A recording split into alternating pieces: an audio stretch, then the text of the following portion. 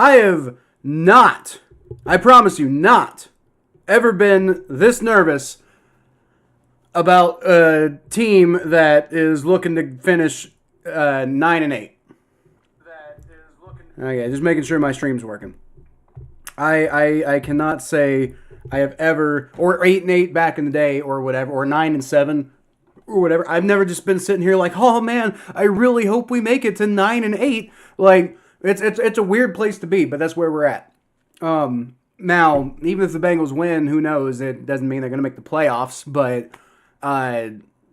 they might if they win today, right? Because, like, I mean, tomorrow you're thinking, oh, can Aaron Rodgers, have, like, especially in what might be his last game ever, can you maybe get Aaron Rodgers to be the like the old Aaron Rodgers for like one game, like one spiteful gotta have it, like, go out a winner type of things.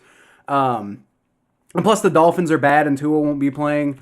And then in addition to that, you also got to get Carson Wentz to beat the Broncos, which is not completely outside of the realm of possibility. I'd say that's probably, out of the three things the Bengals need, the least likely thing is that the Chiefs' backups are going to beat the desperate Broncos, but you never know. You never know. All right? So you keep hope alive until it's not alive anymore, right? And the Bengals can do that by winning today. So go fucking win, all right? Go fucking win. What's up, Connor? What's up, Connor? Hopefully we get a Bengals win today tonight, I will say whether we win or lose today, we don't know if it's going to get us in the playoffs, but what we do know, or what I do know, is that the result of this game will kind of determine whether or not we feel like, the window is still open long term, or if we're starting to worry about, like, what's going on with this Bengals team. Like, you can't, like, especially the way they played against the Steelers last time, like, if Joe Burrow doesn't, like, fumble and then, this whole cacophony of stupid events just out of fucking nowhere, they could have beaten the Steelers last time we played, and we wouldn't even be in this position right now. I think, if the Bengals had beaten the Steelers, I think right now they might have the playoffs clinched. But unfortunately, now they got to beat the Steelers, or maybe winning against the Steelers would clinch the playoffs.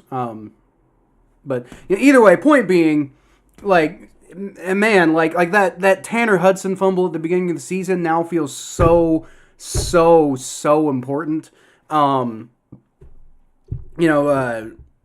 Anthony's DPI against the Chiefs feels so important. Like, all these little tiny plays that put us in this position where, we gotta try to win today, and even then we gotta hope. Like, if like one of those plays goes differently, then it's a completely different ballgame right now. If like one of those plays goes differently, we're playing to clinch the playoffs right now. But instead, right now we're playing to keep hope alive. And then, as a reminder, if the Bengals do win today, I'll stream tomorrow at 4:30. It'll be, I don't know. I guess I'll probably have both games up, both the Chiefs game and the Dolphins game. I'll probably have both games up and kind of be swapping back and forth just to see what happens.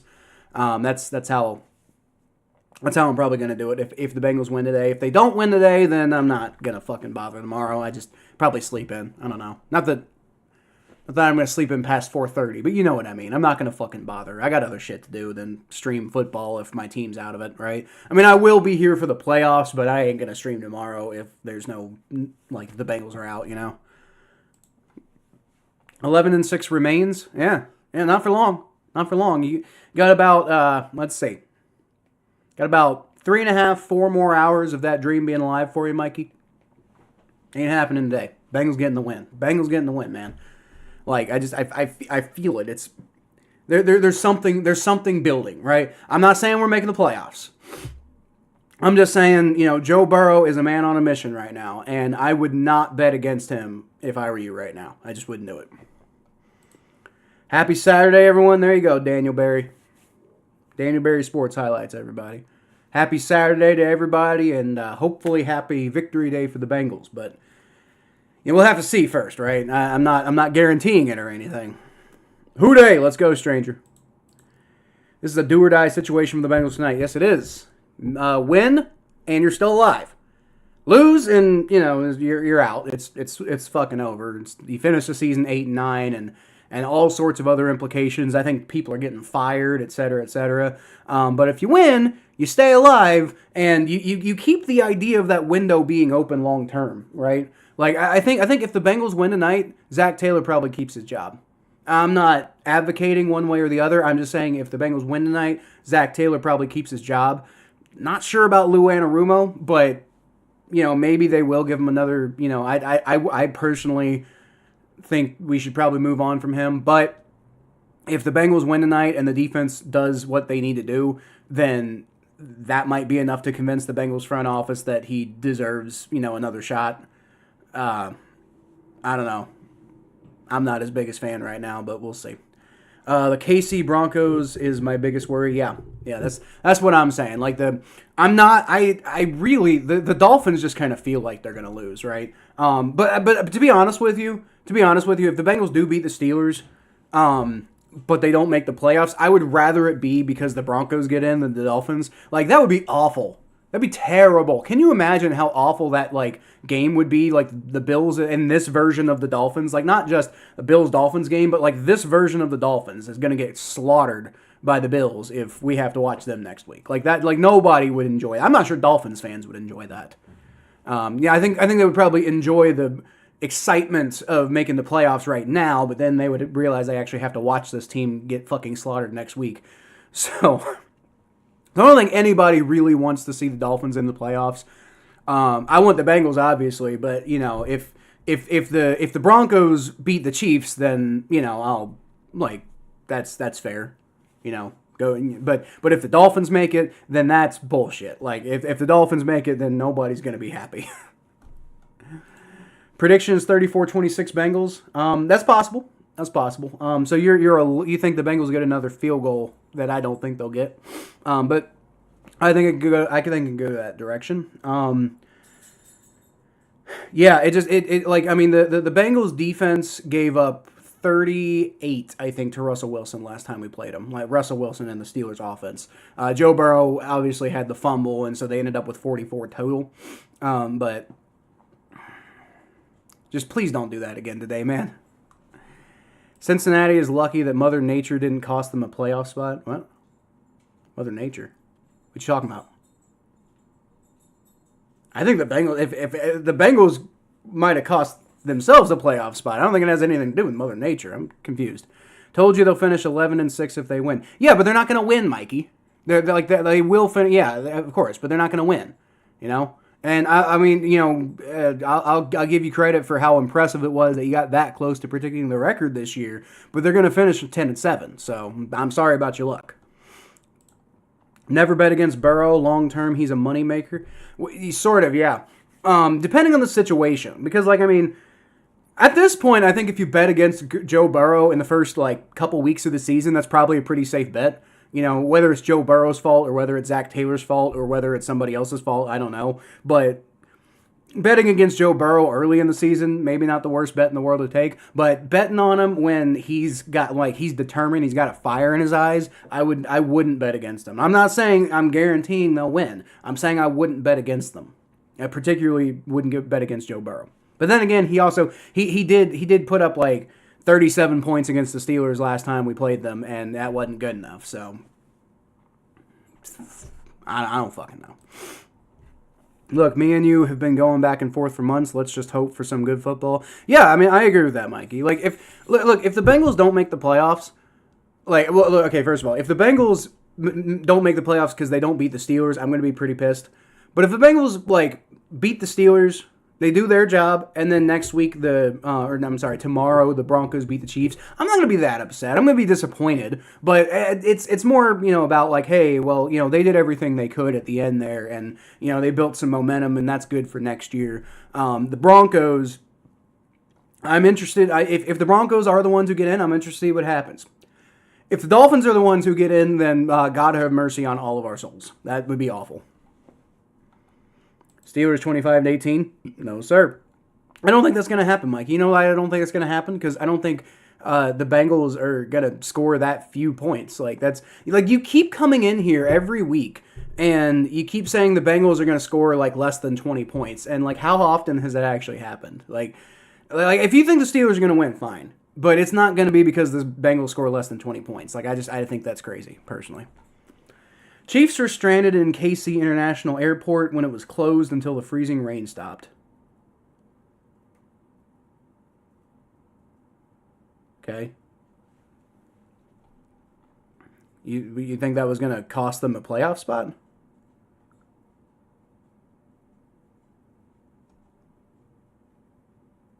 Well, I mean, they would have just postponed the game. I think. I don't think they would. I don't think the Chiefs would forfeit. But I see where you're coming from now. I understand the reference, but I don't think that would necessarily cost them a playoff spot. But I mean, you never know. I don't know.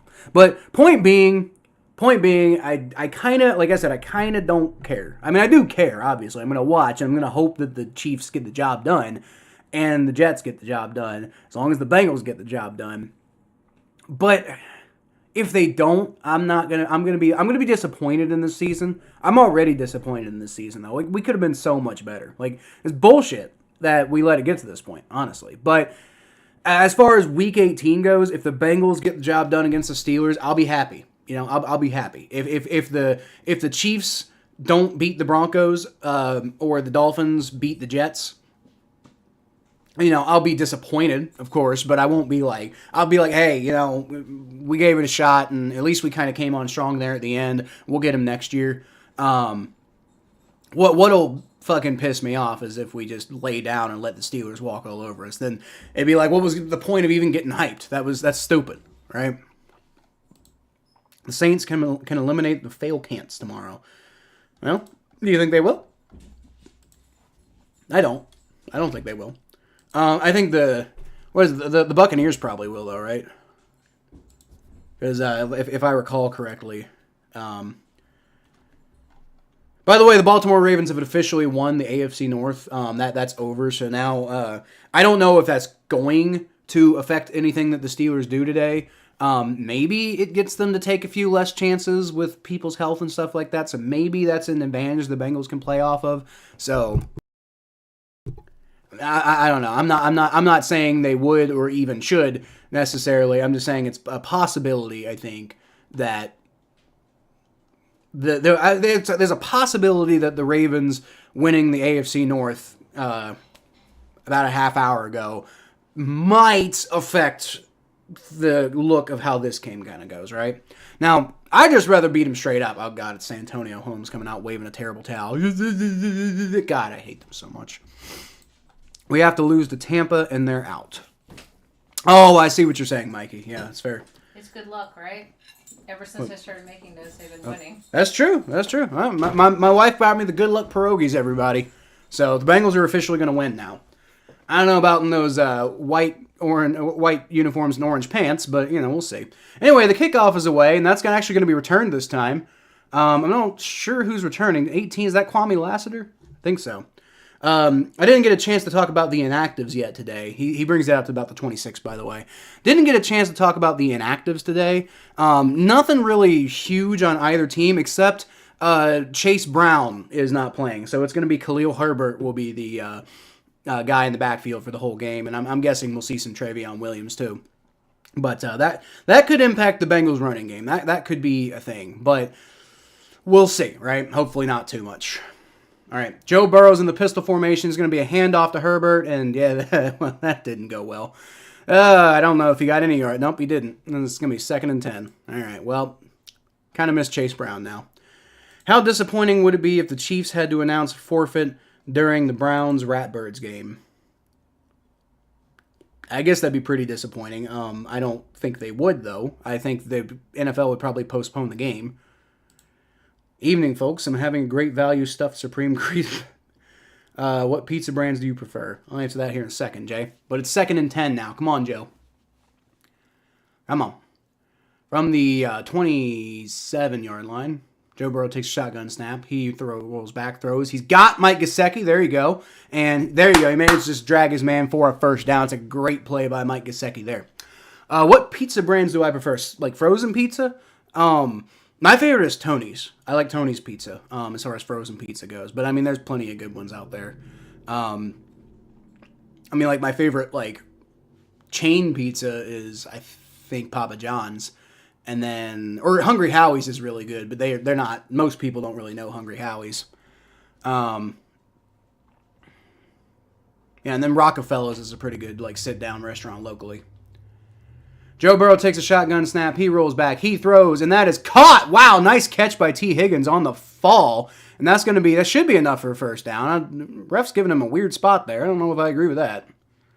Should be enough for a first down, but either way, great catch by T. Higgins. Yeah, catch. Okay, yeah, maybe that I think that knee might have been down before he pulled that ball forward. So, all right, fair enough. 2nd and 1. 2nd and 1. Come on. Steelers are playing for the 5 seed. They sure are. They'd rather play the Texans next week than the Ravens. But personally, I think that they'd be down to play whoever because they're professional football players and they're just up for the challenge. But anyway, Joe Burrow, shotgun snap. He throws. He's got Mike Gesicki down the middle of the field. There you go. That's another Bengals first down, baby. All right. I actually want us to lose tomorrow out of spite. Fair enough. You hate the Falcons more than you hate the Buccaneers? I mean, I know historically they're more of a rival, but like I know the Buccaneers have pissed you off more lately. So, I don't know. Fair enough. All right, Joe Burrow. Bengals got the ball now at the 36-yard line. They're moving. Khalil Herbert's going to take the run again, and he doesn't do great on that one either, but he picks up a few more yards that time and might have gotten about 4. Pretty good. I guess 4. 4's good, right? They gave him 5. Okay, so 5's a good run. That's a good run. You know, I'm not going to... I mean, you know, Chase Brown probably would have gotten like a first down out of that run, but, you know, whatever. It's all good. It's all good. Just keep moving the ball. We're good. God, Larry Ogunjobi, that fucking traitor. I hate seeing him on the Steelers. Shotgun formation, Joe Burrow takes the snap. He's going to hand it off to Herbert again, who picks up about another 3.5 yards. And so that's going to be 3rd down, about 1.5 yards to go. Atlanta never shuts up, even after 28-3. Like, I feel like if any fan base needs to shut up, it's maybe Atlanta. Like, I will never forget 28-3. I called it too. When it was like when the Patriots were down, I was like, all right, look everybody, because I was in my dorm and we were all watching. I was like, look everybody, Tom Brady's coming back. I promise you.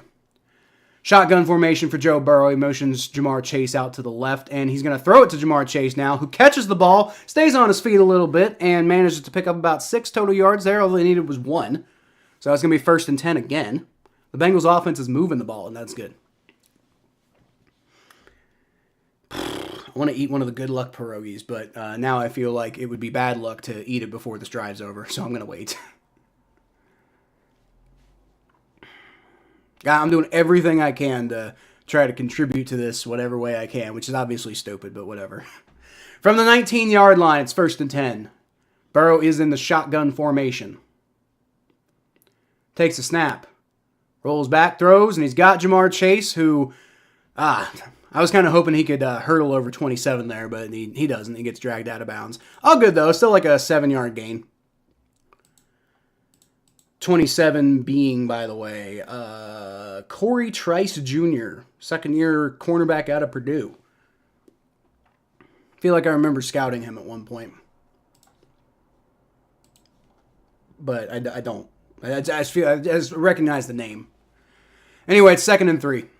About a 7-yard pickup for Jamar Chase is what it was. All right, Burrow takes a snap, rolls. There you go. He's got Jamar Chase, who was wide open in the end zone, beat his man like a fucking drum, and the Bengals get a touchdown. They're on the board first. Let's go! Let's go! That's how you want to start the game, baby. Bengals get on the board first. It is 6-0. Now Cade York is going to come out and attempt a extra point. I get it. I get it. I mean, if the Bengals were having a horrendous season and they could keep the Steelers out by losing, I'd probably, want to lose as well. Houday, let's go, stranger. Let's go. Jamar Chase is that dude. Promise you that. Cade York kick is up, and he doesn't doink this one. Let's go. All right. Forgive me if I'm a little gun shy. All right. Okay, so we're going to commercial. Bengals up 7-0. And for my own stomach, and hopefully for some good luck, I'm going to eat a pierogi for the D. I got to come up with a better rhyme. Pierogi for the D. God, fuck. I don't know. Hopefully I'll come up with something before I get back. I gotta... Here we go.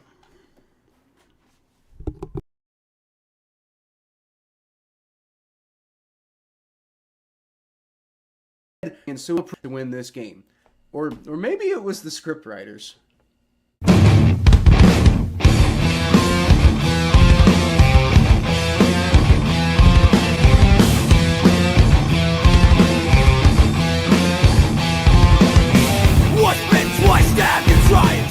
Welcome to the jungle, everyone. I'm Kyle Phelps, and it had to be the damn Chiefs, didn't it?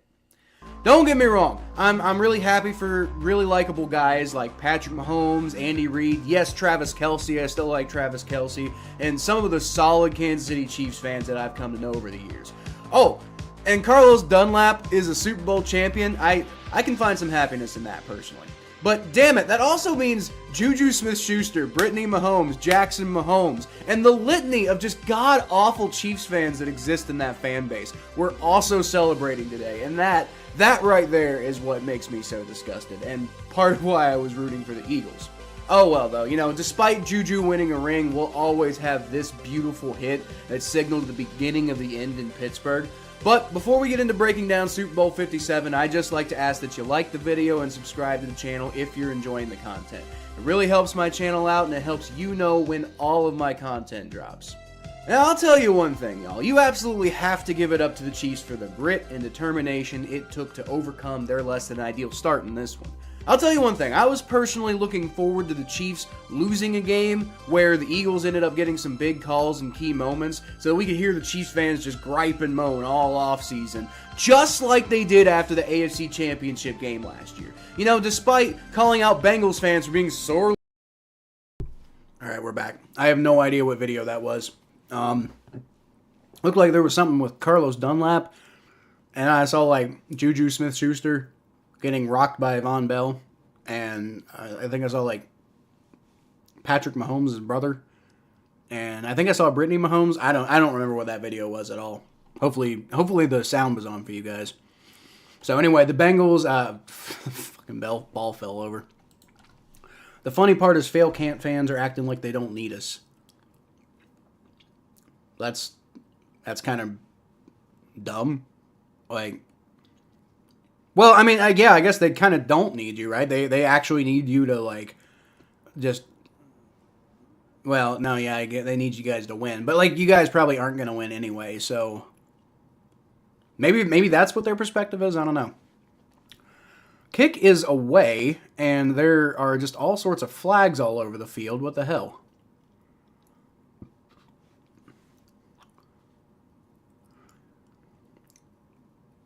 So... false start or illegal formation or something on the Bengals on the kickoff? What? What does that even mean? They're not going to give them the ball at like the 40 or something, are they? God, I hope not. Oh God, it looks like they are. Fuck. That didn't go. Did the ball go out of bounds? God, I'm done with Cade York. If that ball went out of bounds, I'm fucking done with Cade York. Super Bowl 57 recap. Ah, how depressing. Okay.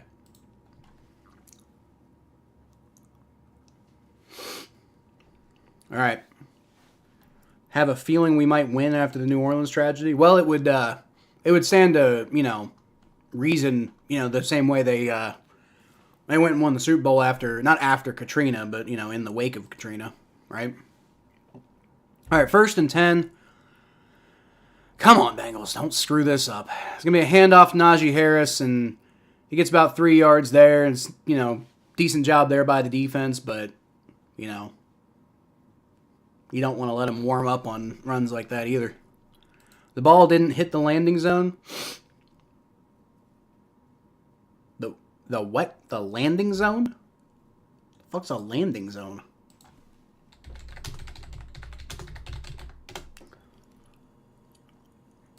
Okay, there's some rules here in a second. Hold on. Russell Wilson takes a snap. He's going to throw it short and quick to George Pickens. And there you go! Josh Newton does a great job of getting on him there. I think George Pickens might have picked up about a yard there, but that's showing some fire there. Gotta love it. The landing zone is designated as the area between the receiving team's goal line and its 20-yard line. Receiving team's goal line and its 20-yard line. Any kick that hits or is caught inside the landing zone must be returned, with the only exception being a ball that hits in the landing zone but goes into the end zone. What? What about like a squib kick? I'm confused. 3rd and 7. 3rd and 7. Russell Wilson takes a shotgun snap. He rolls back, and doesn't have a lot of place to go with it. Trey Hendrickson and Myles Murphy combine for the sack, and the defense getting off to a good start today, baby. Let's go. Gonna be 4th down. Steelers gonna have to punt. Gotta love it. Woo! Going pretty well for me so far today. All right, I need a, what is this landing zone? Okay, so it's between the 20. Is it required to hit in the landing zone? What? I'm so confused. All right, punt is away. Bengals almost blocked it, actually. And it's going to be returned, and he shakes off the first tackler, but doesn't get past the second guys. But he picks up a few yards on the return there. It's going to be about the 29, I think, ish yard line where the Bengals going to get the ball. I am so confused. What the fuck this landing? Like you're required to hit it in the landing zone? Like what about a touchback? I have no idea. That offensive drive was a thing of beauty. Yes, it was, Jay. I mean, other than the first run, which wasn't a thing of beauty. Actually, really, any of Khalil Herbert's runs weren't really a thing of beauty. But I guess other than the first one was bad, and then the rest of them were okay, right? But like Joe Burrow's passing was a thing of beauty on that last drive for sure. Cade's kick not making it, so it has to make it to the 20. That seems like, again, what about squib kicks? Like, are you just not allowed to squib kick anymore? And what about onside kicks? Like, doesn't that break the rule? I mean, I guess unless you declare and maybe they put in a rule about that. That's the weirdest thing. Like, you just can't squib kick anymore? That's weird. That's weird. I mean, I guess it's not. I mean, it sucks for the Bengals, I guess. But obviously the defense did the job, so who fucking cares? But that's like, I don't know if I like that. And it's not just because it was enforced against my team. It seems like it's, well, I don't know. You're kind of adding some intrigue to the kickoff by doing that because, like, teams are forced to, like, it's like you can't just kick it and do whatever. It's not just a ceremonial play anymore. You actually have to, like, do something with it. So I guess maybe it's an okay rule. I don't know. I was not aware of that rule, so that's weird. But I guess it worked out in our favor, though. I mean, well, it didn't, but the drive worked out in our favor, so I guess it's okay. Onside kicks to be declared in the fourth quarter. So what if it's before the fourth quarter then? Like, can you just not onside kick before the fourth quarter? I don't know if I like that rule, because if you're not allowed to onside kick before the fourth quarter, that would be dumb. I wouldn't like that. That would be like, what's the point of making kickoffs less interesting? The whole point of these rules seem to make the kickoffs more interesting, right? You only do onsides in the fourth. Well, that's dumb. Like, I mean, nobody's going to be doing onsides in, like, the second quarter anyway. But, like, let's say you wanted to, like, I don't think you should be. I think you should be allowed to do that, right? It'd be fun to watch. It'd be dumb and weird and infuriating probably for the fans of the team who's doing it. But, like, why the fuck not? As a Saints fan, I hate it. Not sure what it has to do with the Saints specifically, but okay. Okay, so the Bengals got the ball at the 33-yard line. It was a little off earlier. It's going to be 1st and 10. Burrow's going to throw, and he's got, was that Cam Grandy? That was a Cam Grandy sighting. We're seeing him like once a week. Once a week. He gets one catch every week, and then he goes bye-bye after that. I don't know if that's true. He might have gotten more than one catch, but it feels like we have a Cam Grandy sighting, and then he just goes to the sideline and is never heard from again, like for the rest of the game. But whatever. We got Cody Ford in there. Oh boy, yeah, because Amarius Mims is hurt. He broke his hand. All right, so it's going to be a handoff to Herbert, who, oh my God, cannot get away from 27 there. And yeah, dude, Khalil Herbert is not Chase Brown. Let's just put it that way. That's not great. Okay, it's going to be 3rd and 2 now. Annoying. But hey, 3rd and 2 is, could be a lot worse than that. Was Joe Burrow trying to have him lateral it? I want to see like a reverse angle because it looked to me like Joe Burrow was trying to call for Herbert to lateral it there. That would have been something. All right, 3rd and 2. Come on, let's stay on the field here. Take advantage of let's start hot. Let's not let the Steelers, have any chance here. All right, Joe Burrow, shotgun snap, throws. There you go. Mike Gesicki gets the first down. That was a really good route there, run. Looked like I think Peyton Wilson there kind of bit on it and left him wide open. Yeah, it was Peyton Wilson. Peyton Wilson, if you'll recall, was the guy who returned the scoop 6 when the Bengals played the Steelers last time. Yeah, I don't want to jinx anything, but Cody Ford looking maybe not so bad against T.J. Watt today, and I'm shocked. I'm not a Cody Ford fan, but he is a Cincinnati Bengal, and so I do hope that he proves me wrong. So let's see more of that. Joe Burrow, shotgun snap. He's dancing around in the pocket. Rolls out to his right. Got plenty of time, and he throws. He's got T. Higgins, and he gets ahead for a first down. This offense is moving. Joe Burrow's had pretty good protection so far today. It's when it does break down, it's coming from like one place, and he's able to kind of like move around and get away from it. So yeah, pretty good, really good start here by the Bengals. This is definitely what you want to see. This is definitely what you want to see for a team that's desperate to stay in the playoff race, right? So I like it so far. It's definitely makes me happy so far. Which means I'm gonna get like 5 views on this game, right? Oh, there you go. Khalil Herbert finds a hole and gets about 8 yards on that carry, so he finally gets his name known a little bit there. Well, that's good. The Saints won a Super Bowl off an onside in the second half beginning. Did that happen in the Super Bowl? I don't remember that. That's crazy. I don't remember that happening. Steelers got a Super Bowl? Not playing like this, they're not, Richard. If they buy tickets. Might have to be the way the Bengals go too, but 2nd and 2. Joe Burrow, shotgun snap, rolls back, throws. Khalil Herbert, and he tries to plow his way forward for a first down, but he doesn't get it. So it's going to be 3rd and inches now. They do. Oh, you already said the joke. My bad, Richard. Stole your thunder a little bit there. They have to buy tickets. They sure do. Bengals probably going to have to buy tickets. Bengals might have to buy tickets to the playoffs because, like I said, I think they win today. But that doesn't mean that I think that the Broncos will lose to the Chiefs' backups. I think it's quite possible the Dolphins could lose. I really do think it's quite possible the Dolphins could lose, but not sure if the Broncos lose, to be honest. 3rd and 1. It's going to be a handoff to Herbert, and there you go. He picks it up. There you go. All right, well, it hasn't been the most electrifying game from Herbert so far today, but he does seem to be kind of generally getting the job done. So, if Chase Brown's not in there, at least Herbert is capable of doing the job. Seems to be the case so far. Chargers lose to the Raiders 21-9. I mean, probably. They're probably resting their starters, right? Like, they probably don't give a shit. Saints fan hated that rule the most?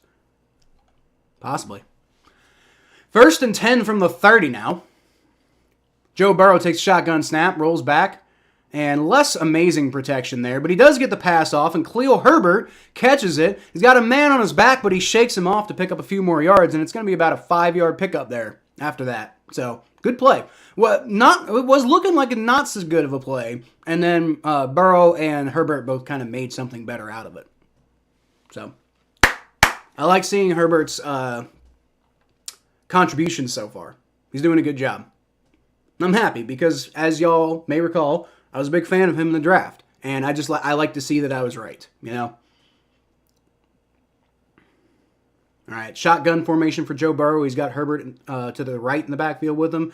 He's going to fake the handoff throws to Gesicki, but Gesicki is tackled in the backfield, so they're going to lose about 2 yards there. There's a flag, though, and it's probably going to be on the Bengals, I'm guessing, but, you know, never know.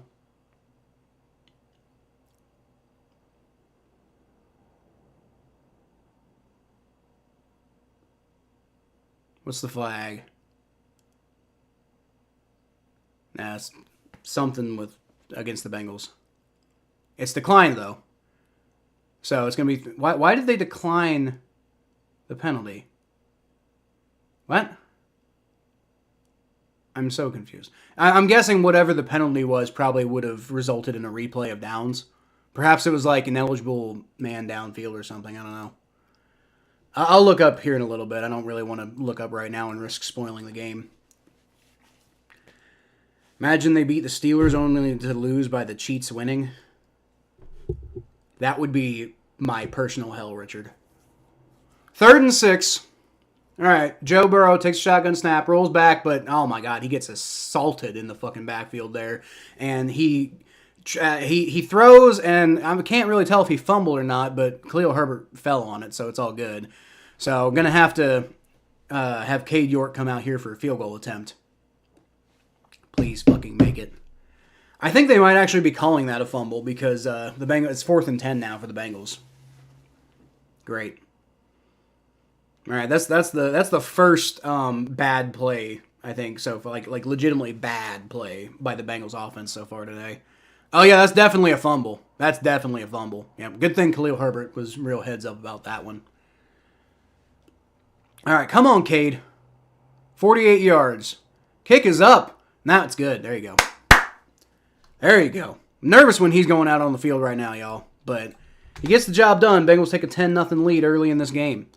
And got 1:24 left in the first quarter. So, good first quarter so far. Wide right manifesting. You fucked right the hell off, Richard. When's Evan McPherson returning? I don't know if he is, Connor. This year, anyway. He'll be back next year. But I think Evan McPherson's probably done for the year. I don't think, even if the Bengals make the playoffs, I don't think he's coming back. I mean, maybe. I don't know. I guess it's possible, just because Cade York hasn't been really all that good either.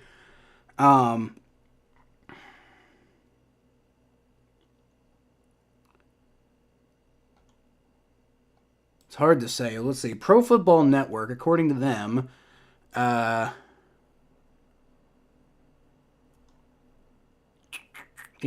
he's on the injured reserve list. So I think Evan McPherson's probably done for the year. I think they put him on IR to basically just kind of end the season. I think part of it is probably he was injured. I think part of it he was just really kind of skidding on the year, and they kind of wanted to like nip it in the bud so he could potentially come back next year and not have that weighing over his head as much.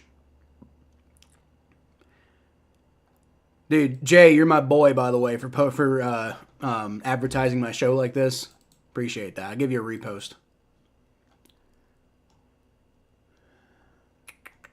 All right. That's good. So good. Good. So far, so good. So far, so good. Let's just keep it up. Just keep it up. Can't let the pressure off yet. But so far, so good. I like what I've seen so far from this team. Not perfect.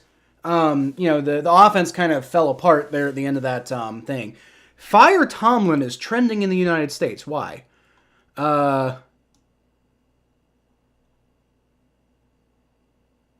Fire Tomlin, fire Austin, fire Arthur Smith. Dude, Steelers fans are just fucking furious.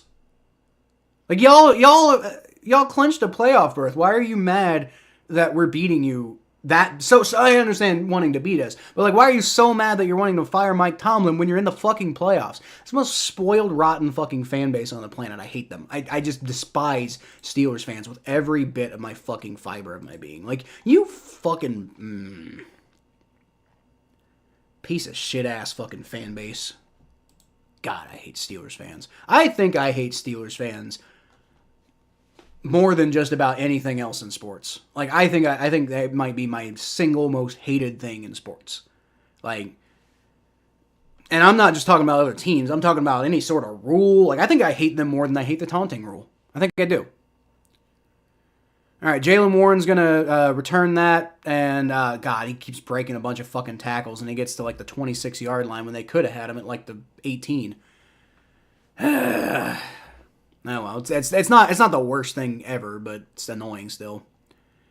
Steelers have negative 6 yards of offense so far. Let's keep that trend up. Whatever happened to McPherson, he's injured. I don't know when he got injured, but he'd been talking about being injured for most of the year, and he wasn't having a good year, so I think they just kind of shut him down for the year. Saints injuries look like the 10 Commandments. All Steelers fans? No, not necessarily, Mark. Hold on, I'll answer that here in a second. 1st and 10 from the 27-yard line. It's going to be a handoff to Najee Harris, who stumbles through all these Bengals players. Nobody can fucking tackle. He picks up a first down. God damn it. Mark, not necessarily all Steelers fans. Like, it's not the people I hate. It's the fucking fan base as a whole. It's the mentality that pervades throughout that fan base that I hate. It's not the individual people are I know plenty of Steelers fans who are fine people. It's not the people who suck so bad. It's the fan base that's just fucking toxic and shitty and hypocritical and stupid and awful. I don't like Ohio State fans, but worse. All right, Najee Harris, there you go. Bengals do a good job of stopping him in the backfield on that one. And it's going to be a loss of about a yard. It was like Shaka Hayward is the one who got to Najee Harris on that one. But no, it's not a... I don't hate the people who are Steelers fans. I just hate the Steelers fans, like the fan base and the way they just are so fucking awful. I know OSU's in the finals, Mikey. You don't have to fucking remind me. Worst fan base in college, easily. Trey Hendrickson just really bullying Russell Wilson in the backfield there, and he has to dump it off real quick to Najee Harris, and Najee Harris wasn't ready for it. So the Bengals defense coming through good today. It's going to be 3rd and 11 now. Come on, let's get off the field. Get off the field, get the ball back to the offense so that they can, kind of get some of their momentum back. Trey Hendrickson Trey Hendrickson doesn't want to go home. That's what's happening right now. Trey Hendrickson just desperately wants to keep playing football. That's what's happening right now. Trey Hendrickson is on a mission to stay on the field for the next month, if possible. 3rd and 11. Russell Wilson, shotgun formation. Takes the snap, rolls back. He's going to throw it deep. And that is caught, but I think he was out of bounds. 18 there. He caught it, but no, they're saying it was a catch. I don't agree with that. Let's see the replay, but he was not in bounds. There's no way. All right, catch. No, that foot was up. That foot was up. Hold on. Catch right there. No, okay, never mind. No, it wasn't. Fuck, that was a catch. Shit, that was like by a fucking hair. God damn it. God, you can't at least put your hand up or something, Josh Newton? What the hell are you doing? God damn it. Dude, Josh Newton's been like a really good 5th round pick so far, but like that was, come on, you can't at least put your hand up or something? My God. Unbelievable. What about Bama fans? I don't give a shit about Bama fans, Mikey. I know you probably do, but I don't give a shit about Bama fans. Notre Dame exists. Notre Dame's been quiet for a long time, Mark. Like, I mean, I know Notre Dame has a reputation and everything, but like, I haven't heard a lot from Notre Dame fans over most of my life, because Notre Dame has been pretty irrelevant for most of my life. So, I mean, maybe right now they suck, but like Steelers fans just have this fucking thing about them that just drives me up a fucking wall. Bengals having a defense, are we in the twilight zone? Well, this drive, not so much, Richard. They're getting more done than they have been this year, which is nice to see that they got something figured out. My question to Lou Anarumo is, why did it take this fucking long? Because apparently a big part of why the Bengals defense has been playing better lately is because Lou Anarumo simplified the defense, and apparently that helped. Why did it take that fucking long, if that was the answer? That's my question with Lou Anarumo. Like, why did it take that fucking long to get things going? And if we miss the playoffs, I'm sorry. Just the fact that you fixed it eventually, but too late, doesn't count. I'm done right now with Lou Anarumo. If we make the playoffs, then I don't know. I'm not trying to fire anybody, honestly, if we make the playoffs. Like, I get it at that point. But if we don't make the playoffs, even if we beat the Steelers but don't make the playoffs, I think you move on from Lou Anarumo. Because it's just, the fact that it took this long is unacceptable. But, like, dude, Josh Newton here, he sees exactly what's going on. He doesn't even get his fucking hand up. He just looks back at fucking 18 there, and he's just like, oh, you got it. Man. Who is 18? I need to... Mike Williams. God, of course it was Mike Williams. Mike Williams, damn good wide receiver. Used to play for the Chargers, I believe. Or is that a different Mike Williams?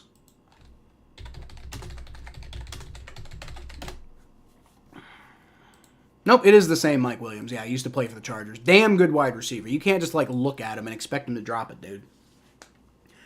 All right, Jaylen Warren's going to take the handoff there, and that's going to be about a 4-yard pickup. Not great. Good shit. Okay. Luckily for you, Texas is going to eliminate Ohio State. Hope so, Mark. Really hope so. Really hope so. Like, Michigan humbled them. And that was good, but if they just turn around and win the national championship, they're going to go right back to being fucking annoying as shit. And I do not want that fucking world. I just don't. 2nd and 6. Come on, defense.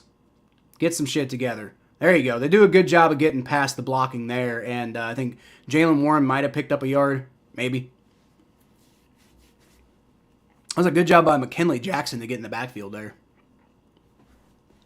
McKinley Jackson's a guy, a young guy the Bengals drafted in the, a guy who, like, I thought was going to be like a 7th-round pick. The Bengals drafted him in, like, the 4th. But he has been showing, I think, near the end of the season why the Bengals, like, valued him.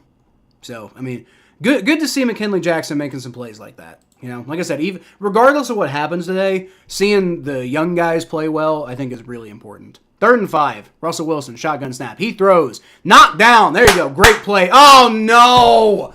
They're going to throw a fucking flag on Cam Taylor-Britt for pass interference. You got to be out of your fucking mind. Unbelievable. Yeah.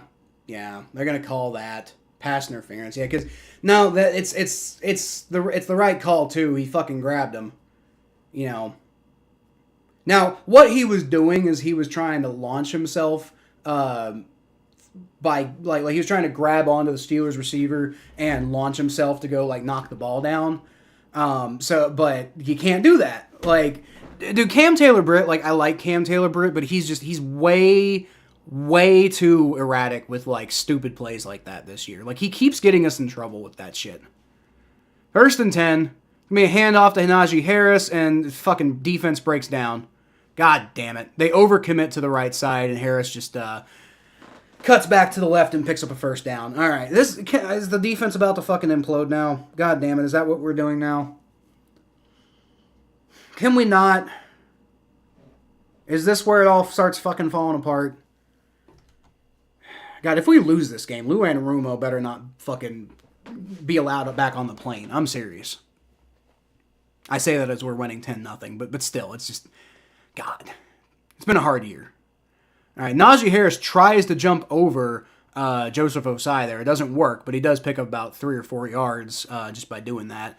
If he had cut instead of trying to hurdle, he might have been able to get a few more yards there, but it's not what he does, so it works out.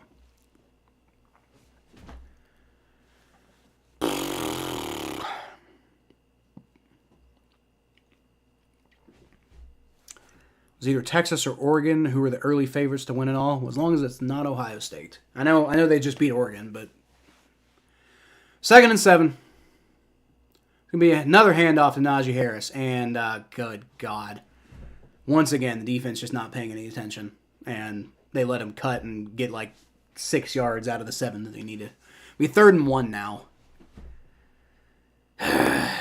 Well, good defense was nice while it lasted, I guess.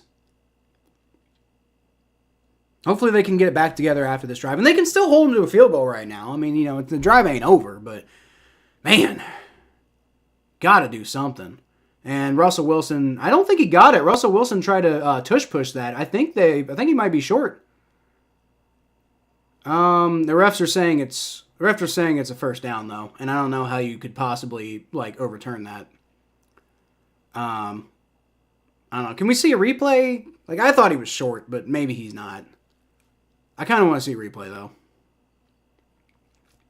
Are we not? They're not going to even show a replay. Of course they're not, because, like, the fucking broadcast is always biased toward the Steelers.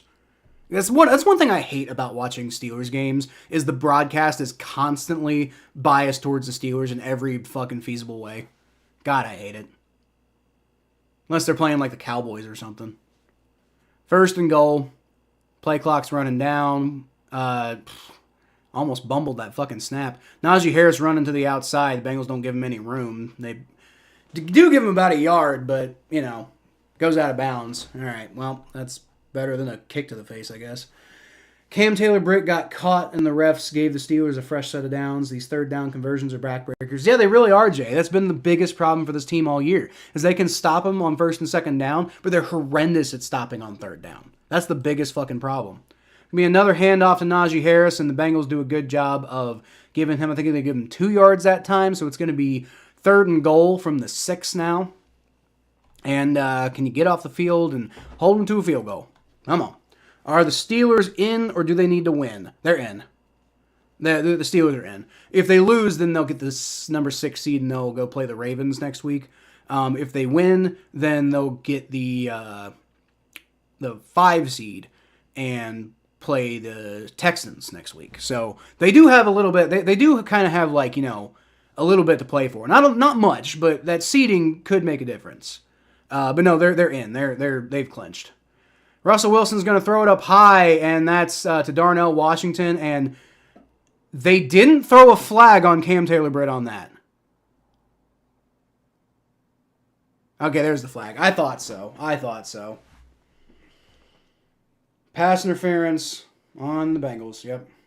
Dude, they need to bench Cam Taylor-Britt at this point. Like, they just need to fucking bench him. Like, he keeps fucking causing these problems. And it's going to be a first down now, and the Steelers are easily going to get a touchdown. God, he can't fucking stop anybody. He's just got to grab people's arms and shit. Cam Taylor-Britt needs to be benched. Like, I'm done. Cam Taylor-Britt needs to be benched. Like, I'm not saying cut him. You know, maybe bring him back next year as the, whatever, you know, number 2 cornerback or something. But right now, he needs to be benched. He's causing problems. Najee Harris walks in for a fucking touchdown. God damn it. I'm fucking done with Cam Taylor-Britt, dude. Right now, I'm done with Cam Taylor-Britt. Fucking bench him right now. I'm done. If the Steelers lose, they get the 6th seed unless the Chargers lose or the Raiders, which they will. Yeah, there's no way the Raiders are going to beat the Chargers. But, I mean, the Chargers are going to be playing just as hard as the Steelers are going to be playing. The Chargers definitely want to play the Texans and not the Ravens, I can tell you that.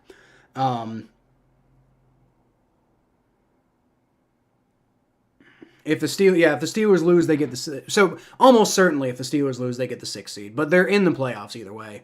All right, Boswell's kick is up, and that's good. Fucking great.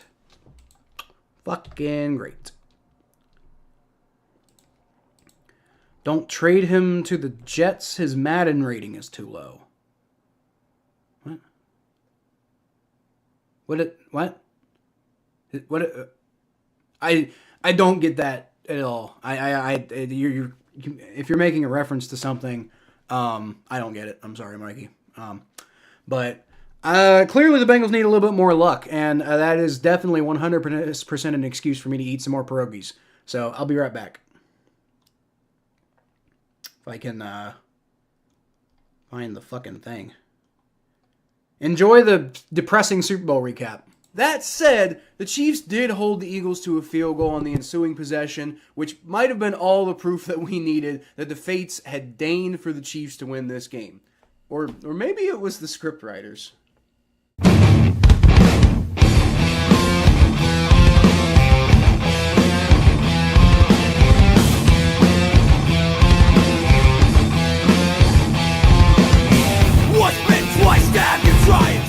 Welcome to the jungle, everyone. I'm Kyle Phelps, and Okay, hold up. I did get one pierogi in, but I have to address this. Fucking what? Hold on. Woody Johnson didn't trade for Jerry Jeudy because of his Madden rating. What? Like, what? Woody Johnson, the owner of the New York Jets, thought that the Madden rating for Jerry Jeudy, like, I mean, okay, first of all, like, Jerry Jeudy is, like, kind of up and down with the Browns, so it's not, like, a horrendous mistake to make, but, like, I mean, that's the most insane thing I've ever heard in my life. Okay, back to pierogies. That said, the Chiefs did hold the Eagles to a field goal on the ensuing possession, which might have been all the proof that we needed that the fates had deigned for the Chiefs to win this game. Or maybe it was the scriptwriters.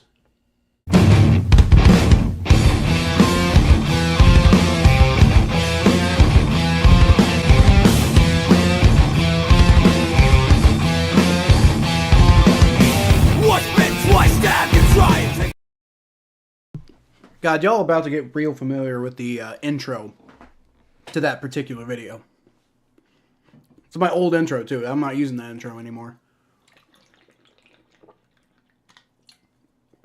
Dude, did Cody Ford get hurt? Holy shit. God damn. I mean, again, not that I'm a big Cody Ford guy, but... by the way, we're in the second quarter. Not that I'm a big Cody Ford guy, but he has been playing well today, so... And we already got Amarius Mims out, so... He's not inactive, to be fair. Amarius Mims is not inactive, so I guess technically he could play. Oh, nice juke there by Kwame Lassiter, and he picks up a pretty good kick return there down to the 44-yard line after making a bunch of people miss. There you go. Cody Ford is coming back out on the field, by the way, so... I mean... I'd rather see Amarius Mims, but if he's really so hurt that he's not playing, then that's probably better to have Cody Ford in there, to be fair. Hilarious, and also so Jets. It'd be a lot more Jets, though, if Jerry Jeudy was, like, really good. And he's been pretty good for the Browns, but not amazing, you know? So, yeah. That is still crazy, though. That's wild that somebody would make a decision off of that. It'd be a handoff to Khalil Herbert there, and he blows his way forward for about maybe 4 yards. Pretty good run there. There's a flag on the play, though. It was pretty immediate, so I'm wondering if this is like offsides on the Steelers. It was like right after the snap, so I'm guessing, unless it's like illegal formation on the Bengals. Offsides on the Steelers. There you go. There you go. Maybe Cam Taylor-Britt is next. I don't wish his injury, but he sucks today. No, I don't want him to get injured. No, I want him to be benched. Yeah, definitely offsides. I don't want Cam Taylor-Britt injured. Absolutely not. No, I want him to get benched for maybe not even for the whole rest of the game. Just bench him for a little while. You know, be like, hey, you got to fucking calm down. What you're doing out there isn't working. Stop. And you know, you sit him down for a little while. Maybe not the whole rest of the game even. I mean, if maybe the whole rest of the game. I don't know. 1st and 5. Joe Burrow takes a shotgun snap. He fires over the middle, and that is just off the hands of Andre Yoshivas. He had him too. Damn. That sucks. And that flew dangerously behind him, but luckily there weren't any Steelers in the vicinity to get that. Yeah, it was a little bit of a late throw there by Joe. Probably should have led Yoshi there. He didn't, so there was a little inaccurate, but Yoshi still should have caught that. Still should have caught that, man. Whatever. 2nd and 5. 2nd and 5. Come on, Joe. Shake it off. Yoshi's motioning to the right now. Shotgun snap. Throws. Caught. Gesicki, who manages to pull his way forward for a 1st down. Gotta love it. Cam Taylor-Britt needs to be sat down until he learns how to defend without drawing flags and hurting the team. Yeah, dude, it's been all year like that with Cam. Like, he makes some really good, interesting plays from time to time, but he undermines all of it by just giving these free fucking yards and everything, you know? These free 1st downs for, like, no goddamn reason. I think Joe got the Steelers to jump again on that last play, but we got a 1st down anyway, so it's all good. From the 46-yard line now. Past midfield, and it's going to be a handoff to Khalil Herbert. He doesn't get a whole lot there, about 2 yards. Jerry Jeudy made the Pro Bowl. Yeah, but look, Mikey. I'm not saying Jerry Jeudy's bad. I'm just saying Jerry Jeudy's not, like, elite, you know? I know he made the Pro Bowl, but this dude ain't like DeAndre Hopkins, you know. That's all I'm saying. Yoshi didn't eat it like his egg. Yeah. No, he didn't. Probably should have. Should have swallowed it. Boop. 2nd and 8. Give me another handoff to Khalil Herbert. I don't know what the fucking wisdom in that is. It's going to be a 2-yard gain again. I don't like that play at all. That's a weird decision to run it again the exact same way. I mean, maybe you're trying to catch him off guard, and, you know, they're not going to expect something like that, I guess, but that's a weird call there. I don't like that. I mean, I'm not the type to bitch about Zach Taylor's play calling because I think people don't know what they're talking about for the most part. And in general, I think Zach Taylor is a better play caller than people give him credit for, but that was a dumb play. All right, 3rd and 6 now, I guess. Shotgun snap for Joe Burrow. Rolls back. He throws. He's got Khalil Herbert this time, who still does not get the first down. He's going to be about a yard short. Now, I will say, this is basically no man's land, especially with Cade York as your kicker. So the Bengals are probably going to go for it here. 4th and 1. Converting here would be huge. Not converting here could be disastrous. Because of the way the Bengals defense played on the last drive. But converting here could be huge, though. From the 42-yard line, I guess. All right, shotgun snap. Joe Burrow rolls back. He throws. And, oh my God, what the fuck was that? Did that get tipped or something? That was nowhere near anybody. What the hell? It must have been tipped. People are, like, celebrating on Cam Hayward there, so I'm guessing he must have tipped it. Oh, yeah, Cam Hayward tipped it. Fuck! You know, at some point, it feels like we've been really bad on 4th down this year. So at some point, maybe we should just stop going for it on 4th down. Like, I mean, I was just saying it would make sense for the Bengals to go for it here, and I still say I think it did make sense, but maybe it's starting to not make so much sense. I don't even know what the Bengals' 4th down success is this year, but it feels like it can't be that great because it feels like we've missed a lot of 4th down conversions. Rumor of Jets and Cowboys making an offseason quarterback trade, and it's supposedly Mike McCarthy's last chance to keep his job. What, for Aaron Rodgers? Interesting. That'd be a dumb move by the Cowboys to trade Dak for Rodgers, especially at this stage in his career. That I don't think that's smart at all. I don't think that's smart at all. Unless they're getting, like, some value for it, I guess. With the season on the line, I agree with Zach going for it on 4th and 1 in stereo territory. I'm not crazy about the play call. Now, the play call was fine. The play call on 3rd down was... No, the play call on 2nd down was stupid. The play call on 3rd down was fine. Didn't work out. The play call on 4th down, again, I think was fine. But, you know, Cam Hayward got his hand up and disrupted it. It was that 2nd down play that I was like, what the fuck are you doing there? Too bad Herbert's not that reliable as a runner. Well, he seems to be reliable, just not explosive. You know, he ain't gonna... He'll get you probably, like, you know, 3 yards. He probably gets you about 3-4 yards most of the time you give him the ball. But he ain't going to be breaking any big ones either. So that's why I say, like, running it on 2nd and 8 was stupid.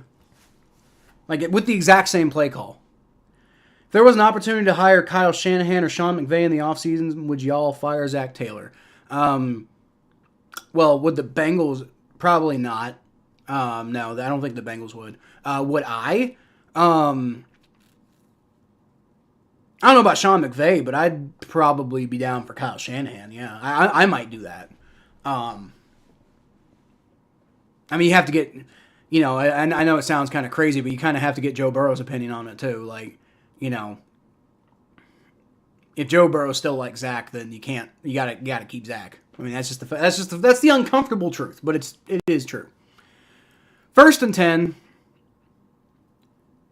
It's going to be a handoff to Najee Harris, and the Bengals do a pretty good job of getting to... Oh, I'm sorry, it's Jaylen Warren. They did a pretty good job of getting to him, but they still let him get a couple of yards. Don't trust Mickey Loomis.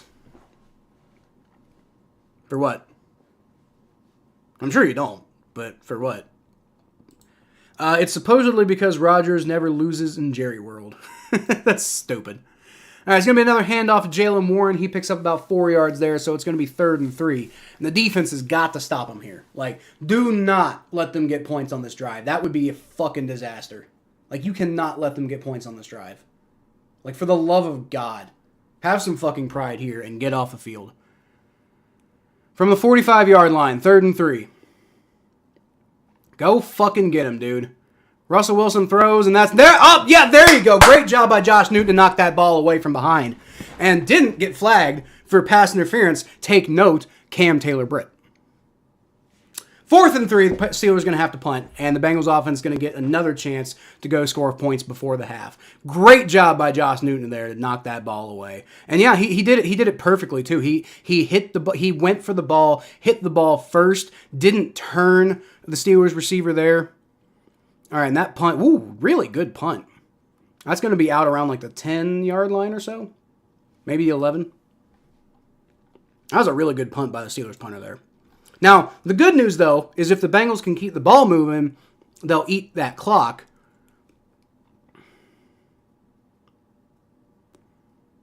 Oh, and that was a really bad snap, too, and he almost mishandled the punt on that. And he's pissed at himself, but that was still a really good punt. Like, I don't agree with him. He's mad at himself, and maybe he could have gotten a better punt than he did, but he's still got a pretty damn good punt. So, I don't know if I agree with him being pissed at himself. Should the Browns trade for J.J. McCarthy? Probably. Will they? No. Will they? Probably. Or should they? Yeah, probably. But will they? No, they won't. They're the Browns. They're dumb. But should they? Yeah, they should. That would be a really good move by the Browns, which is why they won't do it. Okay. More good luck pierogies, because they seem to be working pretty well tonight. The one really bad drive, I didn't eat any pierogies, so for what that's worth. That said, the Chiefs did hold the Eagles to a field goal on the ensuing possession, which might have been all the proof that we needed that the fates had deigned for the Chiefs to win this game. Or maybe it was the scriptwriters.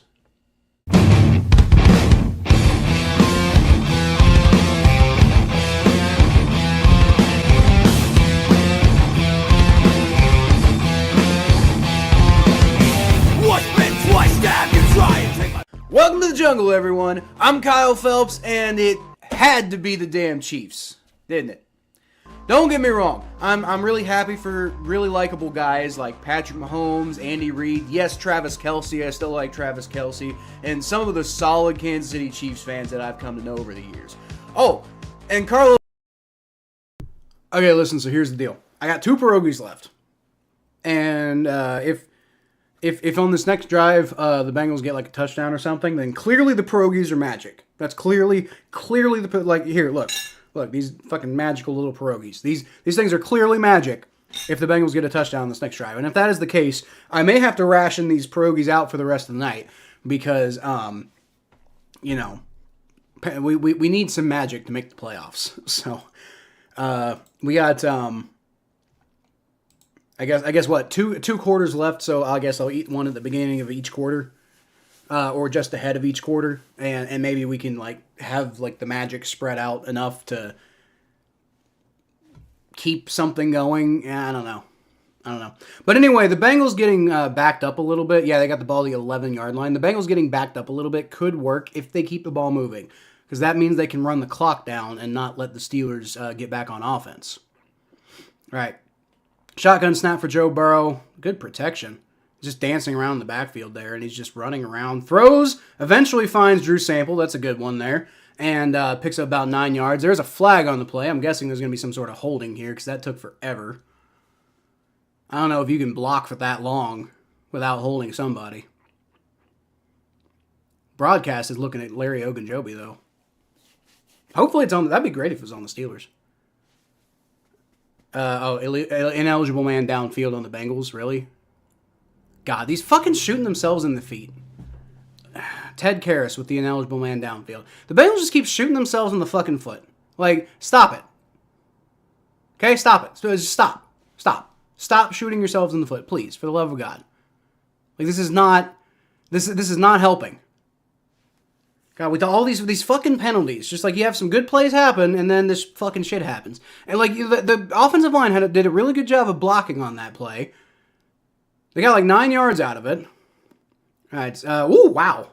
Khalil Herbert somehow catches that ball after like bobbling it. And not the best throw in the world by Joe Burrow, but Khalil Herbert pulls it down. Only gets like 3 yards out of it, 4 yards out of it. It's gonna be 2nd and 11.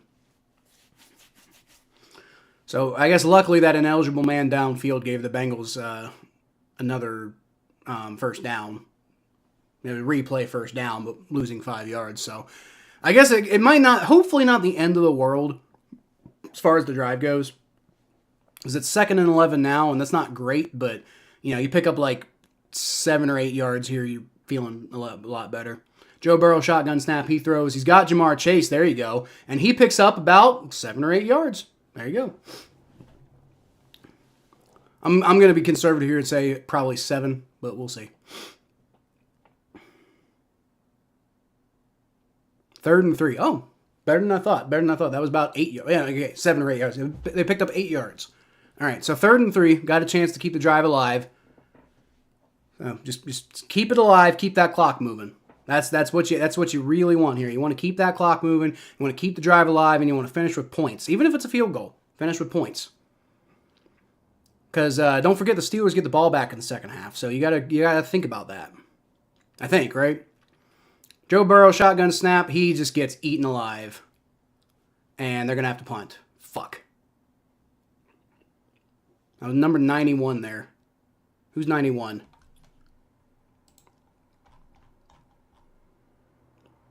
Preston Smith, a linebacker. God damn it, man. That dude's big too. He looks like a fucking defensive tackle. Yeah, he was playing on the inside too. God damn it. Well, 4th and 7. Wonderful. Hopefully the defense can come through again. All right, Recal punts that ball away. It's a much better punt. And that's going to be caught at the 25-yard line.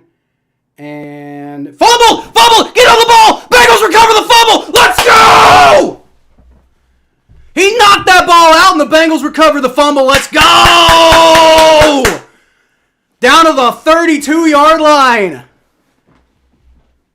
Akeem Davis-Gaither getting down on the fumble. Who knocked that ball out? Let's fucking go, baby. Calvin Austin. Let's see. Looks like it was Shaka Hayward. Shaka Hayward coming through big day. Knocking that ball out, and then Akeem Davis-Gaither heads up and good hands enough to just fall on that thing and secure it. Let's go! God! Now that right there that's what you needed right there, man. That's a special teams turnover. All right, come on. Now we're in field goal range too, man. Let's just keep burning that clock. That's all we needed.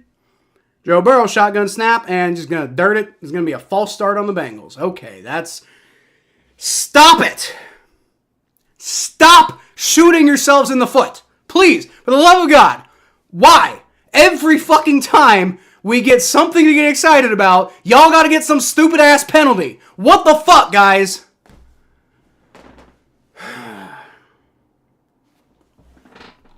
Whatever. It's still overall a good series of events here. Keep the ball, and the Steelers aren't going to get a fucking chance to build some serious momentum, right? Come on. Switch to Bagel Bites. I don't got any Bagel Bites, Richard. Maybe next time. 1st and 15. God damn it. Come on. Shotgun snap. Joe Burrow looking around. Decent protection. He's going to throw it, and that's caught. Wow, nice catch there by Yoshi. After the terrible non-catch earlier, catches that. Now it's only going to be about like a 6-yard pickup. So 7-ish, whatever. Point being, it's not a huge gain, but it's a great catch. Now it's not the best throw in the world by Joe Burrow, who's being chased down by a Steeler, but it's going to be 2nd and 6 now, so getting the drive a little bit back on track, hopefully. Come on, Joe. He's motioning Khalil Herbert to the right there. And he's in the shotgun formation. Kind of half-empty formation here. It's a very weird formation that I don't normally see. You've got Herbert over here playing like fullback. and they're just going to let it run to the 2-minute warning. All right. Well, that's good. I like that. That's good clock management. Just keeping that clock moving, making sure that if the Steelers do get the ball back, they're not going to have much time. Try to get some points. You know, like I said, if really please, like a touchdown would be really big here. You know, a touchdown would really help out a lot. But even if you don't get a touchdown, a field goal, with the Steelers definitely getting the ball back and then, you know, not giving them a chance to double up, like that'd be really good. That'd be really good, especially the way the Steelers offense has played today, which is, you know, well, okay, I give credit to the Bengals defense in general has been pretty good. There was that one drive that made me want to fucking claw my eyes out, but other than that, the Bengals defense has been pretty good. So give them credit. Give them credit for it. So here's the thing. Here's my question. If the Bengals score here, does this count as the same drive? I think technically, right? Because, like, the possession did change hands because Calvin Austin fumbled it. Just very briefly. But does this count as the same drive as before? Because, like I said if the Bengals get a touchdown, I guess ESPN would know, right? Because I said if the Bengals get a touchdown, then I got to think of then the pierogies are clearly magic, right? But according to ESPN, this is now a different drive. So I guess that debunks the pierogi magic theory, right? But I still think maybe the pierogies might have a little bit of magic in them if the Bengals get a touchdown. I mean, hell, that fucking fumble on the punt, that muffed punt, definitely was pretty lucky, right? So maybe there's some, yeah, maybe there was some magic in that old pierogi hat they found. Something, Santa Claus is coming to town, right? I don't see no scenario besides the Vikings winning the Super Bowl. Also, Tom Grossi would be in shambles. That's gonna be if the Vikings win the Super Bowl, he's gonna have some watchable videos. Let's just put it that way. I don't wish that on him necessarily, but you know, it might happen. The Vikings are really good. That they don't keep Sam Darnold. I think if they win the Super Bowl, they got to keep Sam Darnold, right? They'll fucking pay him. What a time to join as soon as the fumble happened. There you go, Jeff. There you go. So you're good luck. You need to stick around then. 2nd and 6. From the 29-yard line now. Joe Burrow, he's going to throw, and he's got, it was Drew Sample, but there's no gain there at all. He's tackled right at the fucking line. No. No what? Oh, like, should the Browns trade for J.J. McCarthy? Is that what you're responding to? I mean, they probably should. Honestly, that's probably not what you're responding. You're probably talking about pierogies and magic, right? Babe, cook up more pierogies. I'll have to tell her. If the Bengals like win from this point on, then the pierogies clearly had something to do with it. So pierogies are very popular in my house already. Like, it's my son's favorite thing that we make for dinner.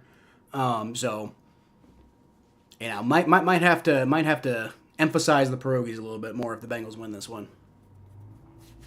That's something I think I can commit to regardless of whether that punt was a separate drive. Oh, is that what you were saying? Whether the punt was a separate drive or not? Or was the same drive or something? That might have been what you were talking about. All right, 3rd and 6.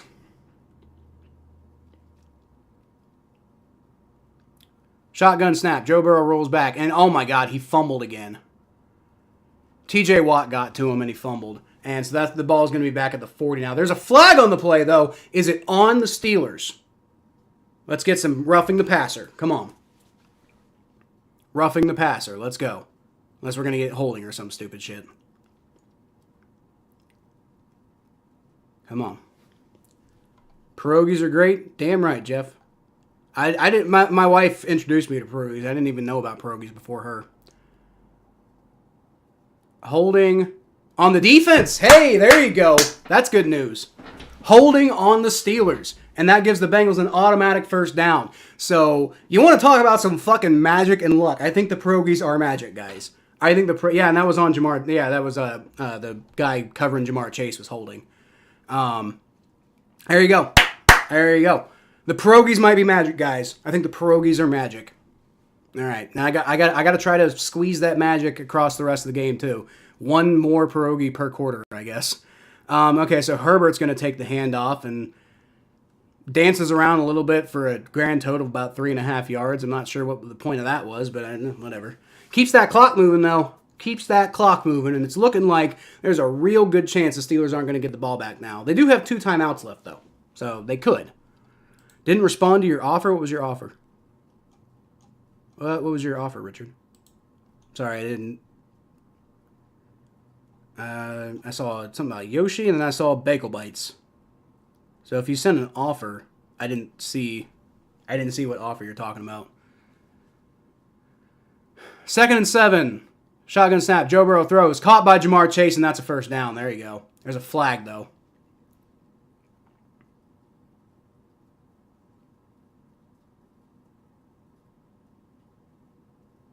And they're just breaking it up, though. Let's see. So let's see what this flag is. Something on the Bengals. This on the Bengals. Was it false start on Orlando Brown? God damn it. Whatever. It's replay the down, I guess.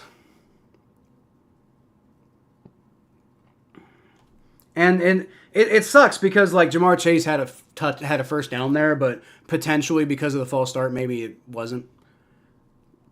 Good job by Jamar Chase to disengage there, though. It was looking like there was a chance that he might get himself in trouble there, manages to disengage himself and doesn't get a flag drawn. That's good. Will the Bucs win the NFC South? Probably. Good luck. We might need a gym.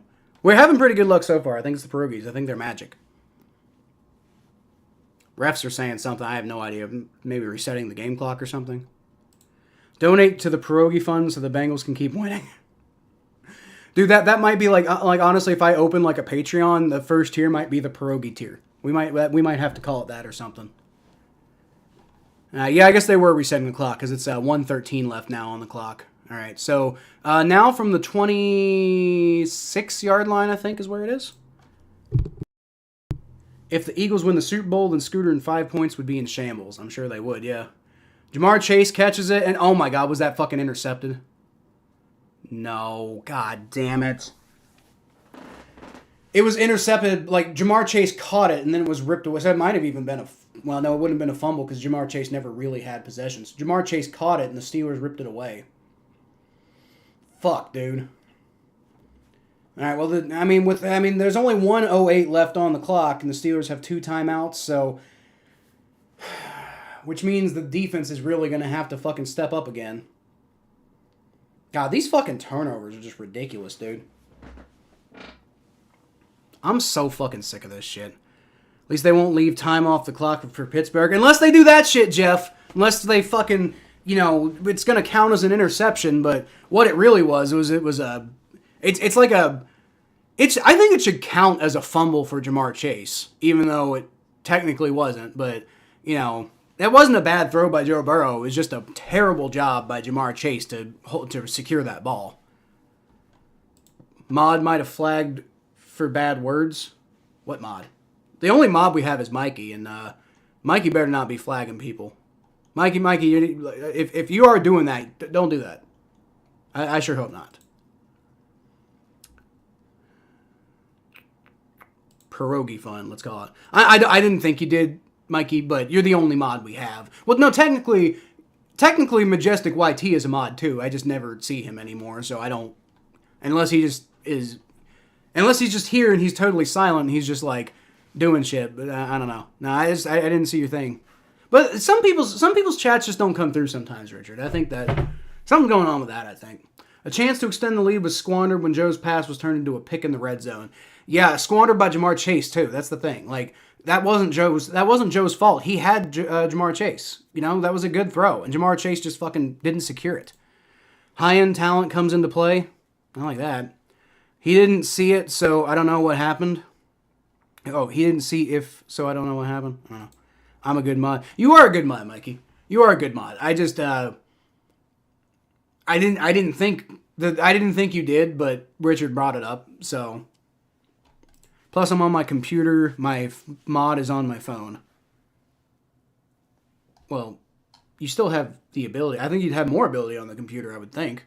Like, it's your account, not your device. Yeah, okay, maybe a little thrown behind. Okay, maybe that wasn't all Jamar Chase's fault. Maybe that was a little bit of a poor throw by Joe Burrow. He's been having a couple of those, like, throwing behind the receiver. Like, he just seems like he's out of sync a little bit with his receivers. So that was Joe Burrow's fault. Okay, never mind. All right, 1st and 10. The pass is tipped and is almost intercepted by Geno Stone. Holy shit. The Bengals did not luck out on that one, but man, what a great play to tip that up. That could have been huge. Who got his hand on that? Was it Akeem Davis-Gaither? No, it was Mike Hilton got his hand on that. And unfortunately, it just fell in a very safe area. Russell Wilson's going to throw, and oh my fucking God, Jermaine Pratt fucking cover somebody. Pat Fryermuth catches is going to be a first down, and he got out of bounds too, so it's going to be 101. And that's where the clock's going to stop. God damn it. It's like fucking 1 step forward and 2 steps back with his fucking defense, dude. Constantly. Russell Wilson rolls back, and he's got a lot of pressure. Good job, guys. He's going to throw it, and this is going to throw it out of bounds. Good job by the defensive line to get pressure there. Tried doing stuff on my computer, but this is a separate account. Oh, is it a separate account? Okay, that might explain it then. I guess it's the other account that I made a mod. Fair enough. Am I excited for the snow? No, I'm not, Jeff. Why the fuck would I be excited for the snow? Like, you can't fucking drive in it. It's gonna be tough. Russell Wilson throws and it's caught by Fryermuth, and he just stumbles out of fucking bounds. And like, are they just doing the thing where they give him yards? Because, like, you're going to end up fucking letting them, like, I mean, they keep getting out of bounds, dude. There's 49 seconds left on the clock, and if you let them eat up yards like that, then they're going to get a fucking field goal. And they're going to tie the game before the half. This defense, I swear to fucking God. Like, don't fucking do this shit again. Please, for the love of God, do not do this shit again. Official review. Hold on. Oh, no, yeah, he didn't get a first down. That's not a first down, to be fair. Now, I don't know if that really matters because he still picked up the yards, and right now the yards are what matter, but I do remember the bet, Mikey. If the Bengals fucking lose, then I will, again, if you recall, I can't necessarily do it, like, right now, but, you know, I'll plan a vacation to New Orleans with my wife or something. I know she wants to go down there anyway, and I'll come shake your hand. Sure, I'll fucking do that. But the Bengals aren't losing, though, so it'll be fine. Who gets the ball in the half? I believe the Steelers, if I recall correctly. Yeah, Steelers get the ball first, so defense has really got to fucking stop them here. Remember that, too, and you got to record it? Sure. Russell Wilson did the quarterback sneak, and it looks like they got the first down. Mike Tomlin immediately calls a timeout. New Orleans. I've never been, Richard, and it seems like a fun place to go. Yeah, I'll bring a camcorder and have my wife record the handshake. Yeah. No, I'm a man of my word, but luckily that's not happening. Bengals gonna win this fucking game, so don't have to worry about it too much. I swear to God, though, if you are right and the Steelers go 11-6. Having predicted that at the beginning of the season, I might fucking break my fucking computer. God damn it. Not okay, dude. It's not okay. Straight up. Oh, God. Dude, I did not get any sleep last night. I'm struggling right now. I am struggling right now. I know, that's short. That's short. That's not a first down. That's going to be 4th down for the Steelers. They're going to have to punt. That is absolutely fucking short.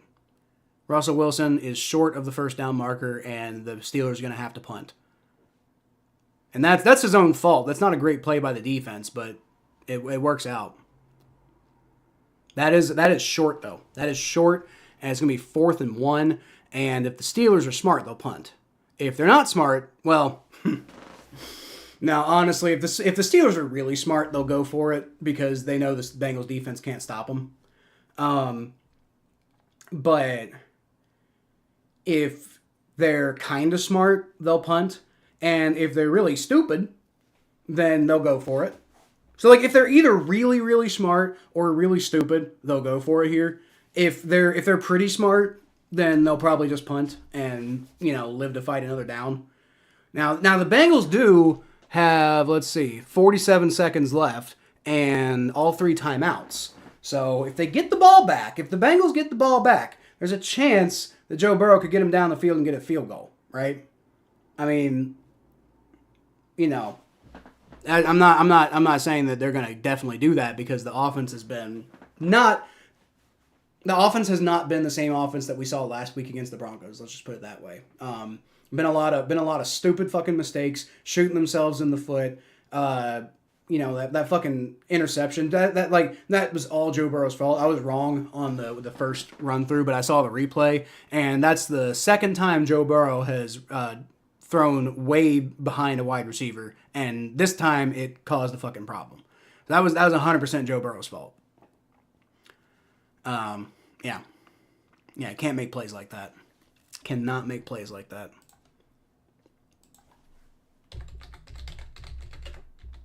Okay, so that should be, okay, looks like it got overturned. It's 4th down now.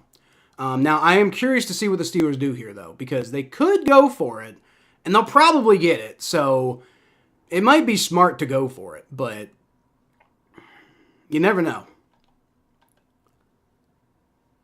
Never know. Might be fun if they go for it and then they don't get it, right?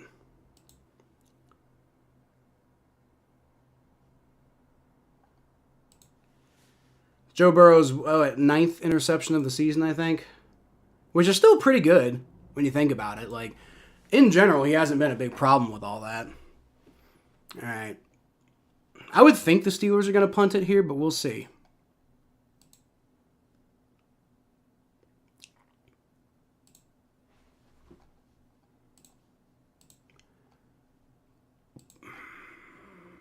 It looks like their offense is staying on the field, but I'm wondering if they're just going to try to draw the Bengals off sides here. Mike Tomlin's talking to the refs and trying to, I think, get an understanding of what's going on here. So, are we just on a commercial timeout and not in a commercial? Is that what's going on here? Or is Mike Tomlin still deciding to burn this timeout? Or are they just not announcing? I'm so confused as to what's going on right now. The ref is walking out into the middle of the field, so he's going to tell us what's going on.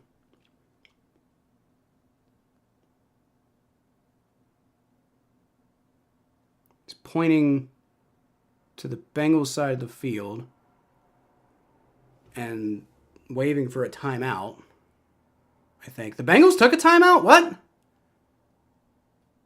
What? Why did the Bengals take a timeout? The fuck? Dude, this is the weirdest fucking series of events I've ever seen. I have no idea what's going on. Okay, the Steelers' offense is going out on the field now. Again, they might just try to draw the Bengals off sides here and then punt. It's quite possible. Dude, it'd be huge if the Bengals could get a turnover here, though. If the Bengals could stop them, yeah, because they're deep in their own territory here. Try not to jump. Try not to jump. Don't get a penalty here. Nope, they're going for it. Najee Harris, and they stop him! I think they stopped him! It's really close where the ref's spotting it. I think the Bengals might have stopped him, though. If they're going to call this a first down, I really want to see the replay. Yeah, I'm sorry, not Najee Harris, Jalen Warren. Yeah, they brought him immediately down. If they're giving him the first down, I don't know if I agree. I want to see the replay. Hold up. I want to see the replay, because I don't know if I agree with that.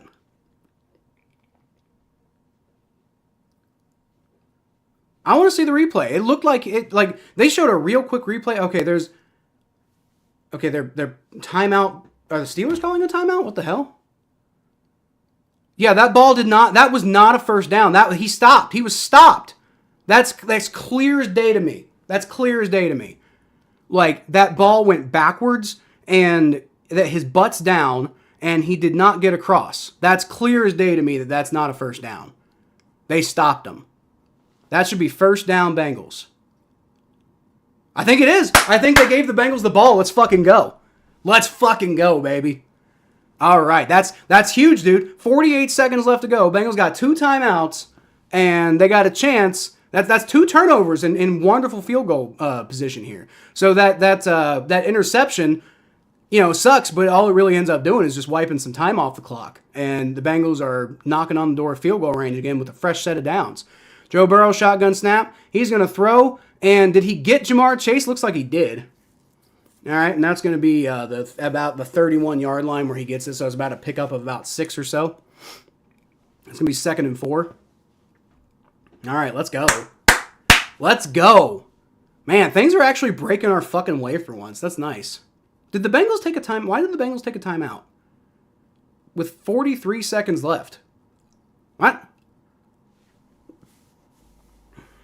I don't quite understand that one. Are they? I mean, I guess they want to try to go for a touchdown and slow down the pace of the game. I guess, but damn, like, man, dude, I don't even know how to feel about the Bengals defense right now. Like, we'll talk about it at halftime, I guess. I don't know. 2nd and 4. All right, shotgun snap. Joe Burrow rolls back. He's going to throw it short to Drew Sample. There you go. That ended up being a pretty good decision. Can he get across the line? I think he might have on the last effort there. I think he might have gotten the first down. Hard to say, but with so little time remaining, I'm not entirely sure it matters. Clock is stopping with 30 seconds left to go.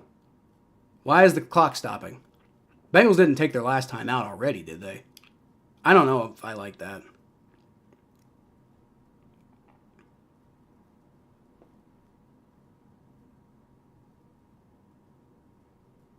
Man, what an effort by Drew Sample to just, like, stay fucking forward through, like, 4 guys hitting them. All right, they did get the first down. Cool. I thought so. 31 seconds left. I guess the Bengals did take their last timeout. That's weird. Why would you take all 3 of your timeouts that quickly? Well, I guess you only had 2 timeouts. But the point being, why would you exhaust your timeouts that quickly? I was giving them credit for good clock management earlier, and it's not the end of the world, but it's not amazing clock management. Like, you might have to spike the ball if you end up settling for a field goal. Joe Burrow, he's going to throw it up. He's got T. Higgins. Oh my God! T. Higgins climbs a fucking ladder to go up and catch that ball, and then comes down out of bounds afterwards. He catches it inbounds and then walks out of bounds. There were 2 Steelers players around him, and I think one Steelers guy may have gotten like a finger on his jersey or something, and that's literally it. Through all that shit. Holy God. The Bengals got the ball at the 9-yard line now, and the clock is stopped. So, I mean, at this point, 1st and goal, I mean, I would just take 3 shots at the end zone here, right? And then, that clock's not moving. Take 3 shots at the end zone here. All right, Joe Burrow, he's got a lot of people on top of him, and he tries to throw it off short to Khalil Herbert, and that did not work out. It's okay, 2nd and goal. Get back to it. Steelers got a lot of pressure on Joe Burrow on that play, and they're clearly trying to sell out right now to try to make sure the Bengals don't get in the end zone here. If the Bengals can get in the end zone, though, that's big. Because they'll put them back up 10, and, I mean, the half will basically be over, right? I mean, the Steelers would have, maybe... after all this said and done, maybe 15 seconds if the Bengals get in the end zone. So, yeah, look, in my opinion, take 3 shots at the end zone, all right? Especially on 2nd down here. I mean, it's got to be a shot to the end zone now. Burrow throws, and that's knocked down at the line. Okay, well, that didn't work out either. 19 seconds left, and looks like I think it was Cam Hayward who knocked that one down. Yeah, dude, the Steelers are really fucking good at knocking balls down at the line. You got to give them credit for that. I hate to give them credit for that, but you do got to give them credit. They're doing a pretty good job of doing that. Maybe we stop throwing over the middle. Maybe that would help. I don't know. Just my thought process. 3rd and goal. All right, so this is either a touchdown or we're going for a field goal. Joe Burrow, he's going to throw. He throws it up for Jamar Chase. Too high. Too high. No such luck. Too high. Joe Burrow has not been the most accurate today, gotta say. Arguably a lot of... Well, no. Okay, never mind. I was going to say arguably some grabbing going on there by the Steelers cornerback, but no. No, that was just...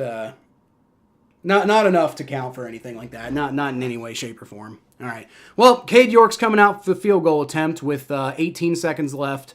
So probably, like as I said, Steelers probably going to get the ball with less than 15 seconds left after the kickoff and everything. Unless he whiffs this one, and then they'll get the ball at like the 9-yard line. All right, kick is up. That one's good. All right, cool.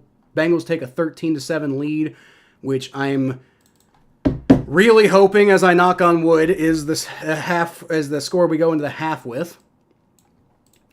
But there are 16 seconds left, and then after the kickoff, there will probably be about, 14... no, not 14, what? There will probably be about 10 or 11 seconds left, unless the Steelers have a longer return, in which case that wouldn't be necessarily great. Yeah, probably. I'm guessing probably about like 12 or 11 seconds are gonna be left on the clock for the Steelers, and what do they have, like one timeout left? So if you can get a good kickoff here, just don't whiff it, don't whiff it like you did earlier. If you can like make sure that the Steelers have bad field position, they might just kneel on it and go into the half. No, they do have 2 timeouts. Okay, so maybe they try. At least on on the first play, maybe they try for a big play, and if they don't get it, they might just kneel at that point. I don't know. We'll see. Mike Tomlin isn't exactly known for taking things easy, so we'll have to see. All right, the kickoff is away, and that one does go to the back of the end zone. Thank God. All right, but it doesn't take any time off the clock, though, so the Steelers are going to have the ball 16 seconds left at the, 25-yard line, I think. So, defense, just don't let him get a big fucking play here. 10 yards, fine. Don't let him get, 40 yards, though. Please, man, come on.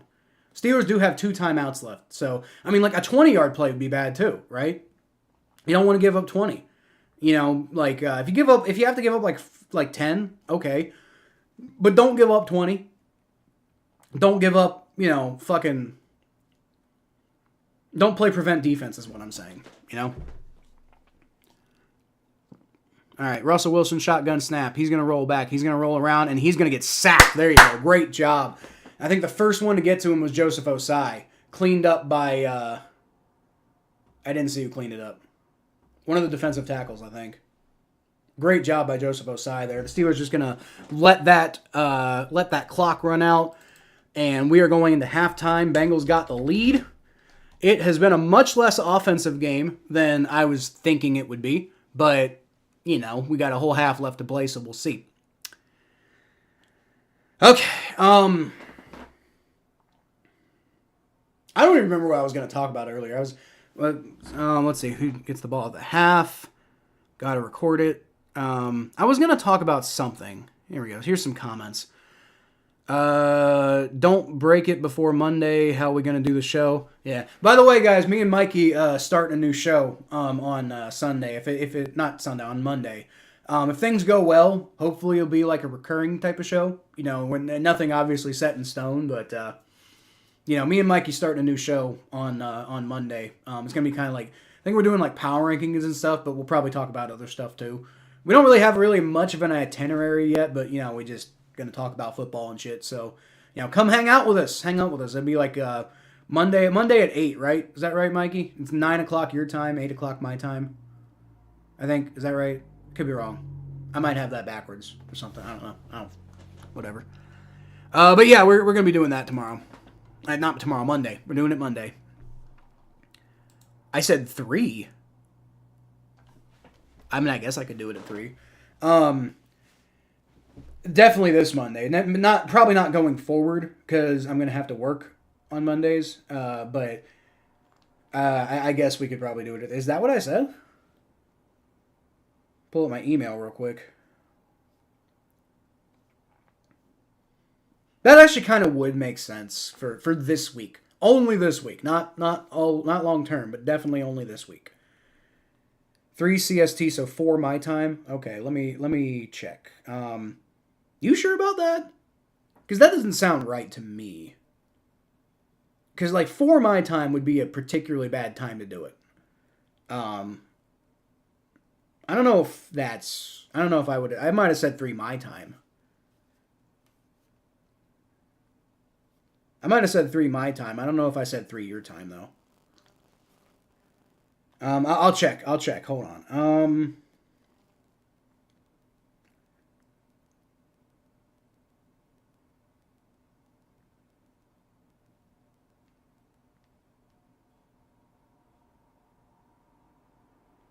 Okay, we originally said 8 Central Time, 9 Eastern Time. Like that's what we said back in the middle of December. Um, yeah, no, we definitely yeah. I don't see any point where I said 3. Uh, According to this, it's 8 Central Time, 9 Eastern Time. Yeah, then we talked again. Okay, when though?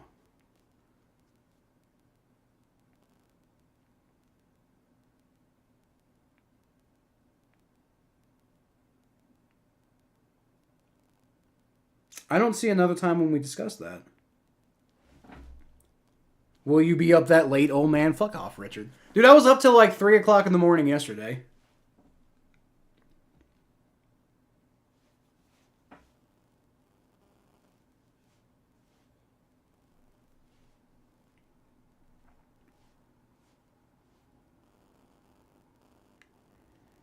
Sorry, I know logistics probably isn't the most exciting. I had a whole thing I wanted to talk about at halftime. It was maybe it was Lou Anarumo. I think it was something like it was the defense. It was the defense and like um how do you like gauge how their performance has been? I think so far.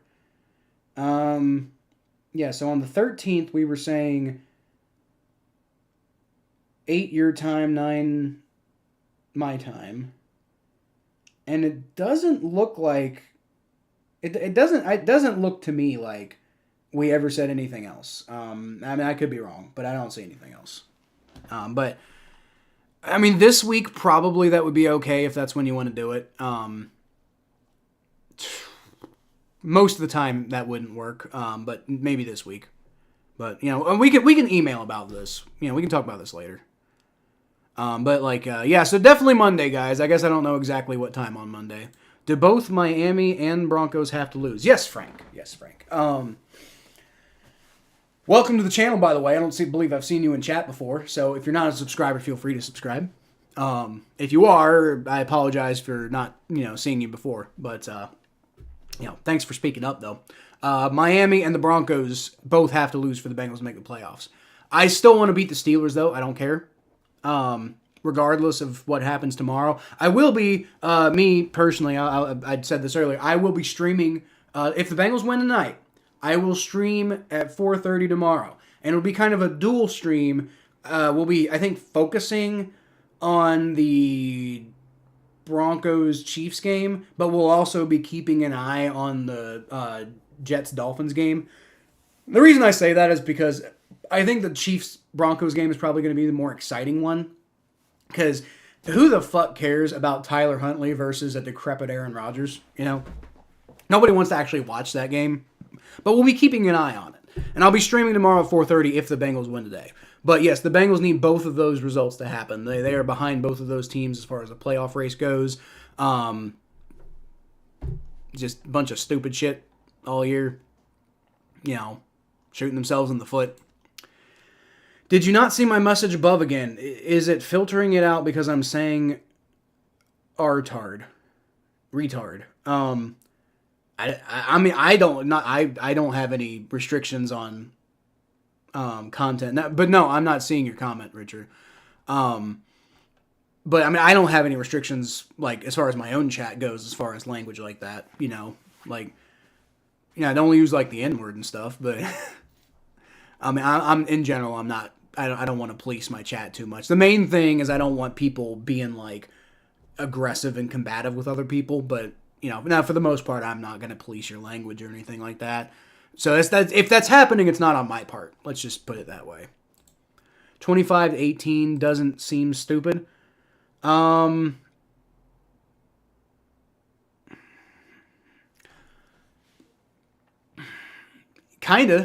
Actually, like you think the Bengals? Well, first of all, you think the Bengals are going to score 18 or they're going to score 5 more points the whole game? Like that I think that's I do think that's a little ridiculous. Now the Steelers scoring 25. Actually, I still don't think that seems realistic. Like, I mean, maybe the Bengals offense slows down and the game finishes like 21 to, maybe if you flip that around, maybe Bengals 25, Steelers 18. That maybe that's semi-realistic, but not you had it as the Steelers winning 25 to 18, which right now I think seems pretty unrealistic. I severely doubt that's going to happen. 3 CST, so 4 my time. Yeah. So I don't know. I'll email you. Maybe we can do it at that time. This coming Monday might be about the only time that works for me because I had Mondays off, but going into the next semester I won't have Mondays off. I don't think. Yeah, I don't think so. But we'll I guess we'll talk about it again. See in here on December 30th. I don't have that email. I don't have an email at all from December 30th. Oh, wait, no, here we go. We ain't losing. And then you said the Broncos won't have anything to play for, which if the Broncos win, y'all won't have anything to play for, but we're playing, the Broncos play after us is what I responded. And you said, is that official? Yeah, it's official. Doesn't matter. 11-6 book it. You fuck off right now. Oh, here we go. Anywhere from 3 to 10. Okay, so I said that Monday would be probably anywhere from 3 to 10. And then I said let's. Oh, okay, there it is. I said let's shoot for 3 for my time. Okay. Well, that's what I said. If that's what I said, I guess we can make it work. So okay, you're right. I did not. You had to really kind of comb through that, but you are right. I did say that, and like I said, most of the time that probably wouldn't work out. This week I can probably make it work though. So yeah, let's do it at 4 Eastern time then. So guys, we're going live on Monday 4 Eastern time. Me and Mikey on a new show. Love that so much, man. You were mic'd up. Shut it. What? Will you be up that late? What do you love? What do you love, Richard? Who was mic'd up? What? I'm so confused. December 31st. Yeah, December 30th, I think. But either way, yeah, my bad. Kyle, you see my Ravens destroy the Browns? I saw it a little bit, Seth. I was keeping half an eye on it because I wanted the Ravens to win. Because, as much as I'm like, I don't really like the Ravens, and I see you have an Oklahoma City logo there, so I'm not... You and me just don't get along when it comes to teams, apparently. But definitely much happier with the Ravens winning the AFC North than the Steelers, right? Like, I don't like the Ravens either, but I really don't like. I despise the Steelers. Like, it ain't even close how I feel about the Ravens and the Steelers, right? So, I was rooting for y'all to win that game, and I saw that pick at the end, which was kind of crazy. But dude, the Browns are so bad right now. Go Bengals, Ravens fan, hate Steelers. Go Bengals. Okay, yeah, there you go, Frank. Oh, you're a Ravens fan. Okay. Yeah, I hate the Steelers too. I 100%. We can definitely, shake hands and agree on that. I don't like the Ravens. I'm sure you probably don't like the Bengals if you're a Ravens fan. But we can both agree, fuck the Steelers, right? We can always come together and say fuck the Steelers. I think we're all on board with that, right? We can all agree, fuck the Steelers. Seth says go Bengals. There you go. I was rooting for the Ravens earlier because just out of spite against the Steelers. Fuck them, fuck them. Streaming Sunday Night Football? Probably not, Mark. Probably not. What is Sunday Night Football anyway? No, I'm gonna be streaming. No, almost certainly not because I'm gonna be streaming at 4:30. Vikings Lions? No. Maybe in the future if I'm like I don't want to make this all about money or anything, but there is, that is part of, that does have to be part of the consideration. In the future, if I start making money off this channel or something, then maybe I'll do more games like, Vikings, Lions, like big time games like that and stuff like that. But right now, especially right now with I need to fucking get my sleep schedule back on track. But like I don't really want to stream for like 6 hours straight. So I don't really want to do Sunday Night Football right after the 4:30 games. So probably not. Probably not. But in the future, maybe. In the future, I might consider doing stuff like that. And I've done that before. You know, I'm not saying I won't do that ever, but probably not this week, no. Mikey's in spam. I wouldn't blame you if No. That's he is you know, sending it to my business email though. So, you know, it's definitely a different folder, sort of. Got a call from Chuck. What the hell? Why did I get a call from Chuck? Okay. That Tomlin clip. Man, you were mic'd up. Shut it. I got my volume off, Richard. If Mike Tomlin said something that was funny, I didn't hear it. I'll probably hear it later. No, I didn't hear it though. 17-17 Texans tie the Titans. Okay. You're predicting the outcome of the Texans-Titans game? Like, I mean, okay, cool. I guess I don't fucking know. I don't know if anybody on the planet. I don't even know if Texans or Titans fans care about that game. Watch that clip. I don't know if I can watch. I think we're about to come back from the half, but I might try to look it up later, Richard. I hate OKC too. Yeah, fuck them. Just because I was a Supersonics fan. That's why I hate OKC. I grew up a Supersonics fan, and you know, fuck Clay Bennett to the fucking moon and back. Honestly. All right, we are in the third quarter now. The Bengals are kicking the ball off to the Steelers. And that is going to be a touchback.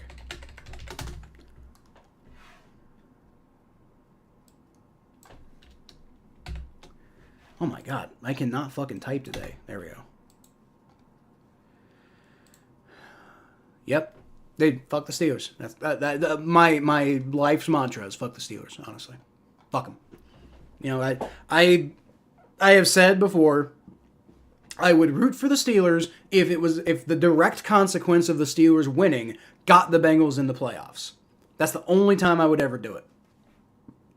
I won't do it for scenarios. Just fuck them, you know? All right, 1st and 10 from the 30-yard line. Russell Wilson's going to pitch it to Najee Harris. Jermaine Pratt does a great job of getting him down on the backfield. Not a very good tackle on his part at all, but it's enough to get Najee Harris down, and it's like a 4-yard loss. Great way to start the second half for the Bengals defense.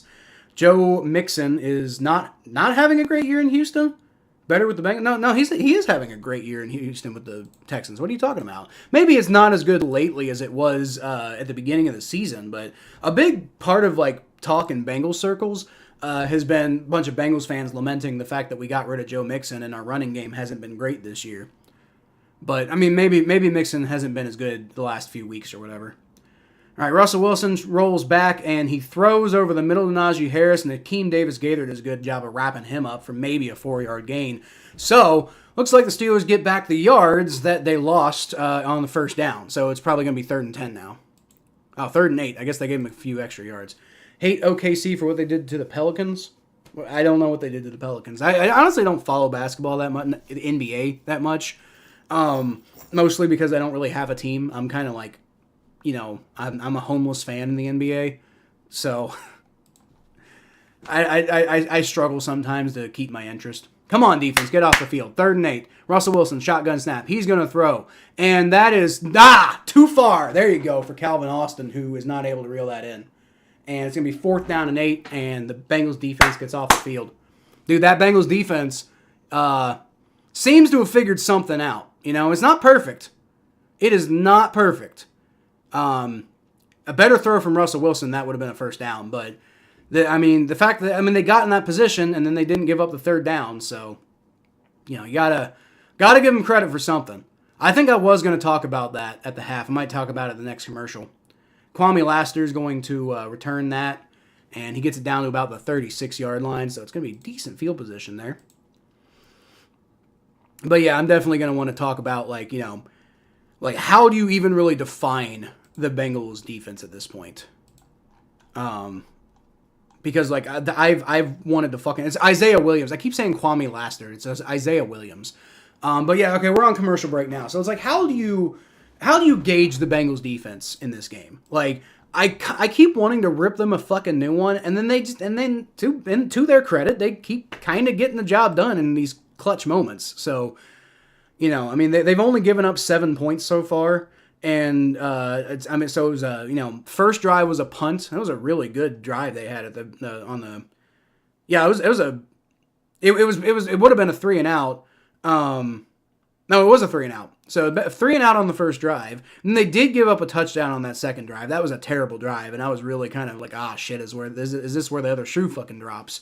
But to their credit, after that, they, short drive, forced a punt. After that, they, held them to fourth down, and they stopped them from getting the yardage. And, the only other drive the Steelers have had was, they got a sack, and then the Steelers kneeled out the rest of the clock. So,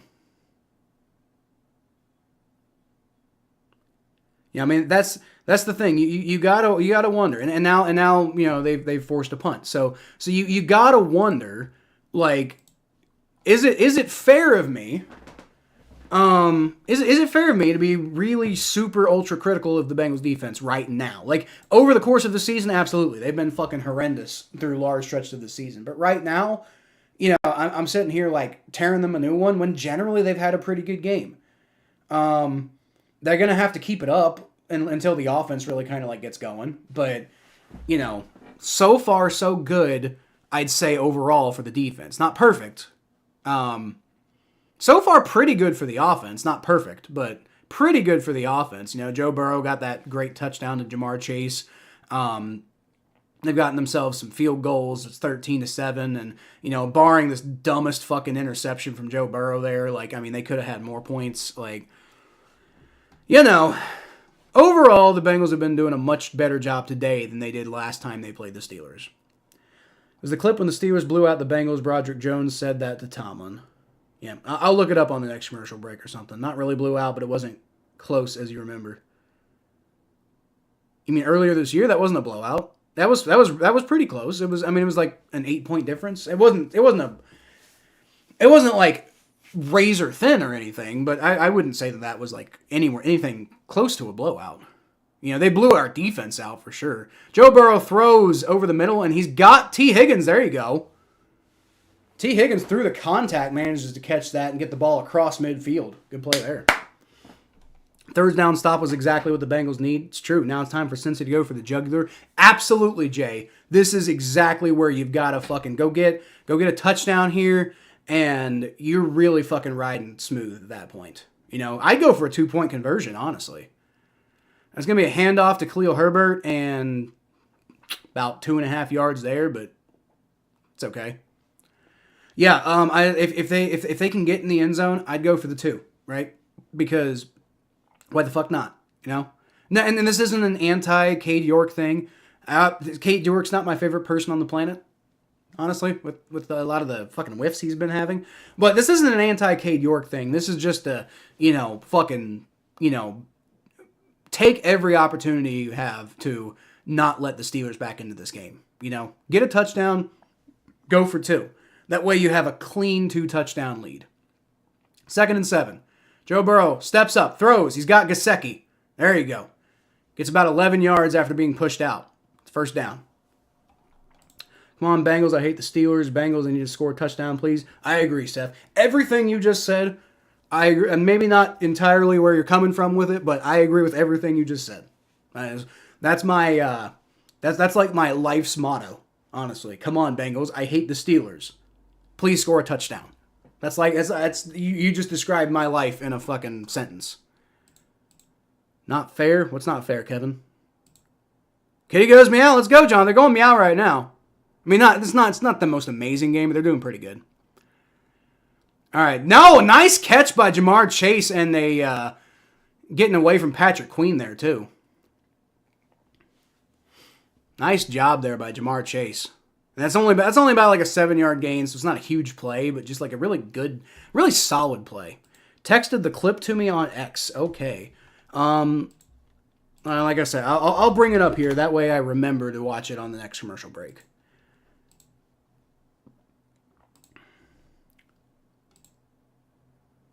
tells Broderick Jones to shut up when he realized he was mic'd up. What the hell? Okay. 2nd and 3. It's going to be a handoff to Khalil Herbert, who dances around and keeps his legs moving. Might have gotten the first down. It was real close. Real close. It looks like they're giving him the spot. But it's going to be real close. I think they gave it to him, though. Gave him the first down. So Khalil Herbert, not explosive, not amazing, but a good enough guy to get the job done. And when it comes to a passing offense like the Bengals have, honestly, that's what you need. Is you need a running back who can get the job done. Yeah, having Chase Brown being electrifying is awesome, but if you can at least just get the job done, that's what you need. All right, shotgun snap for Joe Burrow. He's got plenty of time to throw. He throws, he got Jamar Chase on the run, about a 9-yard pickup. I don't think he quite got the first down, but it's going to be about an inch or two short. Jerry Porter sucks, says Joey Porter sucks. Yeah, he definitely been struggling. Joey Porter has not been, I think, what the Steelers signed up for with the first-round pick they spent on him. Herbert is a grinder. Yeah, that does seem to be the case. Khalil Herbert, I think, very good pickup for the Bengals. Glad they went and got him. And he's going to get the ball there, and he finds a nice little hole, gets another first down. 5 yards, nothing exciting, but it's first down, and that's what you brought him in to do, is get first downs, right? Okay. I probably won't get copyrighted striked for playing this video, right? So I'll just play it over the speakers. Yeah, do that at the half. Right now we're focused on getting a touchdown though.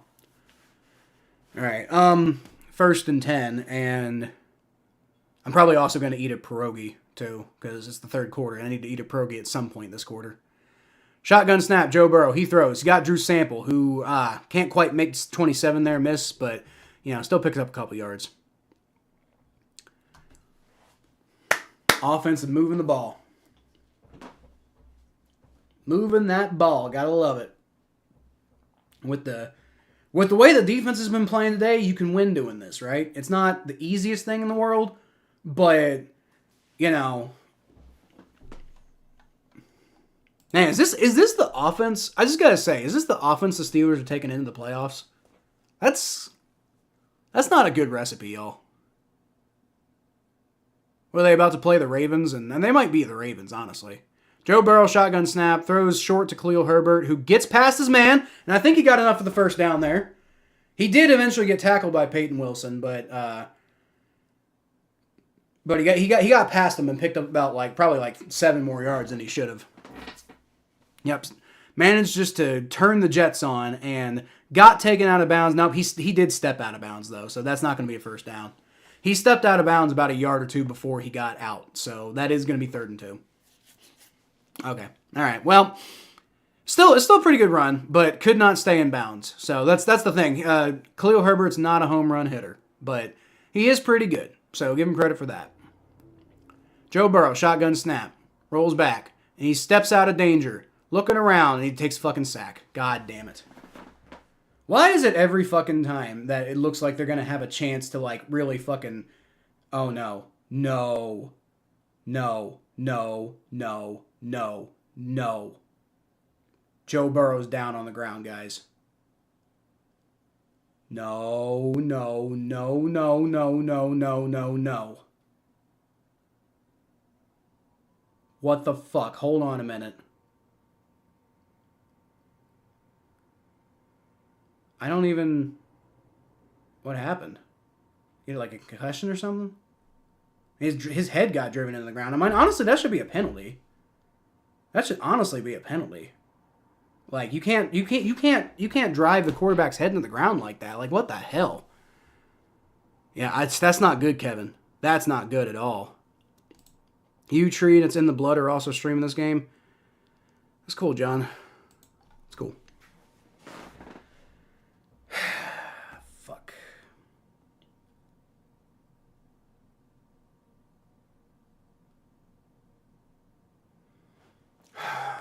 God damn it. Come on. Why do we gotta do this shit every year, man?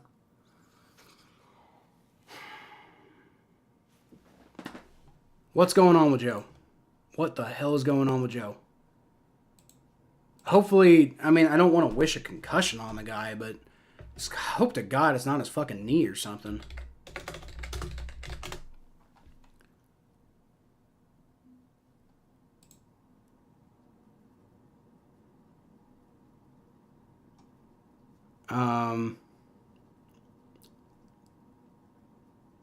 I can't see. Nobody seems to have any idea of what just happened. Fuck.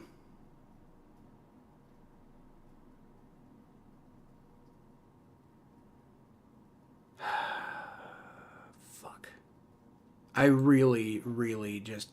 God damn it. I'd rather lose this game than lose Joe Burrow. I would honestly rather lose this game than lose Joe Burrow. Like easily, no question. Not even a fucking. God, we can't fucking do this shit again for another offseason, man. Like, we cannot. Oh my fucking God, come on. Like, please, just be something he can shake off.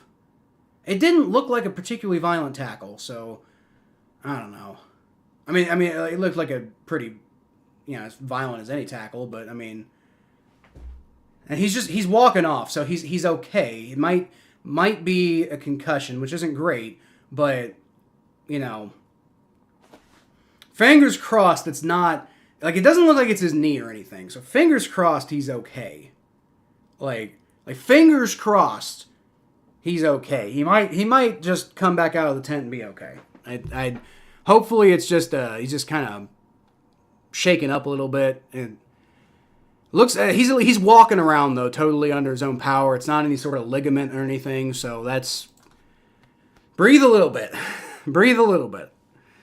If we make the playoffs in Ebro, that's sure true. 4th and 14, and the kick is up, and that's good, and that's a nice little consolation prize, but God damn it. Oh my God, that's fucking scary, dude. It looks like he's probably gonna be okay. Dude, how is that not? I don't understand how that's not a fucking like roughing the passer though. Like if you so much as like look at Patrick Mahomes in a way that insinuates that you might like tackle him in a violent way, then he gets fucking reamed by like anybody like would like get fucking like taken to jail by the NFL for like looking at Patrick Mahomes in a slightly condescending way. But Joe Burrow gets his head driven into the ground by the Steelers, and the refs don't do fucking shit about it. That's absolutely fucking infuriating to me. God, can you imagine if the Bengals had did that to Russell Wilson? God, they'd be fucking deported from the country. I'm absolutely fucking furious. I'm absolutely fucking furious that the Steelers, they didn't do shit to the Steelers over that fucking play. That's absolutely unbelievably ridiculous. Injury commercial coming up. Yeah. Hope he gets better. I think he's going to be okay. I'm just absolutely fucking furious that the Steelers didn't get penalized for that. Like the whole point, every time the Bengals get penalized when they, drive a quarterback to the ground, we're like, well, that's technically in the rule book. So how the fuck are you not going to call the Steelers on that shit? What an absolute fucking joke. I'm so goddamn fucking sick of the NFL and their goddamn double standards when it comes to the Chiefs and it comes to the fucking Steelers. It's absolute fucking horse shit. This is fucking cheap shot bullshit is what it is, Frank. It's absolute fucking horse shit. And I'm sick and tired of it. I'm sick and fucking tired of the NFL just fucking doing whatever they want with Patrick Mahomes and like fucking anybody who plays for the Steelers, but Joe Burrow gets to get treated like a rag doll out there and nobody does shit about it. Absolutely fucking ridiculous. Jaylen Warren gets like 9 yards on the fucking carry, and I don't even care anymore. I mean, I do, but I right now I'm more furious at the NFL than I could ever be at the fucking Bengals. Just absolutely fucking absolute shit job of fucking refereeing, double standard ass motherfuckers.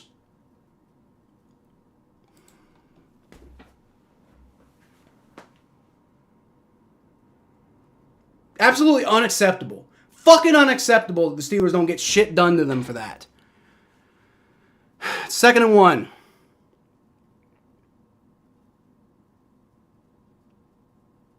I think I might need to go fucking take a break for a minute. I'm fucking furious over that. Najee Harris gets the fucking first down. Well, about a 3-yard gain, but it's enough for a first down. Dude, I might need to go fucking calm down after that. That's so fucking stupid. Shut up, Connor. You don't know that Joe Burrow's season's over. Shut up, honestly. Like we don't need that shit right now. I'm not trying to like snap at you, but like we don't need to like we don't need to talk like that right now.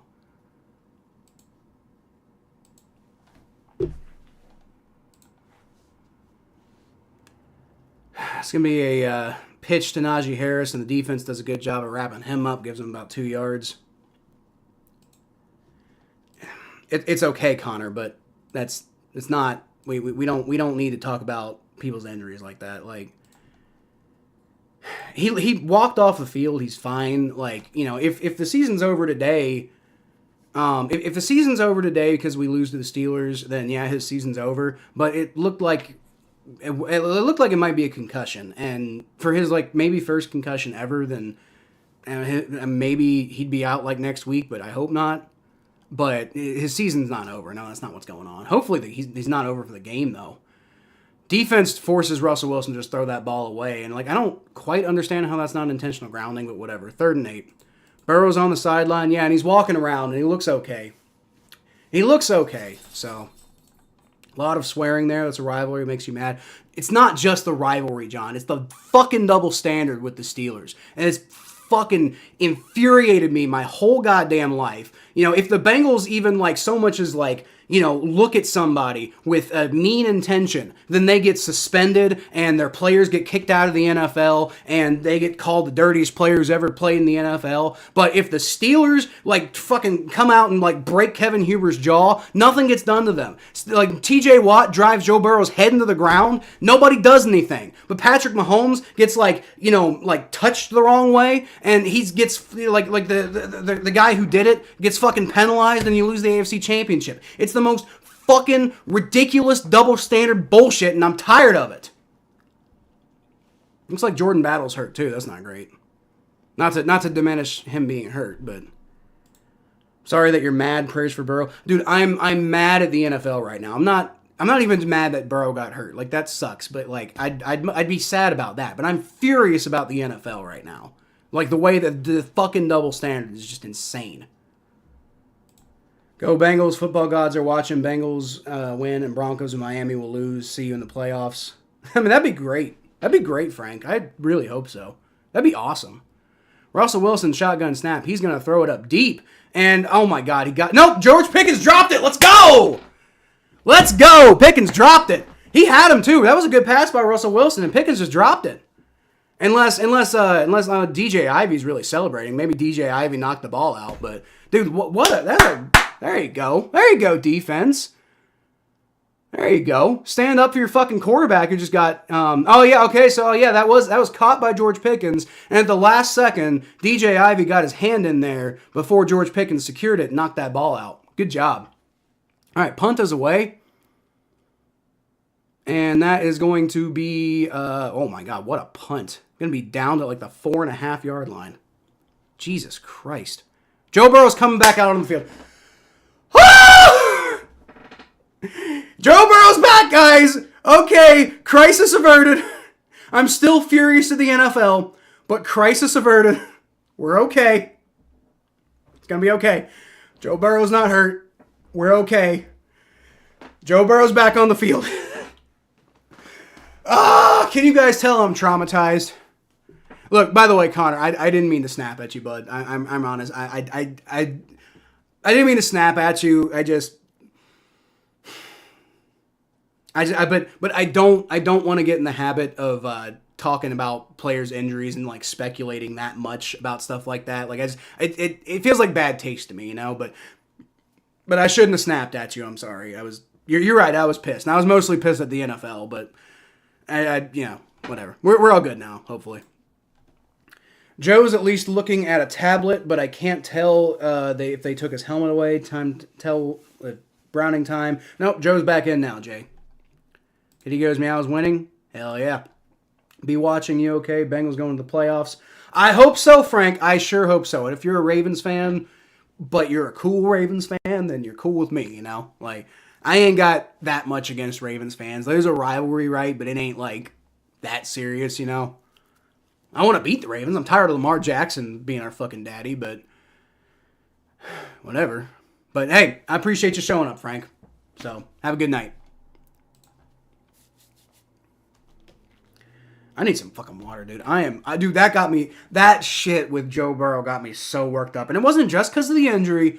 It was because of they didn't penalize the Steelers for driving his helmet into the fucking ground. Like, every single time the Bengals do anything remotely like that, the Bengals get penalized for it. But the Steelers do that shit and nothing happens. Do y'all see? I've been saying for years on this channel that there's a double standard with the Pittsburgh Steelers. And do you see what I'm talking about?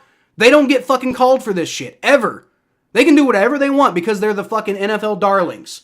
And they won 4 Super Bowls in the 70s, and there's a big fucking fan base in the NFL for them, and so the NFL just lets them do whatever they want. Because they're the hard-nosed, tough football team. You know, they got like guys like Jack Ham and, real hard-nosed guys from the 70s we can get excited about. But like the fucking Bengals act like that, and they, like I said, they act like they're gonna fucking deport them over it. It's the stupidest fucking double standard. I hate the Steelers so much. God, I want to beat them. I don't even give a shit if we make the playoffs. I just want to beat them. Khalil Herbert, nice run. Picks up about 7 yards there. There you go. Yeah, I mean, like, okay, don't be wrong. I do care if we make the playoffs separately. If we don't make the playoffs, I don't give a shit. I want to beat the Steelers. And I want to beat them into the fucking oblivion. And I want them to go into next week and get obliterated in the first round, partially because they had their confidence destroyed by us. I hate the Pittsburgh Steelers with every fiber of my being. And maybe now you guys see why. Because this has been my entire fucking life, is the Steelers getting away with shit like that. But when we do anything remotely like that, Khalil Herbert with the first round run, there you go. Whenever the Bengals do anything remotely like that, they just get fucking obliterated by the refs and the NFL, and people get suspended and fines and whatever. But nothing ever happens to the fucking Steelers. You know? Like, do you guys see why I hate them so much? This is all the time. If we hired Mike McCarthy, I'm going to cry. Be better than Dennis Allen, honestly. I mean, Mike McCarthy's not a terrible coach. He's an idiot sometimes, but he's not horrible. Khalil Herbert gets about a yard there. Not a whole lot. I think they're kind of taking it easy on Joe Burrow here, which is maybe the right decision with a 16-7 lead, and maybe you can just, burn some clock. Keep the ball and just, run some possession timeout. We'll see, though. George Pickens acts like he wants to be the next to fight Jake Paul in a boxing match.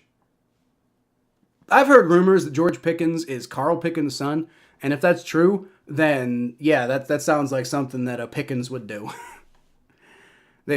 Carl Pickens, great receiver in Bengals history, but also kind of an insane human being. Nice dump off there to Drew Sample, and he can't quite pick up the first down, but he picks up most of those yards, so it's going to be 3rd and 1 now.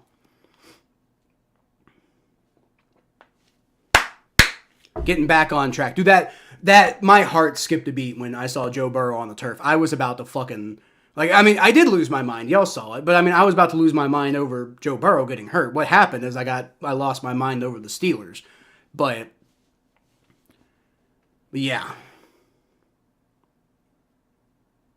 Joe Burrow legitimately gets hurt. It's going to be tough for me, man. Khalil Herbert takes the handoff on 3rd and 1, picks up the first down. There you go. Good play there. God, I hate the Steelers so much. I hate the Steelers so much, guys. Like, you don't, like, you guys may hate teams, but you don't know how much I hate the Steelers. Like, it's not like a normal, like, honestly, I'm probably, like, people should probably make fun of me for how much I hate the Steelers. Like, it probably goes too far. I've said I don't necessarily hate their individual fans, but I do hate their fan base. But the amount I hate the Steelers is probably kind of unreasonable. But it is what it is. Nice play. Joe Burrow finds Jamar Chase for like a 15-yard catch there. Threw it to him on the right side, just kind of wound up and found him. That was clearly whatever happened there. It was a great route run by Jamar Chase because he was wide open. Bengals will beat my Ravens. I hate every team in football except my Ravens and the Bengals. What? That's a weird... I'll take it, Interesting. I got a point about that, actually. You think the Bengals will make it to the playoffs and beat the Ravens? I mean, they might. Bengals came real close both times they played them. One of them was actually literally 1 point. Lamar can't win in the playoffs. I agree with that. Nice play. Khalil Herbert stays on his feet, does not give up on the play. Picks up about 3 extra yards after picking up only 1. So it ends up being about a 4-yard game when it was probably going to be nothing. I hate the Steelers also, dude. I hate, like, there is a certain level of hating, like, sports teams and sports whatever. That is the level that I hate the Steelers is just not. It's not healthy, honestly. It's not. It's toxic, and I probably shouldn't. I should probably be more careful with how much I hate the Steelers, but I'm not gonna be because I hate them that much, you know. Well, I'm just be honest. I legit. It's a real, genuine, visceral hatred. You know, it's not like I'm not joking. Like, I mean, like I'll make jokes and, you know, etc. and we'll have fun with everything. But like, I'm not joking when I say I truly, viscerally despise the Pittsburgh Steelers. Like, the idea of them playing well sometimes makes me want to throw up. That's how much I hate them. I legit, and this is not like, it's ridiculous, and it's, like I said, it's probably unhealthy and it's not good. And Steelers fans have every right to say that they live rent free in my head because they do. I hate them that much. I really do. Steelers fans, I've met plenty of Steelers fans who are good people. All of the ones who follow my channel are good people because they follow my channel. And there are some Steelers fans who follow my channel, so fair enough. Urinating Tree is a great YouTube channel. Dude's a Steelers fan, but he's also a very realistic Steelers fan, so you gotta give him credit. But I do hate the Steelers fan base. Not all the fans individually, just the fan base, you know? As far as the Bengals beating the Ravens, I think it's quite possible. I am curious about why the Ravens and the Bengals, though.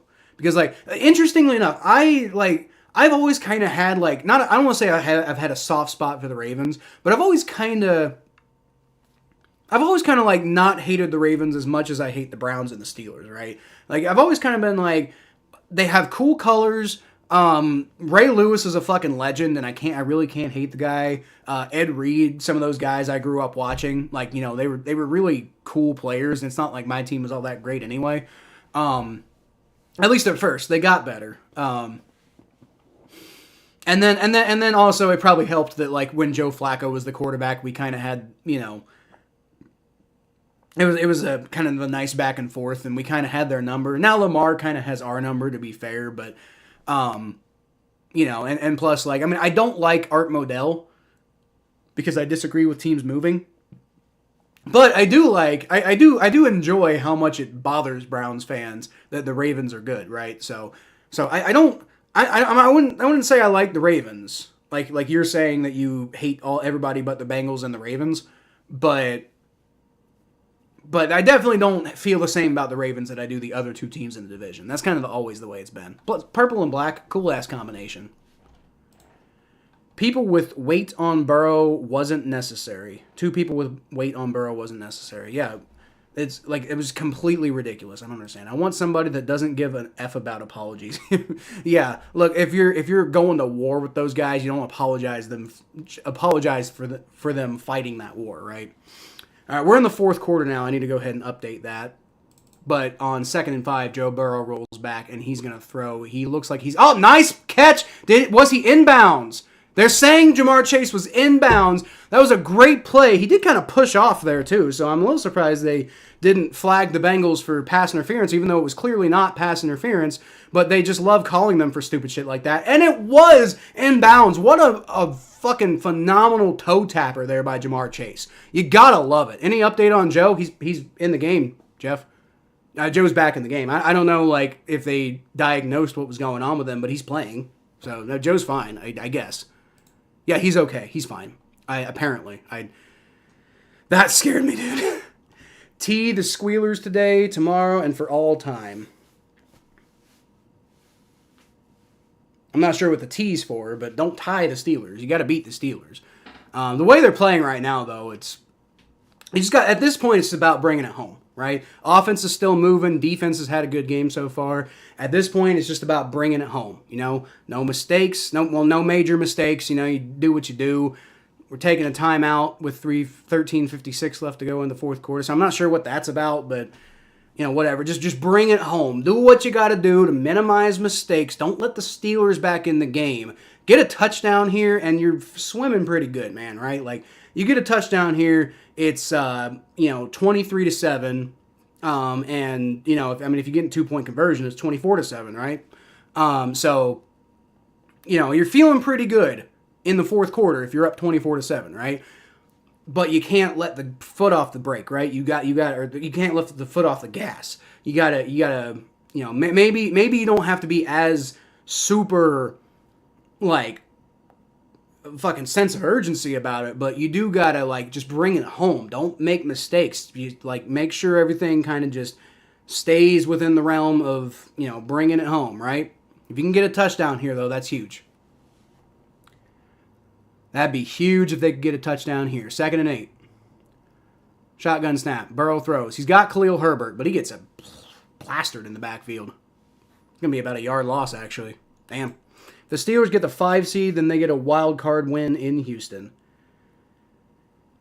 They might, Mark. I don't know. The Steelers are not playing well at all lately, though, so they might even lose to Houston. That might give Houston a week 1 win, honestly. Damn autocorrect. Oh, okay. Oh, F the Squealers today, tomorrow, and for all time. I see what you're saying. Makeup call? I guess. Love the new logo. Thanks, Aaron. I used all my fancy school skills for that. 3rd and 9. Joe Burrow steps up in the pocket. He's going to dump it off short to Tanner Hudson. Nice. Who gets out of the way, picks up a first down. Through all the pressure, got to give it to Joe Burrow. Is he concussed? I don't fucking know. But he sure didn't look like it on that play. Aaron, by the way, I have not seen group chat yet, so I don't know how y'all were reacting to that Bengals to Joe Burrow getting hurt earlier. But my throat kind of hurts right now.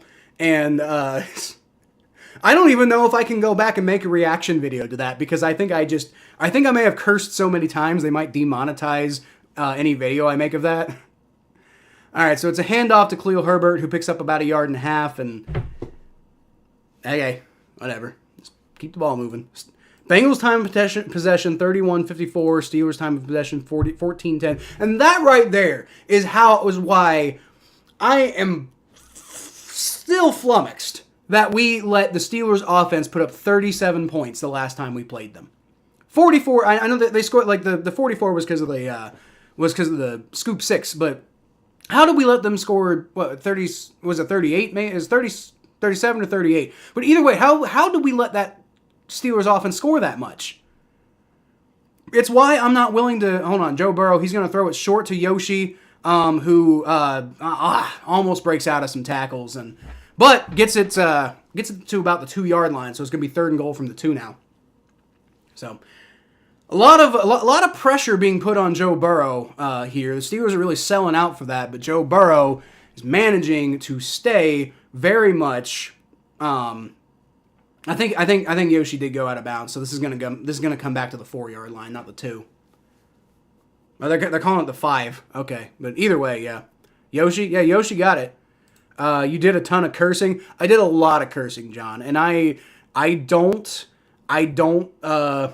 apologize for it because it was the NFL is reprehensible. I'm still mad at them. I'm still mad at them for not calling the penalty, even though it's like how much would it have really mattered? Maybe it was good that Joe Burrow had time to go back to the sidelines and get checked out, and they didn't have to put Jake Browning in there to throw a pick or something like that.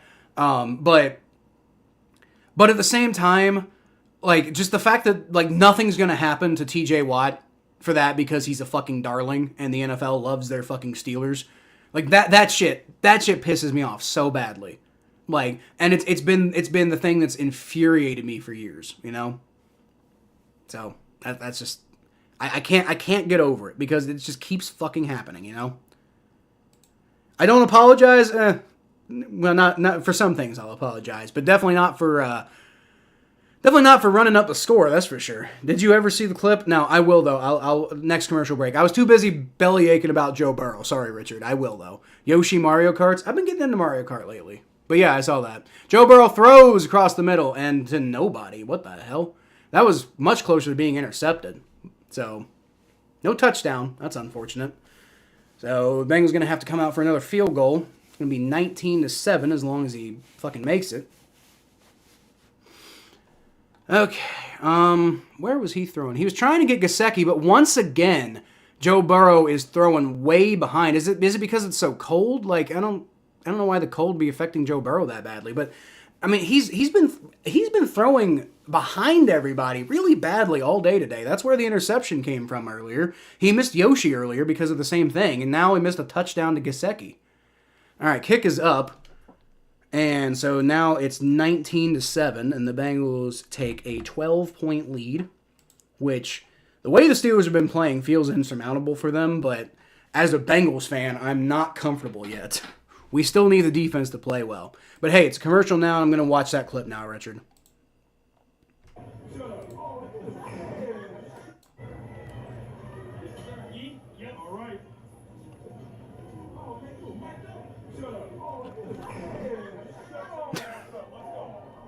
Shut your ass up. What do you say?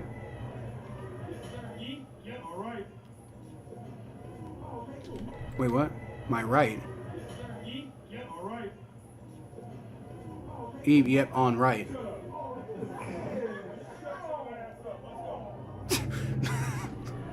Shut your ass up. What the hell was it? Was this the Bengals Steelers game?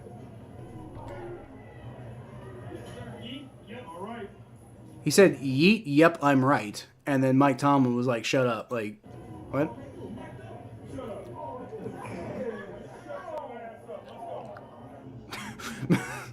Okay, what?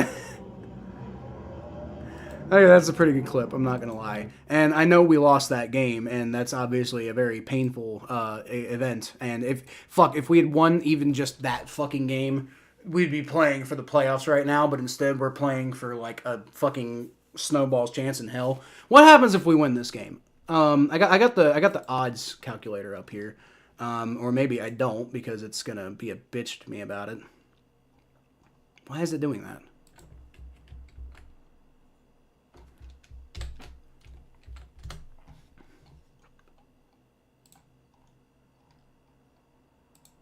Why is it not letting me get on the fucking thing?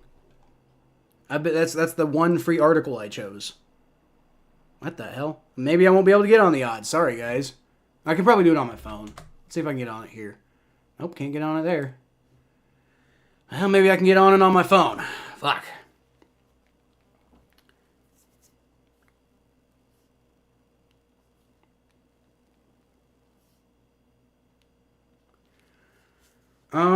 It looks like it's working on my phone, so that's good. If the Bengals beat the Steelers, and literally nothing else happens, then the Bengals have a 30% chance to make the playoffs. I mean, that sounds about right to me. 30% chance.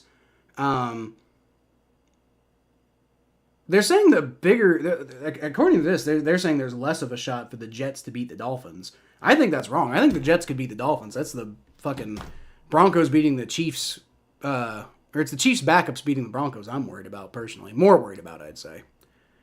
Yeah, me and my wife have been playing a lot of Mario Kart lately, John. So I liked seeing that little graphic there, too.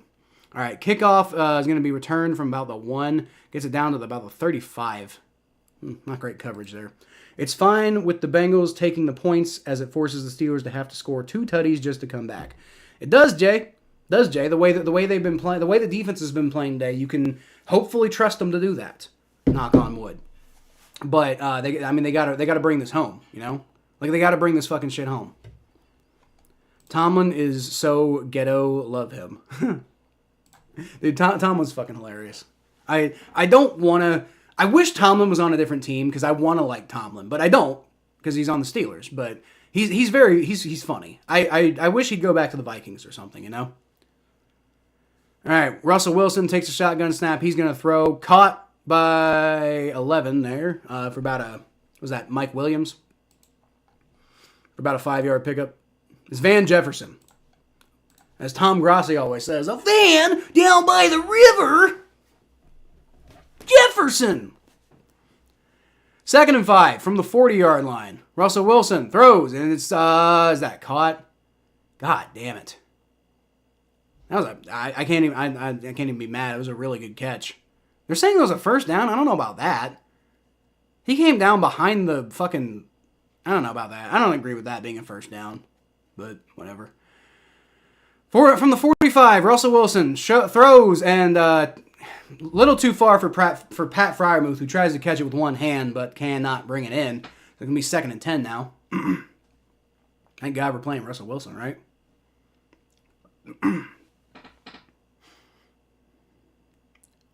Yep, just too far. Joe Burrow's been doing that shit all game, like throwing it too far for his guy.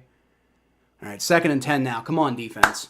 Come on, get off the field. Don't give him don't give him a fucking inch. You know. Wilson throws, and it's caught by 11 there, and Newton got beat, but he manages to at least bring him down instead of giving him a big gain there. Van Jefferson. So, defense is getting into some soft coverage here, and I'm not really a big fan of it. You know, they were getting a lot of pressure on Russell Wilson earlier, and I would like to see that come back. It's just not been happening. Yeah, the defense was doing really well earlier, and not really liking what I'm seeing right now. 3rd and 2, Wilson throws, caught, first down, and Najee Harris. Not a big gain, but it's a first down. That's what they're looking for, really. God damn. This is that classic fucking Bengals classic Bengals defensive strategy when they have the lead in games. And oh my God, Akeem Davis-Gaither fucking whiffs on a tackle on Najee Harris. Ends up getting a first down. Dude, he's been really good today. Is Najee Harris hurt? Looks like Harris might be hurt. Maybe? Yeah, he's hurt. That's not good. Hopefully he's okay.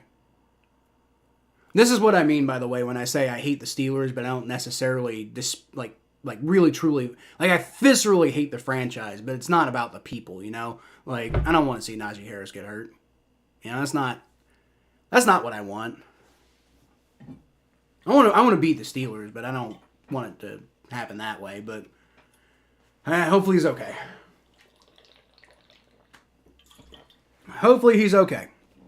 I'm going to eat one of these pierogies since we're on a commercial. But I'm not going to do that on camera. So let me give y'all the fucking same exact video I've been playing another time. God, why can't I find the video? That said, the Chiefs did hold the Eagles to a field goal on the ensuing possession, which might have been all the proof that we needed that the fates had deigned for the Chiefs to win this game. Or maybe it was the scriptwriters.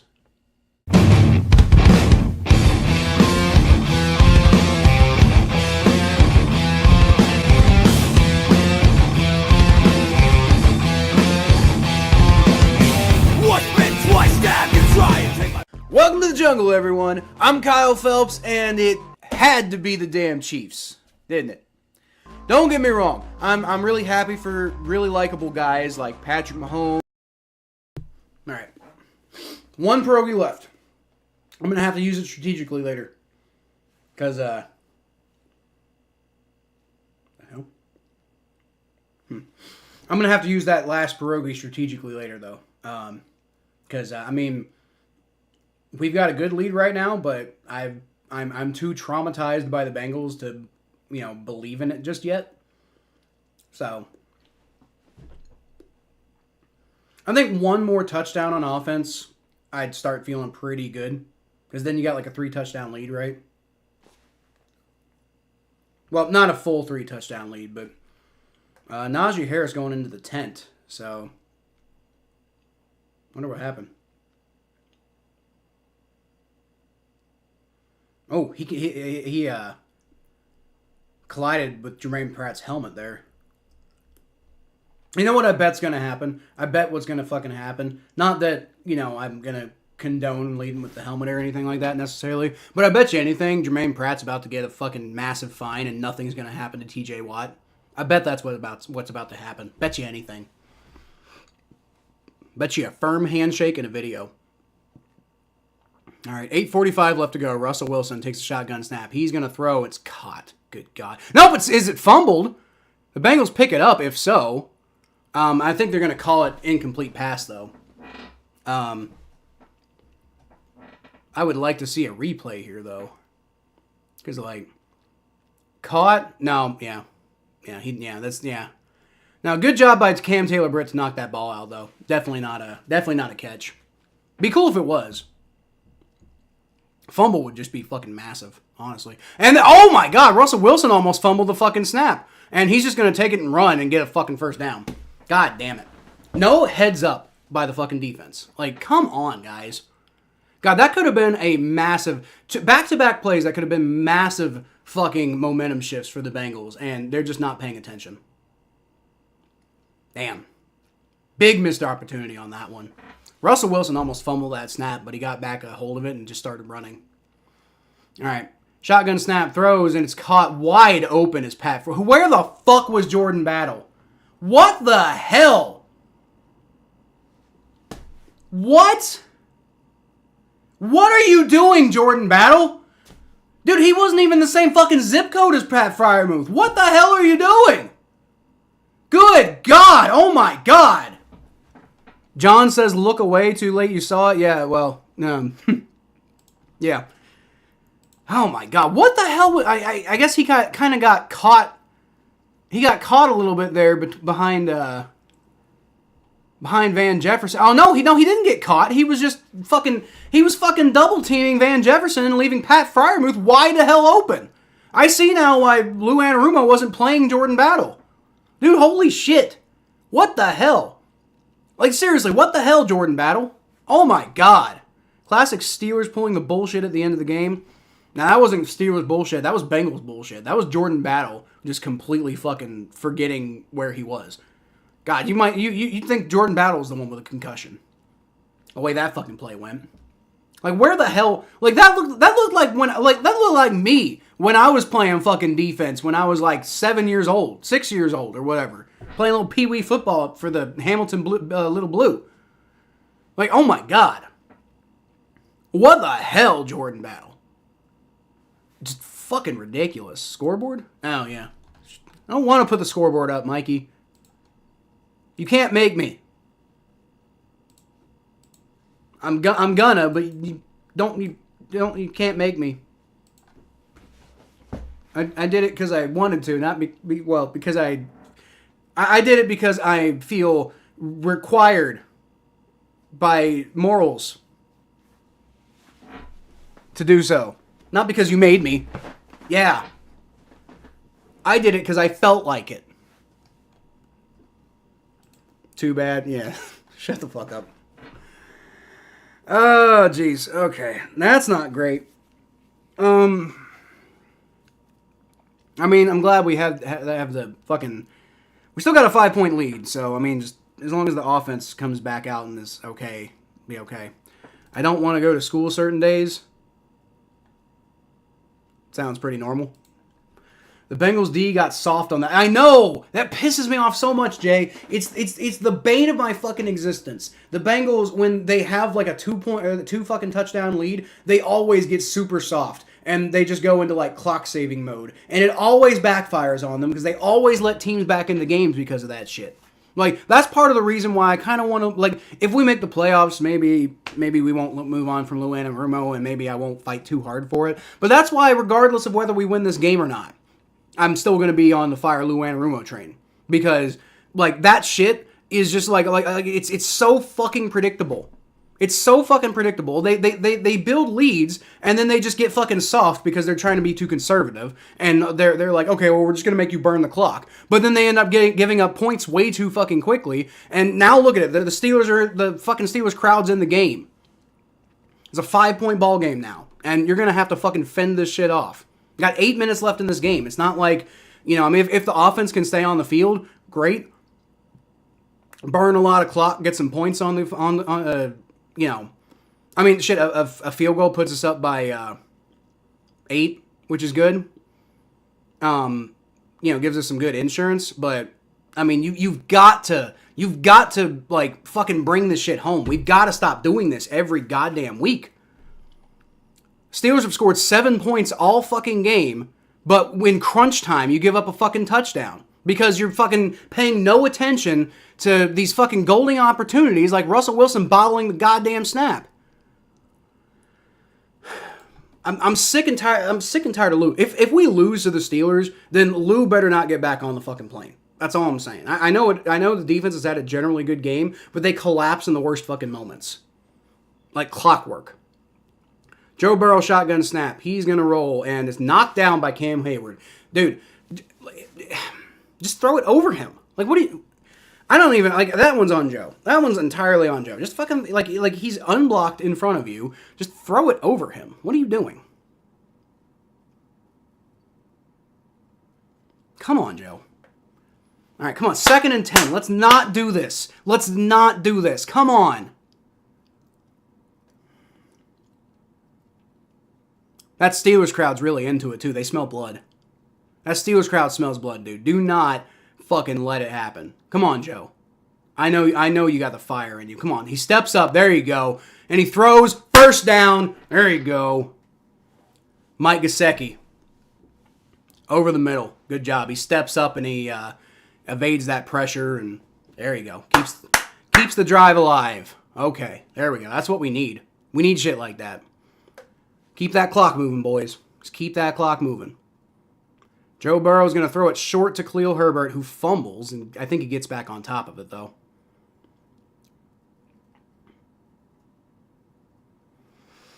I wonder if they... no, they'll probably... Yeah, they'll call that a fumble, and so it's going to be a loss of 4 yards. I don't know. I almost want to say he never had control of that, though. He never really made a football move. Like... That's hard to say. That's hard to say, and considering it was a fumble on the field, they wouldn't overturn it. So, yeah, that's close, but no, he probably did have possession. Whatever. 2nd and 14. Come on. All right, stop with the dumb shit, dude. Burrow throws, and oh my god, knocked away. Come on. 3rd and 14. Are we... Let's... Please, for the love of God, don't do this, Bengals. Don't fucking do this.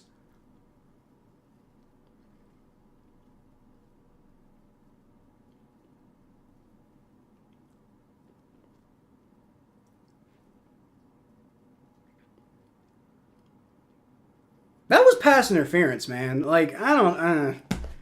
I mean, they haven't been throwing a lot of flags today, so I guess whatever, but I think that was pass interference. All right, 3rd and 14. Come on. Joe Burrow steps back, throws, and it's caught, but it's nowhere near the fucking first down to Mike Gesicki. We're going to have to punt. Hopefully Ryan Rico can pin him. It's still like 4th and 8.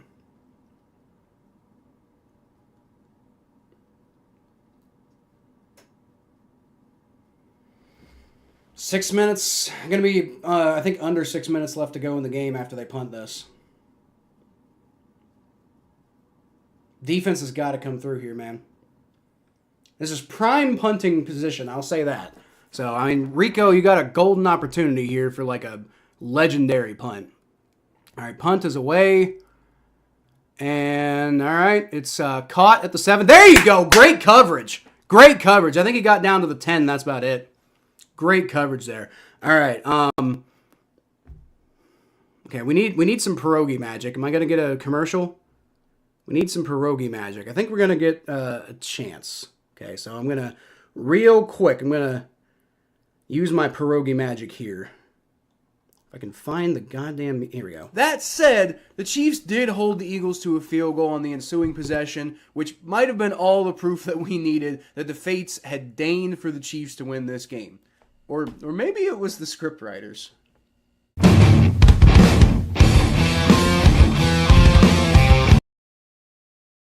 Fuck, hold on. Okay, I ate it before the play started. 1st and 10. Russell Wilson, there's the pierogi magic. Threw it right over Jaylen Warren's head, like 2 feet away from him. There you go. It's a pierogi magic, though. There you go. There you go. Unfortunately, I used my last pierogi, so they got to get the job done here. I can't help with the pierogies anymore, guys. I'm out of pierogies. But look, let's get some magic. You know, that magic stretched over a full drive last time, right? Russell Wilson throws, and it's caught by Pat Freiermuth. Getting most of the yards there. It's about a 9-yard pickup. Maybe 8.5. All right, come on, defense.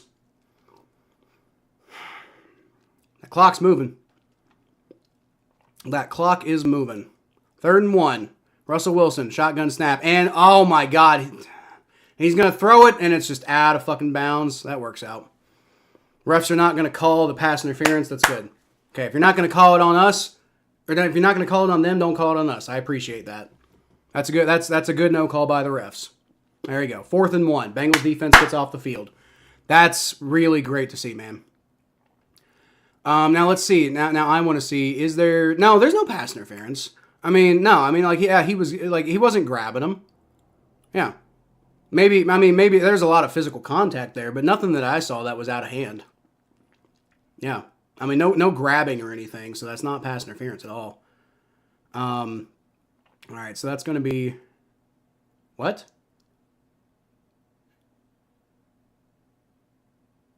The Steelers are saying they recovered a fumble. No! What? What? What the? Hold on a minute. What? How did they recover a fumble? Oh, God, DJ Ivy kicked it! Are you fucking kidding me? Ah! What is happening? What is happening with this stupid fucking football team, dude? I hate everything about this. I'm so fucking furious. And it's recovered cleanly and bounced, too, by the Steelers. Now, if the Bengals don't like the Steelers score more than 5 points, we'll hold them off and win the game. That's great. It's great, Aaron. I mean, maybe, hey, the defense just did a good job. Maybe they'll hold them to a field goal. Ball freaking grazed a Bengal and the Steelers gained possession. So it's so... We're blowing this. I'm so pissed right now. I know, Connor. I know. Keep faith alive. Keep faith alive. I don't think the pierogi magic was used yet.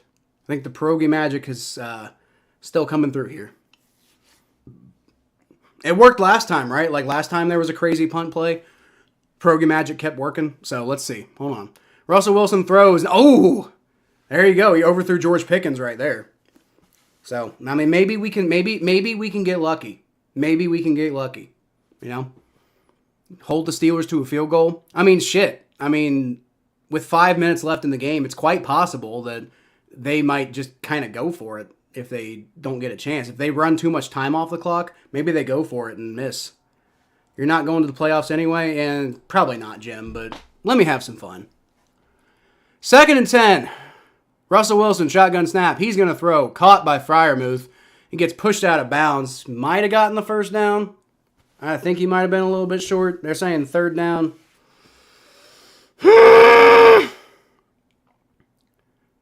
Dude, Josh Newton's had some pretty good plays today, but he's kind of been getting abused. Like he's had some good plays, but like on the bad plays, he's like a big like culprit there. I mean, he needs to step it up and be a little bit more consistent, I think. That clock's running down. Got about 4.5 minutes left to play now. 4:35, 34, 33, 32 for syncing purposes. It's going to be a pitch to Cordarrelle Patterson. And there you go. Bringing him down to I think they ended up giving him about a yard there, but still bringing him down. And the clock's moving, which could be good or bad. If they keep him out of the end zone, it's good. As long as the Steelers get a TD and miss 2, you're fine. That's true, Jim. Well, no, that's not fine if they run all the clock out. There you go. Trey Hendrickson brings down Russell Wilson for the sack. There you go. Gonna be 3rd down now. Big play there.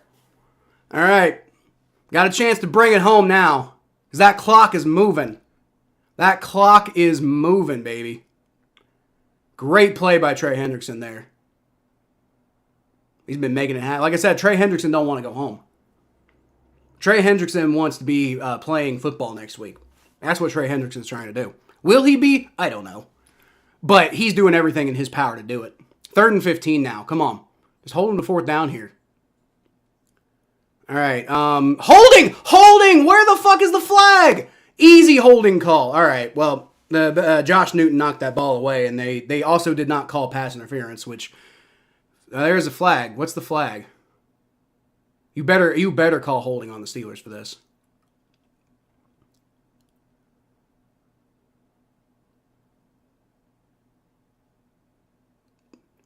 Dude, one of the Bengals players was just being fucking choked. Okay, it's on the Steelers. Okay. The refs, I think the refs might have heard me fucking calling them out earlier, and I think they're doing everything they can to try to be like, no, we're fair. See? We call things on the Steelers. So, okay, whatever. Hendrickson leads the league in sacks now. He might. I don't know. Does he? That's pretty cool if so.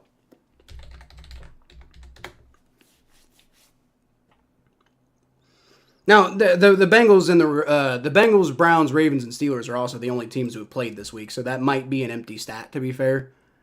I'll have to look that up. Might not get a chance to look it up during the... Yeah, I'm having a lot of trouble.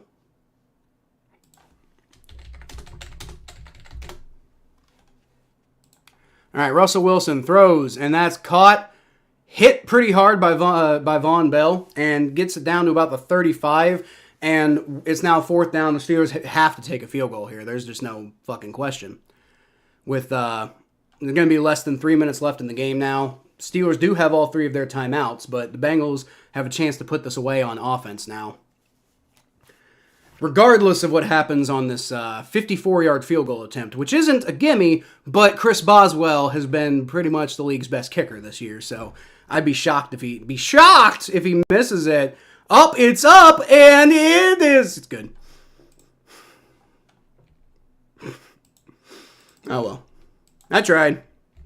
19-17. All right, can we finish the game 19-17? There's 2:39 left to go in the game. There's 1 2-minute warning left and 3 Steelers timeouts. So we're basically going to need... I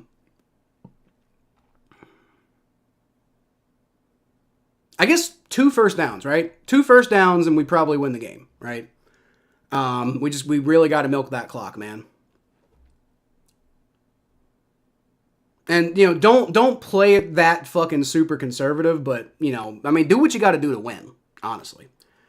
Defensive sack leaders, currently the... Trey Hendrickson does lead the league in sacks, tied with Myles Garrett, who also has already played this week, to be fair. Daniil Hunter has not played this week, and he has 12, so if he gets 2 sacks for the Texans this week, which he probably won't, he'll probably rest. So Trey Hendrickson actually might I think Trey Hendrickson actually genuinely might finish the season as the league co-sack leader with Myles Garrett. Unless he gets another one. If he gets another one, that'd be pretty interesting. Yeah, co-sack leader though. We have Faith Common Bengals got this. I hope so. Wow, nice return there by 18. There you go. Gets it down to about the 44-yard line. Very good return. Very good return. Weaving in and out. Good blocking. There you go. Who's 8? I keep forgetting 18's name. Isaiah Williams. Right, I never remember his goddamn name. Jesus. Why doesn't...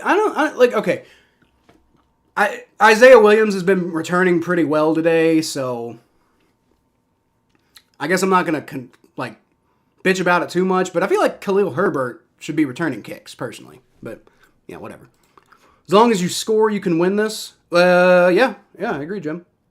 And maybe we do go to the playoffs. We'll see tomorrow if the Bengals pull this off. All right, it's going to be a handoff to Khalil Herbert, and he picks up about 2 yards on the run. And I'm guessing the Steelers took a timeout. Yep, Steelers take their first timeout. 2:25 left to go in the ball game. Here's hoping Zach tries to run the ball to make Tomlin use the timeouts. Out-of-bounds plays and incomplete passes are the Bengals' enemy right now. Yeah, we'll see. With a 2-yard gain on first down, I don't know. I think I would actually, I don't know. What I would do? I would tell Joe Burrow, I would be like, let's dial up a quick passing play. And if you don't get it, Joe, try to go run it. You know, like be thinking about running it on second down. I wouldn't hand the ball off here though. For me, this would be a passing play with the intention of if you don't get an easy pass, then just run it. You know, run it and slide. That's what I would do here if I was Bengals. And it is a passing play. Quick pass to Jamar Chase. There you go. Worked out pretty well. Got about 5 yards there. So it's going to be 3rd and 3. And I think the Steelers are taking their second timeout.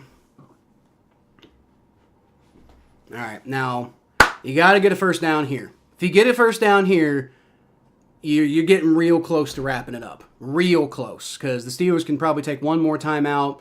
And then after first down, you're going to take it to the 2-minute warning. And then you can basically run the clock down to like 30 seconds at that point, even if you don't get another first down. So a first down on this play would be fucking like the dagger, you know? A first down on this next play would be the dagger. So go get it. I don't give a shit if it's 19-17. We could beat them 1-0. I don't give a shit. I just want to beat them, dude. 3rd and 3. A good defensive game is honestly kind of what this team needs anyway. 3rd and 3. Joe Burrow takes a shotgun snap, rolls back. Got good protection. But he has to run away. Oh, no, he gets sacked! Fuck! He couldn't outrun the fucking big guy. How the hell? What, dude, if I'm Zach Taylor, no question am I telling Joe Burrow that you got to think about running it. Getting out of the pocket. Don't get sacked. That's the worst thing you can do on that play. Well, that's not the worst thing you can do. You could have thrown an interception, but goddamn. Now, the good news, again, is the Bengals' defense has been playing well. They did a good job, despite the fucking stupid-ass punt problem earlier, to only give up a field goal. So maybe they can come through here, but you're giving the ball back to fucking Russell Wilson, who's been playing a little bit better in the second half than he did in the first half. A field goal wins it. 2-point win or 17 still counts. Yeah, I agree.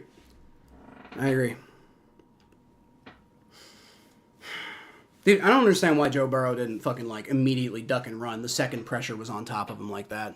That was not the smartest. I don't know. Like, I hate to blame Joe Burrow for the way this game has gone, but, I mean, look at the score. It's not like it's been the best offensive performance. I think this is a game that I would say Joe Burrow is probably one of the larger accomplices of it not going our way, you know?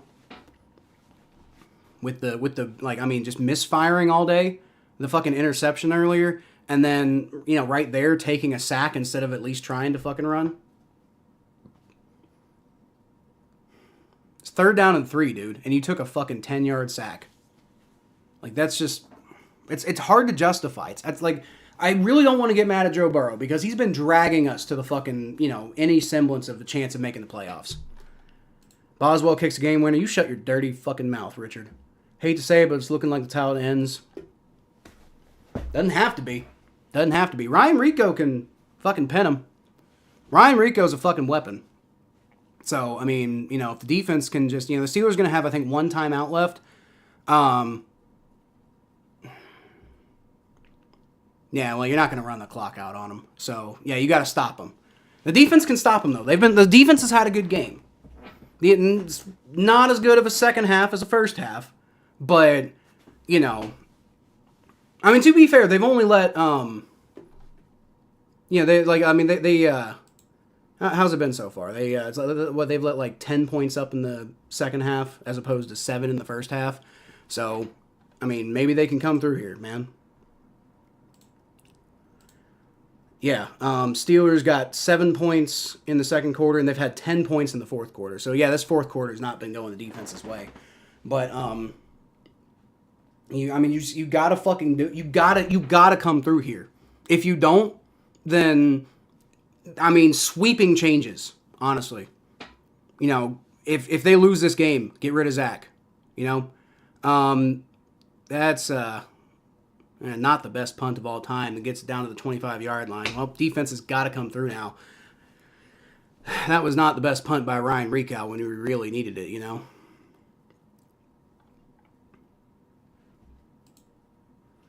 Burrow can't be feeling right since that sack.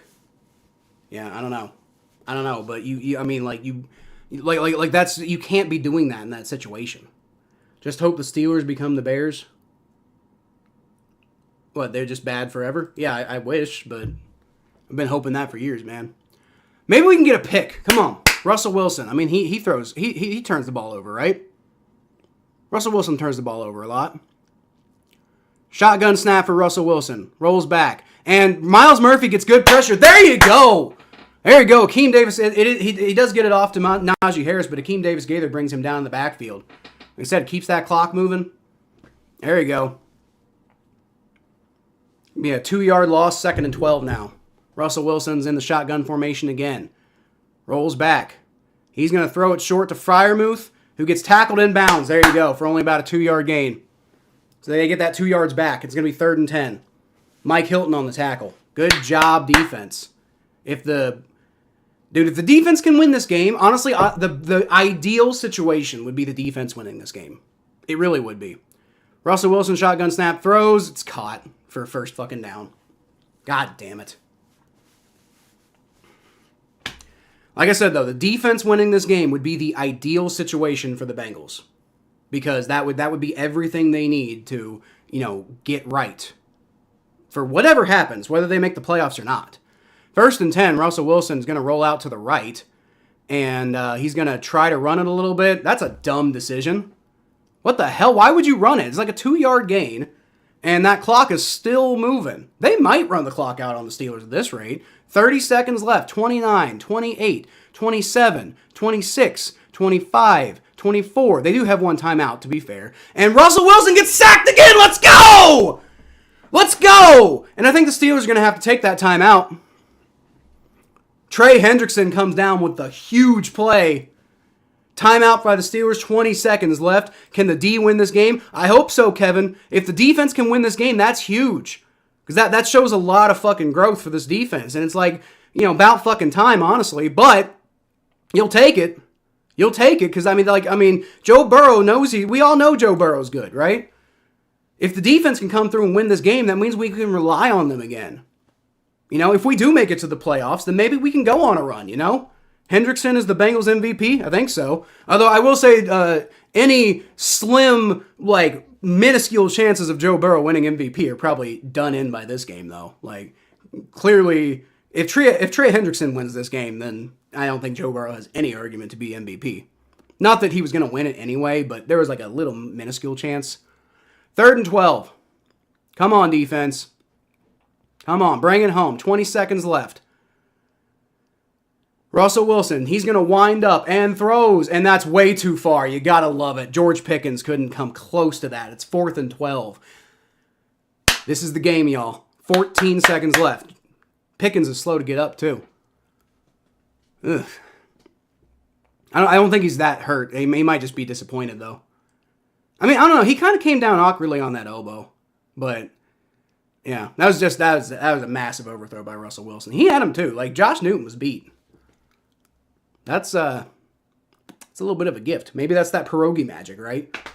15 seconds left. Let's stretch that pierogi magic out a little bit more, all right? Do the pierogis have the power? Is my question. Are the pierogis the source of all human power? From the 40, it's 4th and 12 with 15 seconds left. Come on. And the Bengals take a timeout. Why? The Bengals taking their last time out. The clock wasn't running, so whatever, I guess. But 15 seconds left. Honestly, at this point, if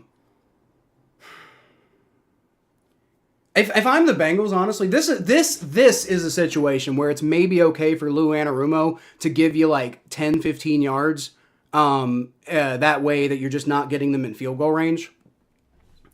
You also don't want to even give Boswell the opportunity to hit a 70-yarder, but what you want to do is you want to just shut him down, honestly, right? But with 15 seconds left, they're out of timeouts. If you can make him run enough time off the clock on this play, you could end it here, really. Probably not with 15 seconds left, but, you never know. 15, 14, snap, and there you go. Game over! Bengals win! Let's go! Ball flew off of the fucking hands. I didn't see if a Bengals player knocked it away or not. I almost kind of want to see now, actually. 11 seconds left, and Joe Burrow's just going to get to come out and kneel it. Let's go! Muth. Yeah, not today, John. Not today, John. Let's go, Jordan! Let's go! Hoo-day, brother! It always feels good to beat the Steelers. I want to make the playoffs. I care about making the playoffs. Pratt didn't knock it away. No, it was just Freiermuth didn't catch it. Nobody knocked it away. In fact, Pratt was in bad coverage there. Jermaine Pratt. Okay, Joe Burrow kneels it. 3, 2, 1, and the Bengals officially finished the season with a winning record. So, do they make the playoffs? I don't fucking know. But what I do know is I'm streaming tomorrow. Apparently. The Bengals beat the fucking Steelers, guys. It's like, even if we don't make the playoffs, I'm just happy that we beat the Steelers. This proves to me, even though it wasn't Joe Burrow's best game of all time, this right here proves to me that the window's still open. I know it sucks, everything that, happened this season, but the window's still open. We see that. And apparently T. Higgins wants to come back, and Joe Burrow and Jamar Chase are campaigning for him to come back. We can run it back, guys. This isn't it. This ain't it. 9-8. Are we going to make the playoffs? I don't fucking know. I hope so. That'd be cool. But even if we don't, the window's open. The window is still open. The Bengals defense, clearly still talented. Can get the job done. I know the Steelers offense hasn't been as good lately, or really all year. But they did the job against the Broncos. The Bengals just went on a 5-game win streak. If the Bengals do make it to the playoffs, nobody wants to fucking play them right now. I guarantee you that. Nobody wants to see the Bengals in the playoffs. If the Bengals do make the playoffs, they're playing the Bills. And we kind of own the Bills lately, so they really don't want to see us. Best case scenario for the Bills is the Dolphins beat the Jets. Bills are going to be the Jets' biggest fucking fans tomorrow. So, the Bengals finish the 2024 season with a winning record and with the playoff hopes still alive. It's a 30% chance, according to New York Times, but it's a chance. It's a fucking chance. Through the fucking fire and flames, Joe Burrow got the job done. That defense got the job done. I fucking screamed as hard as I fucking screamed in years when I saw the refs not do anything about Joe Burrow having his helmet driven into the ground.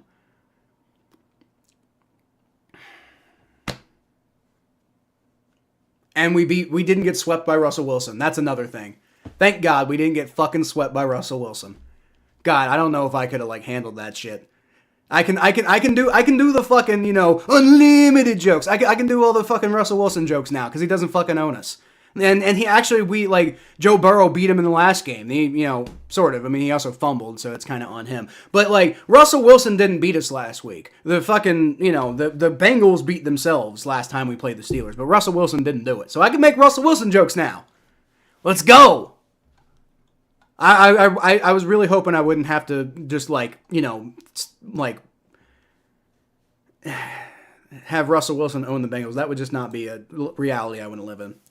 The good guys, a.k.a. the Cardiac Cats. Oh, my God, dude. You don't, I almost kind of don't care if the video gets demonetized. It's not like my channel's monetized anyway. So I wasn't recording. Damn, I wasn't recording any of this. Maybe I can get the video ripped, tomorrow or something.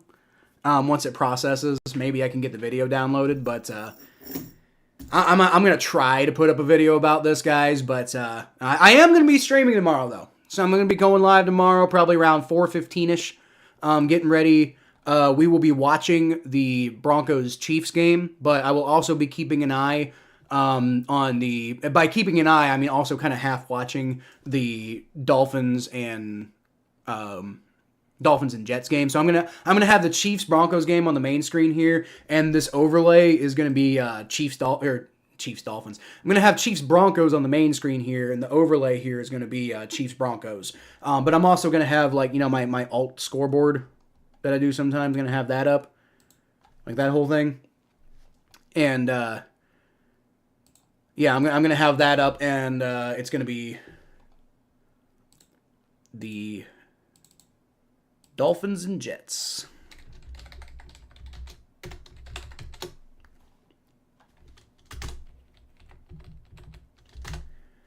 Yep, that's what we're doing tomorrow, y'all. Seeing if the Dolphins can beat the New York Jets.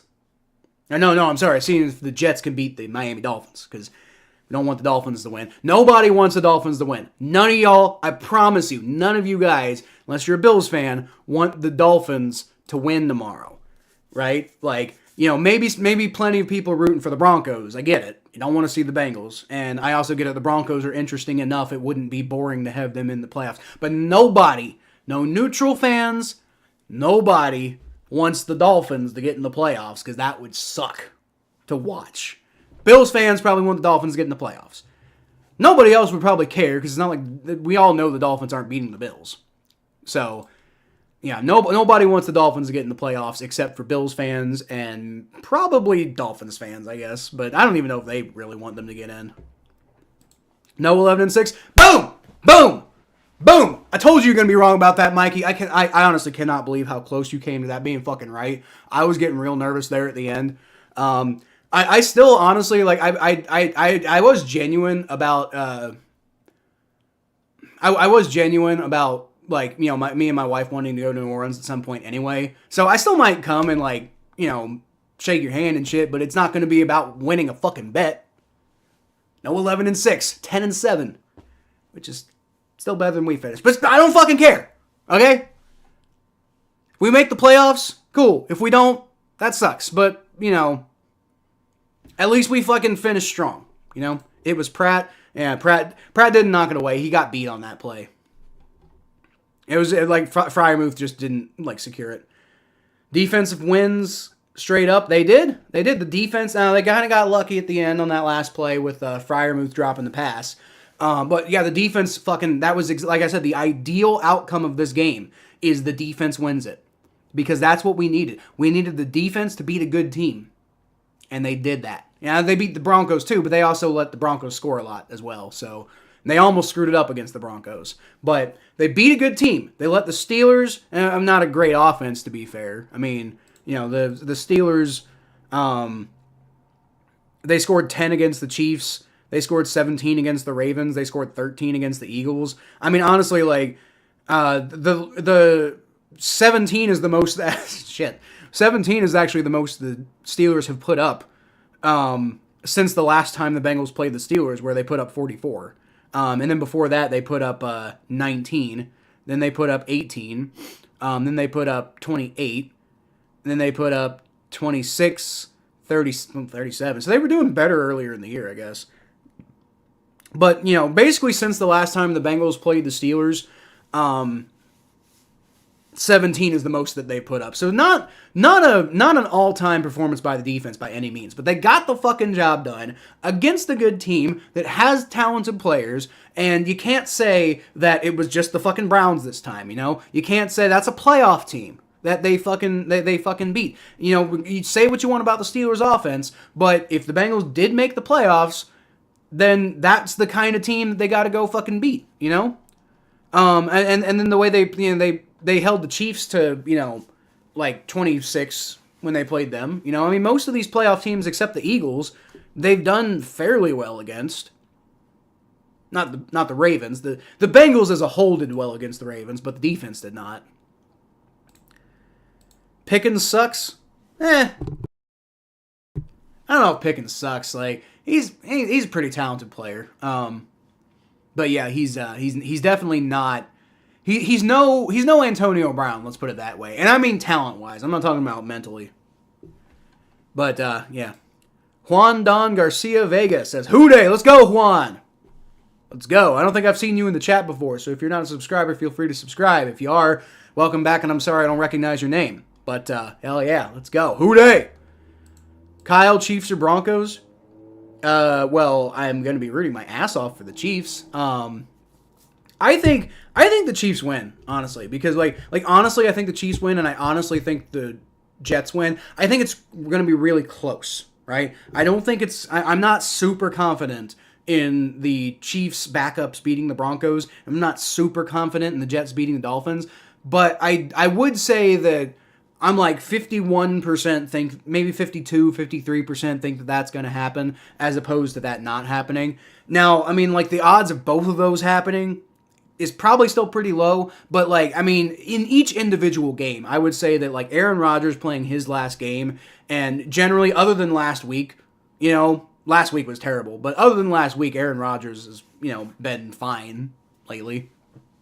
And going up against Tyler Huntley, which if y'all saw my short, the Dolphins have been terrible offensively with Tyler Huntley. And yeah, they beat the Browns, but the Browns are just right now, the Browns are the worst team in the NFL, like, bar none. Like, I'm not saying they have the worst record. I'm saying, like, production-wise, as far as, like, the product they're putting on the field, worst team in the NFL, bar none. It is 11:20 p.m. Holy shit. I hope I did not wake my wife up. Oops. Well, you know what? She understands, though, I'm sure. Kyle is a Chiefs fan this week. You don't have to say it.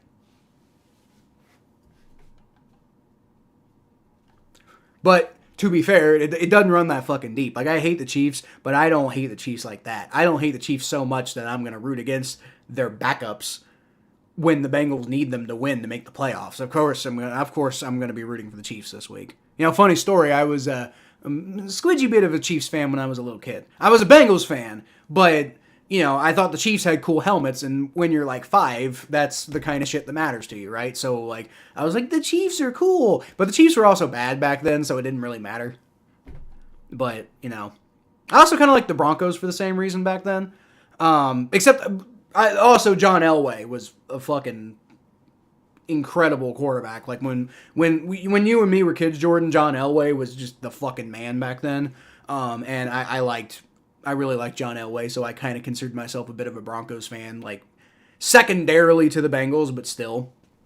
I still have a John Elway jersey, even though I don't really care that much about the Broncos these days, but Peyton Manning kind of killed it for me. I don't like Peyton Manning. Like, as a person, I don't like Peyton Manning. Let's go, Chiefs. Again, you don't have to say it, CT. But yeah. Yeah. Since you said it, I'll agree with you. Like Kevin Harlan, I'm calling both games. No, you're right. You're right, John. That's going to be me tomorrow. Except it's going to be the whole game instead of just one fucking play. Jets all the way. I think the Jets can win. I really do think the Jets can win. And I really think the Broncos can choke. I think that's more of what it is. That is part of it is I think the Chiefs. Okay, so what I think it'll be, I think the Chiefs backups will come and they'll play a good game. I don't think that they'll be like juggernauts or fucking kill them or anything like that. But I think that the Chiefs will play a good enough game that a little bit of that choking Broncos magic will be enough to get the Chiefs to win, right? Because, I mean, Andy Reid's such a damn good coach, and they have such solid talent across the board that, like, and I hate admitting that shit like that, but it's true. The Chiefs are a really solidly built football team. And they're an incredibly well coached. Can't hate Andy Reid, honestly. I like, as much as I dislike the Chiefs on principle in general, I don't hate Andy Reid. Dude, Andy Reid's the fucking man. Like, I wish he was on a different fucking team. I wish he was still the Eagles coach. Andy Reid's the fucking man. Like, he's a funny guy. He's just a big fucking teddy bear. Like who hates Andy Reid, honestly? Dolphins, Bengals. Yeah, well, we need the Dolphins to lose, John. Congrats on the win. I'm so happy, Jim. I'm so happy. If you're right and we don't make the playoffs, cool. Not cool. I want to make the playoffs. But I'm just happy we beat the fucking Steelers, okay? We finished the season on a 5-game win streak against a couple good teams. Finished 9-8.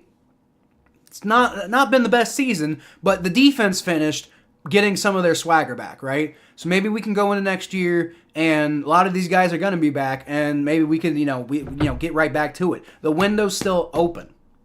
You know, that's the key takeaway from this fucking win streak at the end of the season. Is our window's still open?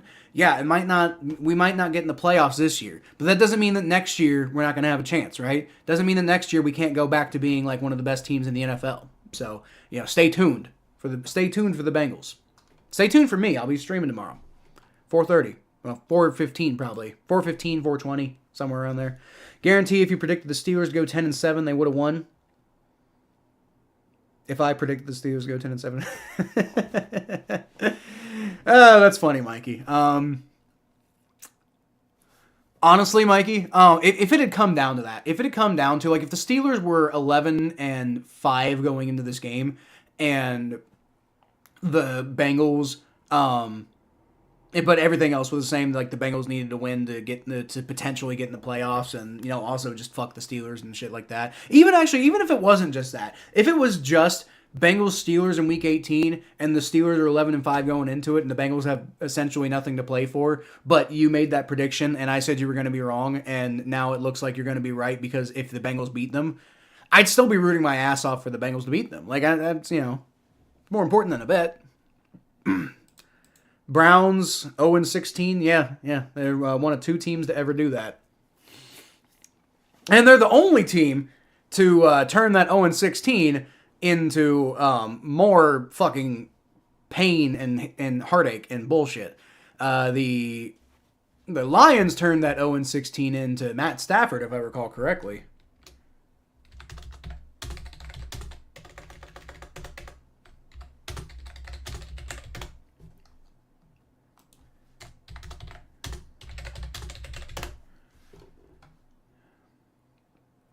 Yeah, the Browns drafted Baker Mayfield first overall with that with that pick, which was a good pick, and got them their first playoff win in an absolutely dominant fashion against the Steelers. Which, God, I can't imagine how cathartic that was to win that game. But they fucking squandered it. The Lions, again, the Lions got Matthew Stafford with that first overall pick, and while they, never ended up winning a Super Bowl or anything, they definitely went from being like the league laughingstock to a team that was like, regularly somewhat competitive. And then they used, like once Matt Stafford was kind of done with the team, they used the value that they got from him to become what currently appears to be an NFL juggernaut.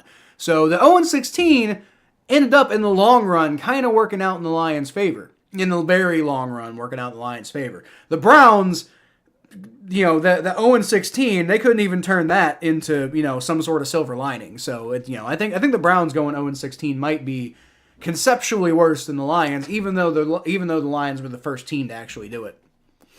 Browns don't have cool helmets. Yeah, their helmets suck. The football overlords hate me. Sorry about your luck, Mikey. Still don't understand how the fuck two people coming down with body weight on Burrow during a sack isn't unnecessary. Yes, I agree, stranger. I agree with your point. There is a double standard in the NFL when it comes to anything the Pittsburgh Steelers do, and it's about time somebody fucking called them out for it. Can't be me, though, because I've been calling them out for it for years. And the NFL needs to get its fucking shit together. And, if it's going to call this shit, it needs to call it consistently on people and not let Joe Burrow get treated like a fucking ragdoll constantly. But every time, like I said, anybody farts on Patrick Mahomes, they get fucking evicted from the country. That's my 2 cents. My 2 cents. It's fucking bullshit the way they handle it, okay? Jets, Bengals, Dolphins. Yeah, well, so Jets. So what we need tomorrow is we need Jets, Chiefs. And then we got Bengals today. We got one of the 3 results we needed today. That's good. Why do you have a Jets Dolphins scoreboard? Just curious. I was explaining earlier, Connor. I'm streaming tomorrow at 4:30, and I was explaining how we're gonna do it. Like I'm gonna have like the main overlay here is gonna be like Broncos Chiefs, and then I'm gonna have Dolphins Jets up on this alternate scoreboard. But we're gonna be watching both. So I was just using that as an example to show you guys what I was talking about. And I'm going to sign off here in a second, so I didn't feel like taking it down. I think poop went 1-15 around that one. Yeah, no, well that's what it was. They went Owen they went 0-16, and then the following year they went 1-15. I think is that right? I think that's right. It was like Baker Mayfield's first year. They went 1-15.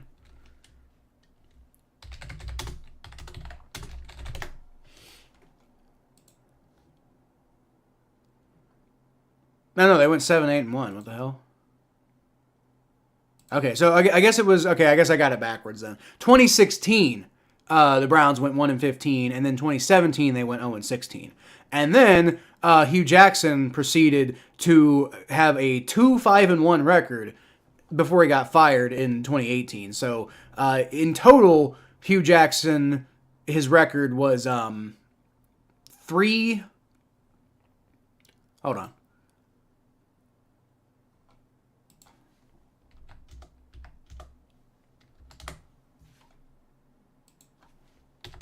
Hugh Jackson's record was 3-36-1 when he got fired. Like I mean, I like Hugh Jackson. You know, he did a lot of good things when he was with the Bengals, like both as an assistant coach and then a pretty good offensive coordinator. Not, I had some issues with him, but you know, probably the best offensive coordinator the Bengals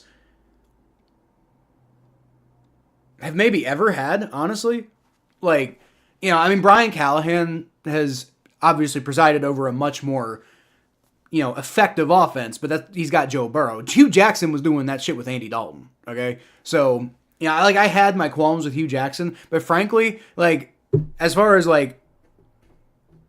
offensive coordinators go, I can't think of anybody who, maybe Bruce Coslett was a better offensive coordinator in the '80s, but I think Hugh Jackson might have been better just because of what he got out of Andy Dalton's fucking team. You know, Mayfield is good now. I love it. I love it. You know, the Browns fucking threw everything away for Deshaun Watson, and it blew up in their face, and Baker Mayfield turned into, like, a franchise quarterback, which he already was with the Browns, so they were just like, you're too immature for us, and so they get Deshaun fucking Watson. Yeah. It's hilarious. We can still do it, just won't be the same. Yeah, well, I mean, what I'm saying is I might just pop in and say hi and whatever. But it won't be because you won a bet against me. It's because I won the bet, and I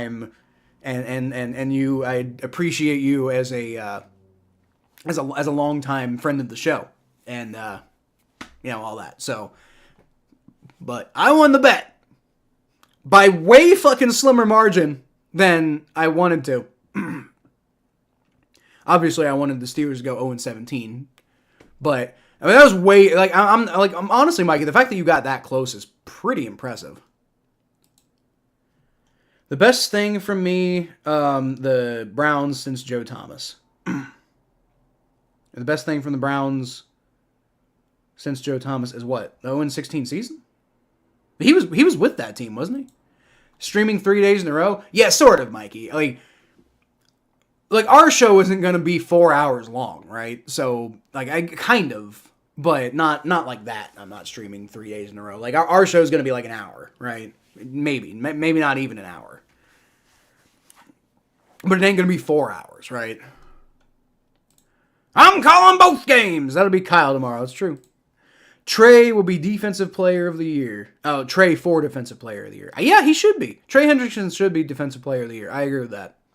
If he's tied with Myles Garrett for sacks and the impact he's had, you know, the one thing I will say is he might not get the votes just because the Bengals defense as a whole has been really bad this year. And so that might, you know, not that I don't think anybody thinks that's Trey Hendrickson's fault, but he hasn't necessarily elevated this defense to being any good, except for, you know, the last couple of weeks.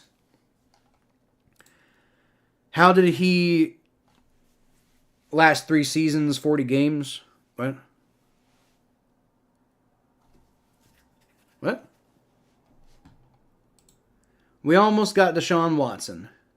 You should be glad you didn't. You know, I know Derek Carr hasn't turned out to be as miraculously good as you were kind of hoping he might be, but just count your lucky stars you didn't get him. I'm not echoing. I haven't been echoing this whole time, have I? I'm kind of curious, because, like, I'm getting some weird readings on my thing. Let me, No. Sounds fine to me. Okay. I'm just getting some weird readings on my OBS here. But, yeah. Baker Mayfield. Oh, Baker Mayfield's the best thing to come out of the Browns since Joe Thomas. Yeah. It's true. It's true. Baker Mayfield, they had a franchise quarterback. They had they were walking into an era that they could actually feel good about something. And they traded it away because they thought Baker Mayfield was the fucking problem. Baker Mayfield ain't the problem, guys. The Browns are the fucking problem. Baker Mayfield was performing magic by having that team be a contender. Tree is calling for Pickens to be traded. I look forward to going back and watching Tree's reaction to that game. I look forward to that. How did he last 3 seasons and only three wins in parts of 3 seasons in Cleveland? Because the Browns are really bad, John. Let's see. So in 2018, Baker Mayfield was a rookie. I can't even remember. I don't even think like. Or no, I'm sorry. Hold on. Yeah, 2018 Baker Mayfield was a rookie. I don't even remember if he was like starting that year. I think Tyrod Taylor started a lot of that year. And so, like, a lot of how bad that season was kind of because of that. Oh, wait, no, 2018. They finished 7-8-1 that year, dude. Yeah, the Browns finished 7-8-1 in 2018, which was considered to be, like, a huge turnaround for them. They finished 5-3 with Greg Williams after Hugh Jackson got fired. And then they went 6-10 in 2019, 11-5 in 2020. That's when they beat the Steelers. And then Baker Mayfield was hurt in 2021, so they finished 8-9. What do you mean 3 wins? There was salt. Somehow. My friends who aren't Bengals fans keep telling me the NFL has to be rigged if they get in the playoffs. Your friends who aren't Bengals fans are stupid, CT. Like that's ridiculous. If the Bengals get in the playoffs,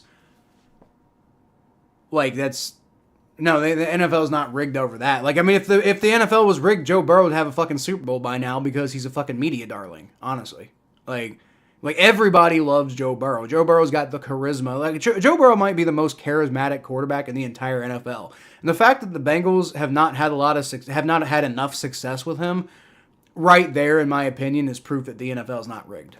It's like Joe Burrow is the most likable guy in the entire NFL. Unless you're mad at him because he beat you and you don't like Bengals fans talk trash to you and whatever. But like anybody who isn't just salty about Joe Burrow knows that Joe Burrow is the most likable person in the entire NFL. And so the fact that he is not more successful is proof to me that the NFL is not rigged.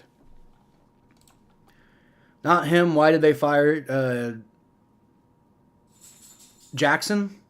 Well, they fired Hugh Jackson because they were 3-36-1 with him. Like, at some point, you got to fire the coach. Like, you know, I mean, I don't even think it was all Hugh Jackson's fault. But, like, I do know Baker Mayfield thought that Hugh Jackson was a problem. So that was probably part of their thought process. Like, you know, Baker Mayfield was basically probably telling the Browns front office that this guy's got to go because they don't get along and stuff. And he was 3-36-1. It's kind of hard to argue with getting rid of the guy. Bengals won't make the playoffs. Broncos will beat the Chiefs' backups. Enough said. You're probably right, Jim. Like honestly, you're probably right. The Broncos probably will win. But wouldn't it just be so cool if that didn't happen? Wouldn't that be so terrible if the Broncos did lose to the Chiefs and then the Dolphins got in the playoffs? That would be awful. But wouldn't it be so cool? Wouldn't it just be so cool if both those teams lost and the Bengals got in the playoffs? Like, come on. You can't tell me you don't want to see Joe Burrow in the playoffs, right? As a Vikings fan who wouldn't see Joe Burrow until the Super Bowl anyway, and the way our defense has been playing, seems pretty unlikely that we're going to win all these playoff games on the road, get to the Super Bowl. But, I mean, you never know. But, like, I mean, come on. Don't you want to watch Joe Burrow instead of fucking Tyler Huntley? Come on. Or even Bo Nix. Like, come on. Come on. You know you want to see Joe Burrow. You know you all want to see Joe Burrow. Sounds like he was getting better. He had 2 wins. That's more than he had in the previous 2 seasons. Sounds like he was doing great. No. No. I no. No. No. And again, part of it was the fact that he was beefing with Baker. So like the Browns just thought that I think the Browns just felt like he completely lost control of the entire locker room and he had to go. I mean, honestly, like they didn't fire him after they went 0-16, and then they didn't fire him again after he went 1-15. So I think the Browns gave him like in a very uncharacteristic Browns faction. They were actually very patient with Hugh Jackson, and then they eventually just like, dude, you won 3 games in 40 tries. Like, what do you want us to do? We can't help you at this point. They waited too long, I think. They might have, but it's also at the time I was thinking the Browns were maybe ready to kind of turn a corner, and then they hired Kevin Stefanski, which I thought was an incredible hire. And then Baker Mayfield became the quarterback. I really thought the Browns were starting to turn a corner because that whole thing with Hugh Jackson, where they actually were patient with him and they tried to give him opportunities to succeed instead of just like knee jerk reacting and firing guys over fucking little minuscule things, like that made me think that the Browns might have kind of figured something out, and that terrified me. Luckily, I was wrong. The second the Browns smelled a chance to do something stupid, they took it. Thank God for Deshaun Watson. Unless he really did do all that stuff, then I don't want to say that. But assuming Deshaun Watson is innocent as he was proven in court, thank God for Deshaun Watson. Imagine the Bengals ride the wave and win Super Bowl 59. Dude, in New Orleans? Like, are you kidding me? Like, are you fucking kidding me? Dude, if the Bengals go to the Super Bowl, Mikey might be getting that handshake sooner rather than later. Honestly. Like, honestly. I'm not saying I'm going to go to the Super Bowl, but I might go to New Orleans and maybe watch the Super Bowl in New Orleans or something. I don't know. I think I've said this on the channel before, and obviously the Bengals have been in the Super Bowl since I started this channel. I'm not going to stream the Super Bowl if the Bengals are in it. I'm probably not going to stream the Super Bowl ever, honestly. Unless I'm genuinely, like, if we're rolling and I'm making good money off of this channel, then I might stream the Super Bowl. But in general, I'm not going to stream the Super Bowl because to me, that's like an event I want to share with my friends and family. And you guys, I consider pretty much all you guys my friends at this point. I'd like for supporting my show and everything. But the Super Bowl is like an event I want to share with the people like directly in my life, right? So, for now, I'll definitely say maybe in the future, I don't know, but for now, for sure, I'm not going to be streaming any Super Bowls, especially any that the Bengals might appear in. But I might make a video while I'm down there. Who knows? Who is Cleveland's head coach now? Kevin Stefanski. Yep. I thought he was a good hire. I still think he's the best coach for Cleveland right now, but considering how bad the Browns are, I wouldn't be shocked if they moved on from him. And I don't think that would be the right move, but I also understand how it's getting harder and harder to justify him sticking around when they've consistently been going back to being bad all the time. Which helmet is better, Penn State, Notre Dame, Cleveland, or Steelers right side?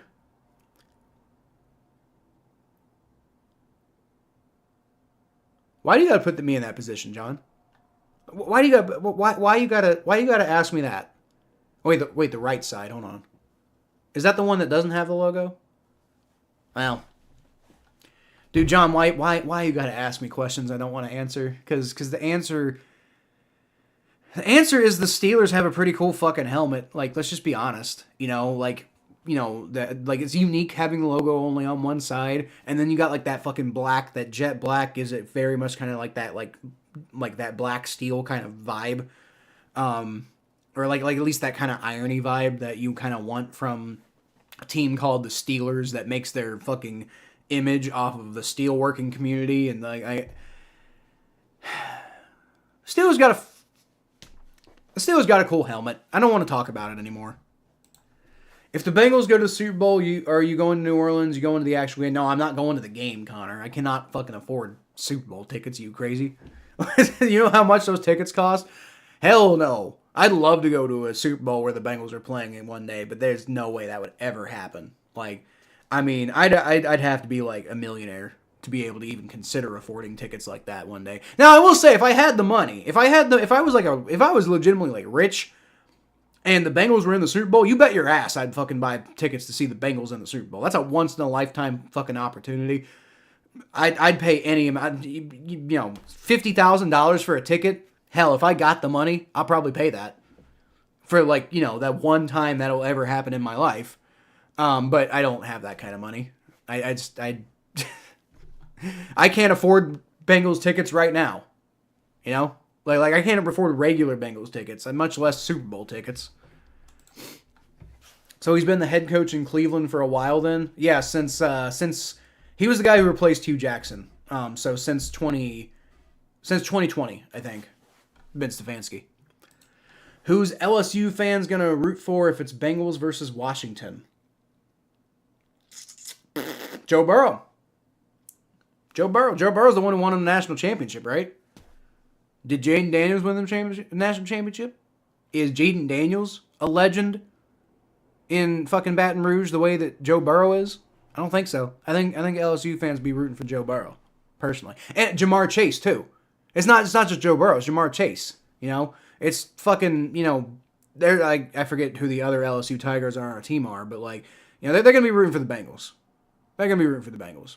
I think probably LSU fans probably wouldn't be too upset whoever won that. Honestly, they'd be happy to see Jaden Daniels win, probably, I would guess.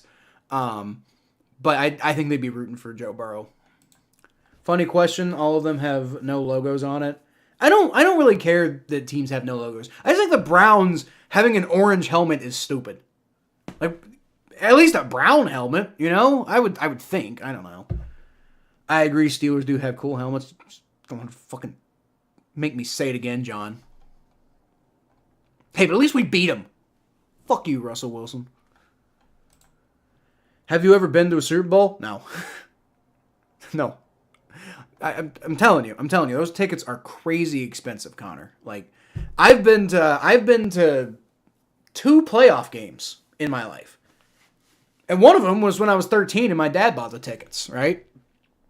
And then the other one was when I went in half and half with my dad to buy Bengals season tickets and they happened to go to another playoff game. So, hell no, I'd never be able to make it to a Super Bowl. Watching from Lyon, France. Lyon, I don't know how to pronounce. Probably, I would think Lyon, right? Like with a French at Lyon. Like Lyon, France. That would, by way of Cincinnati. So you're from Cincinnati, but you're currently in France. That's pretty cool, dude. Shit, I think that's the farthest away anybody's ever watched my channel from, to be honest with you. Like, I've got this, there's this one person who's from the UK who pops in every once in a while. She doesn't really like football. She just says hi on my channel sometimes, I guess. And then we've had a couple of UK people, but I don't know if we've ever had... Now, France is... well, I guess it depends on where in the UK and where in France, right? Where is Lyon, anyway? Oh, it's near Switzerland. Fuck. Yeah, that's definitely farther than anywhere in England. Yeah, so I think you might be watching, as far as I'm aware, you might be watching from the farthest away place that anybody's ever watched my channel from. So that's pretty cool, AP. Appreciate that. Appreciate you showing up and commenting. Yes, from Cincy, living and working in France. Pronounced Lyon. Lyon. Oh, Lyon. Okay, Lyon. Mais Lyon. Je suis Napoleon. Sorry. No, that's super cool, dude. I appreciate you. I really do. That's genuinely cool. That's genuinely awesome. Penn State, Notre Dame, gold. So Penn State's white, Notre Dame gold, Cleveland's orange for some stupid fucking reason. Steelers black. That's the 4 helmets. It's basically asking your favorite color out of those 4. Well, my favorite color out of those 4 is orange. But it's a stupid color for the Browns to pick as their helmet. So, let's be honest.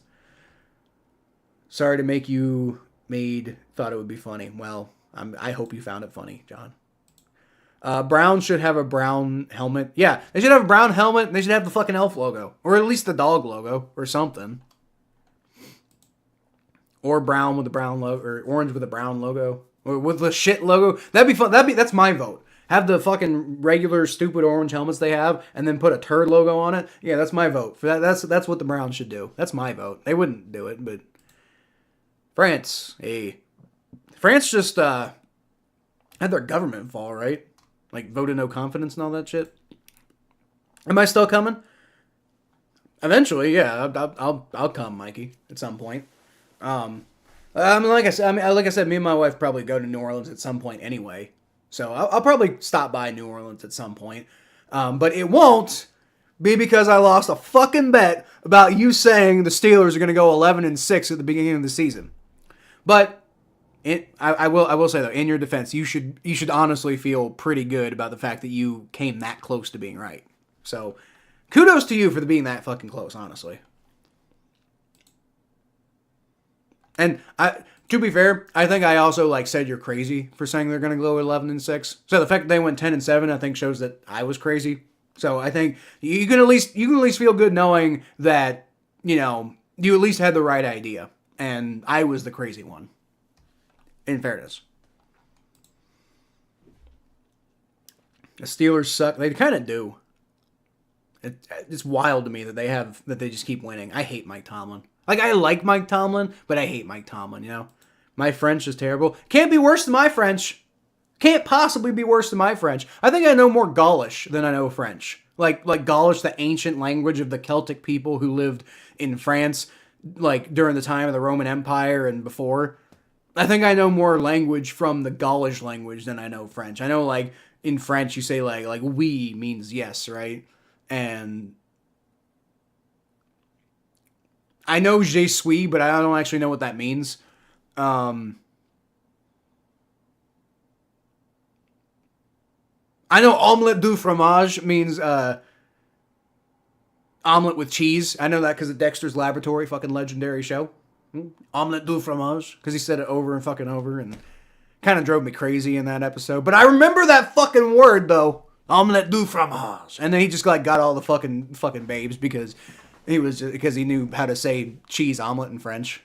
It's the stupidest fucking episode. Iowa Hawkeyes also wear black and gold. They do, but it's less ugly on them. I mean, I'm not a fan of black and gold in general, but it ain't Steelers. Oh, also, sorry, Mikey. Let me rephrase. I do like black and gold. Black and gold's fine. I don't like black and yellow. It's not just a Steelers thing. I think it's kind of an ugly color combination. And it's really just yellow. I've never really liked the color yellow. I think it's an ugly color. I wish it would just go away. But gold is fine. The gold's got a lot more character to it. The Saints being black and gold, gold is fine. The gold from the Saints is fine. But black and yellow I don't like that color combination. Bees are dumb. I hate bees. Stupid ass bees. Got no design. Now I'm 0-2. Yeah, you came close though, Mikey. Versus you and bets. Remember Cowboys, Texans 2023? Well, maybe you should listen to me more, Mikey. Just saying.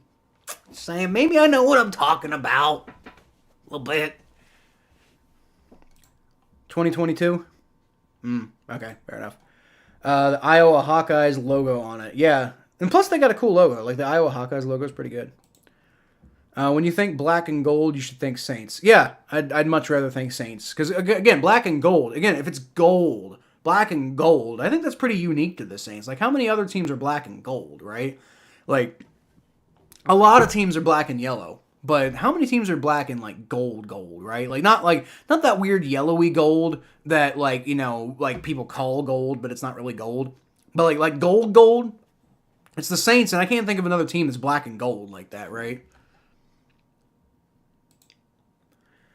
I know my name is hi and yes in French. That's all I know. Okay, so I don't know my name is. I know hi.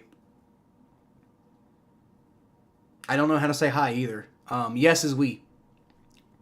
I think no is how you say no, right? So I know that. You say no, right? Mizzou. Oh yeah, wait, is Mizzou black and gold? Is that right?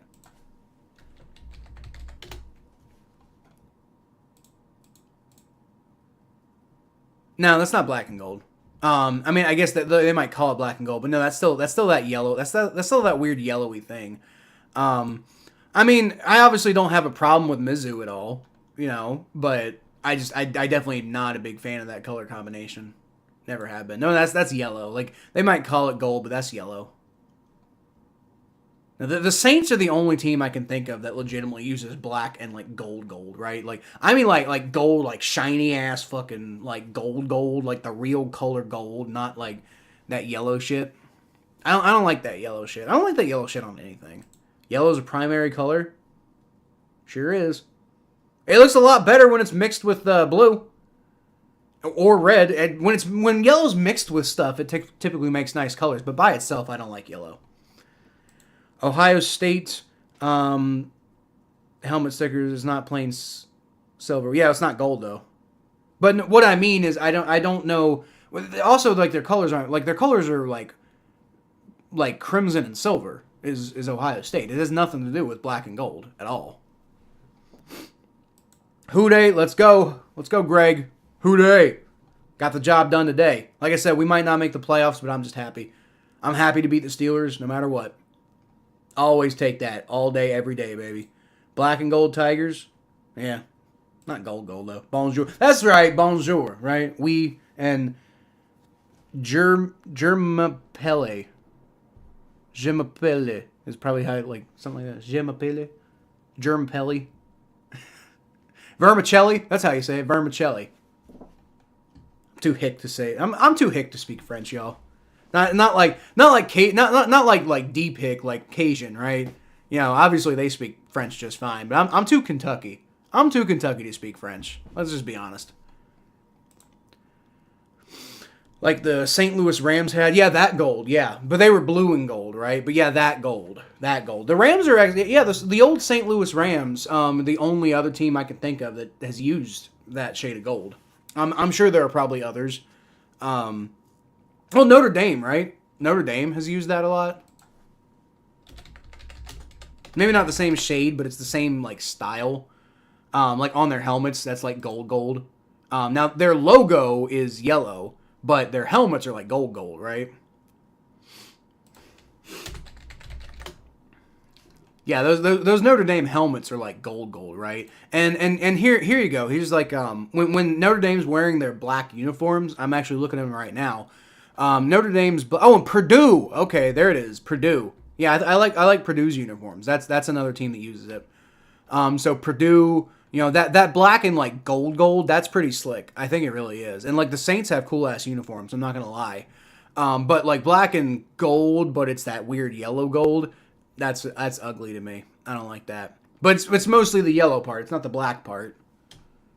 But obviously I don't like the color combination for many reasons.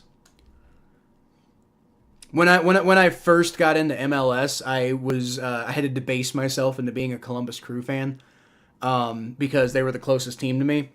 FC Cincinnati didn't exist yet, but I hated having to, like, I despised the fact that it had to be a black and fucking yellow team.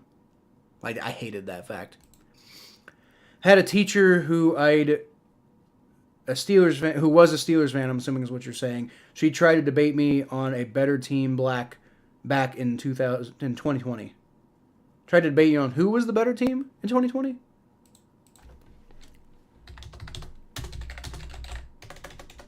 I'm assuming... I don't know.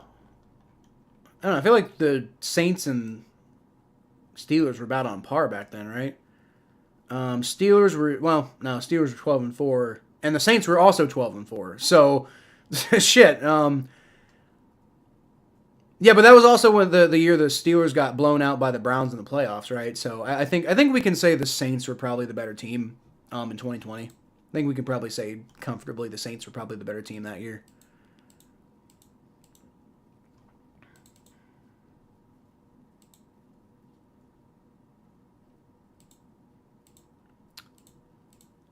I'm going to go ahead and close out all these tabs here. Is the better team? Well, not right now, they're not.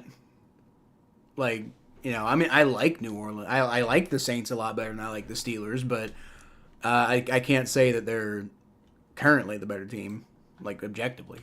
I got back on the gold helmets. I'm assuming is what you're saying there. I'm wondering if I can put Ohio State in the category with Cleveland, Notre Dame, Penn State, and that other team that won't make you say again. No, God, look, John, stop. Just stop. Stop bringing up teams that I hate and their helmets, because like I hate Ohio State. But I'm not gonna lie, their helmets are pretty fucking sick. Like I'm not honestly, those fucking Buckeye logos and shit, like, and the fucking the style, like that those Buckeye. There are times when I wish that I didn't hate Ohio State, just because they have such cool fucking helmets. But I do. I can't just not have the experiences I've had my whole life with Ohio State fans, And that's the whole reason I hate Ohio State, by the way. It's not because there's any sort of rivalry. Like, I'm a Kentucky fan. We got nothing to do with Ohio State. They beat us the other day, and that sucked. But I'm a Kentucky fan. Nothing to do with Ohio State at all. I went to college at OU, right? There's a little bit of a rivalry there because of the name, but they're not competitive with each other at all. Yeah. I just grew up around a lot of really shitty Ohio State fans who made me want to run my head into a fucking wall. So I just grew up fucking hating them, Also, it helped that the high school I went to, like our colors were blue and yellow, and our fight song was "Hail to the Victors." So I got a bit of a soft spot for Michigan just because it feels like home, like the high school I went to, right? So. Yeah. BC has a plain helmet. Fuck, shit. Yeah, Boston College. You might be right about Boston College, too. But they're not black and gold, though. Yeah, they do use gold in their color scheme, but it's not black and gold, yeah. Yeah, now they got that gold helmet. That's pretty cool. Boston College's helmet. I like that. But again, not black and gold, which is what we were talking about. But yeah, I forgot about Purdue. I forgot about Purdue. Got to give it to Purdue. Purdue's got the black and gold. And then whoever, I forget the other team I said. But yeah, it's not just the Saints. Not just the Saints. But it is a really cool combination. I do like that combination. Steelers or Saints? Yeah, right now, objectively, and I hate to admit it, but objectively, the Steelers are the better team right now than the Saints. Although they haven't looked a whole lot like it lately. But I think the Steelers' defense is better than the Saints' defense, and to some extent, maybe their offense is better than the Saints' offense. Gelb, Rot, and Blow, Sin, LA. Oh, there's another one from Doctor Who. It was like fucking Allons-y? Isn't that like a French word? Allons-y? Allez allons-y.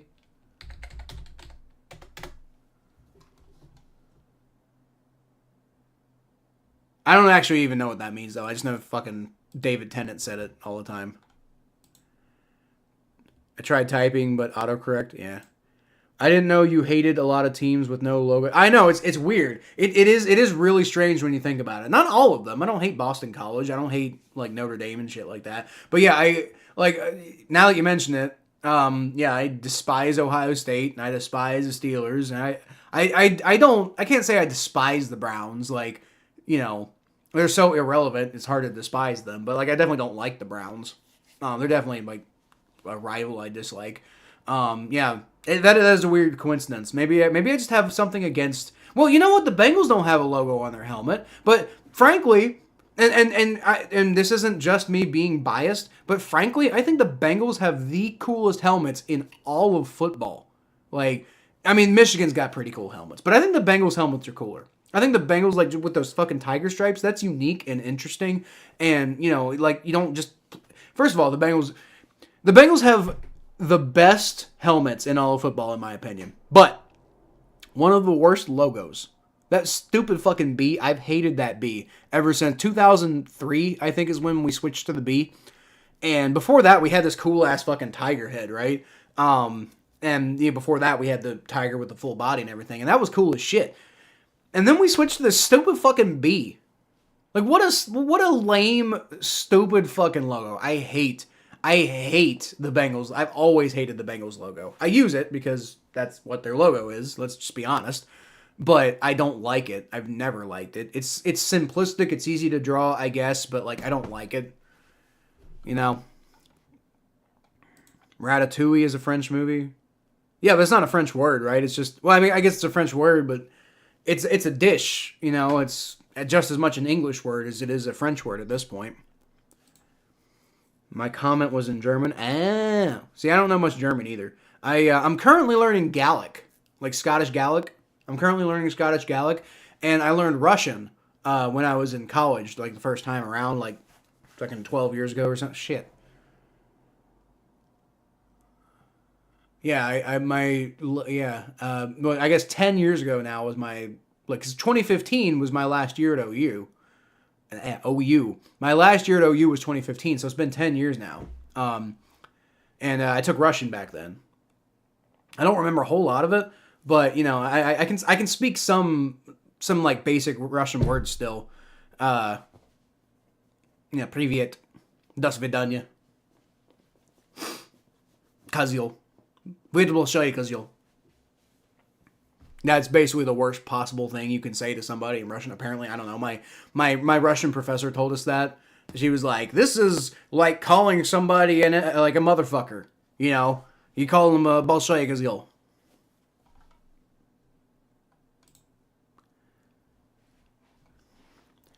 Kitty goes meow. I really like their helmets, dude. The Bengals got the best helmets, bar none. I will die on that hill. Bengals got the best helmets, and they've always had damn good uniforms. I know a lot of people. I know the Bengals, like Andy Dalton, Carson Palmer era uniforms were kind of like controversial, but I liked their uniforms. And now they got some clean ass fucking new uniforms. Like this Joe Burrow era, pretty good uniforms, I think. But like the helmets are the best helmets. Period. I don't don't argue with me. You cannot convince me otherwise. Bengals have the best helmets in the NFL and possibly all of football. They're creative. It's creative, it's unique, it's interesting. Nobody else is like pretending to be the animal that their mascot really is with their fucking helmets. That's cool as shit to me. It really is. Kitty Goes Meow and Michigan don't have logos, but not plain. Yeah. But dude, Michigan's I don't quite get Michigan's helmets. That's my one thing. That's why I think the Bengals helmets are a little cooler. Because like Michigan's helmets, like I guess I can kind of see where you get like a Wolverine pattern going on there, but I don't totally get it, right? Like you really kind of have to like you really have to think for a minute to get Michigan's helmet logo. Whereas the Bengals helmet logo is like, or the pattern anyway is just, it's obvious. It's fucking tiger stripes, obviously, duh. Like that's creative. I like it. Trust me, every time I needed someone to win, they never do it. Sorry, Mikey. I want to fight George Pickens. Not me. I want to shake that man. I want to shake that motherfucker's hands. That dude makes hating the Steelers fun. Now think the Raw. Only one AFC North team has a logo on both sides of their helmet. Oh yeah, the Ravens. Yeah. No, the Ravens. I like the Ravens. Uniforms and helmets and certain aspects of their identity and everything like that. I was talking to, I forget his name earlier, but I was talking to somebody earlier, and I'm not gonna root for the Ravens. I'm not a Ravens fan. Or even like, even kind of like the Ravens, right? But like, got a little bit of a soft spot as far as like division rivals go. I kind of don't hate the Ravens because the Ravens have, cool logo, cool helmets, cool uniforms, a lot of cool characters who have been on their team throughout the years. They've also got dudes like Bart Scott who make me want to puke, right? But it's hard for me to hate the Ravens. Also, Baltimore's a really cool city, dude. Like, I mean.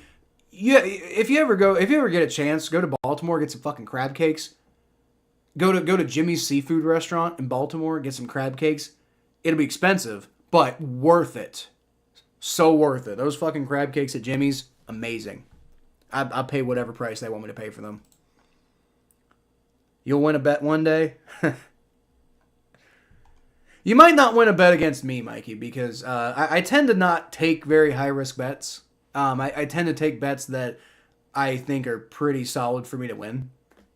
I'm not usually a very high-risk gambler. Kitty Goes Meow is the best of the four by far. Browns, orange are by far the worst in the NFC North helmets. It's true. It's true. Browns helmets are dumb.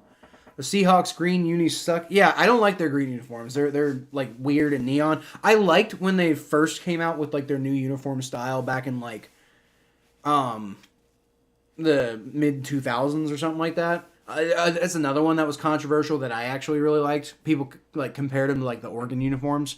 I liked those, but no, those green ones are ugly. I don't like the green uniforms.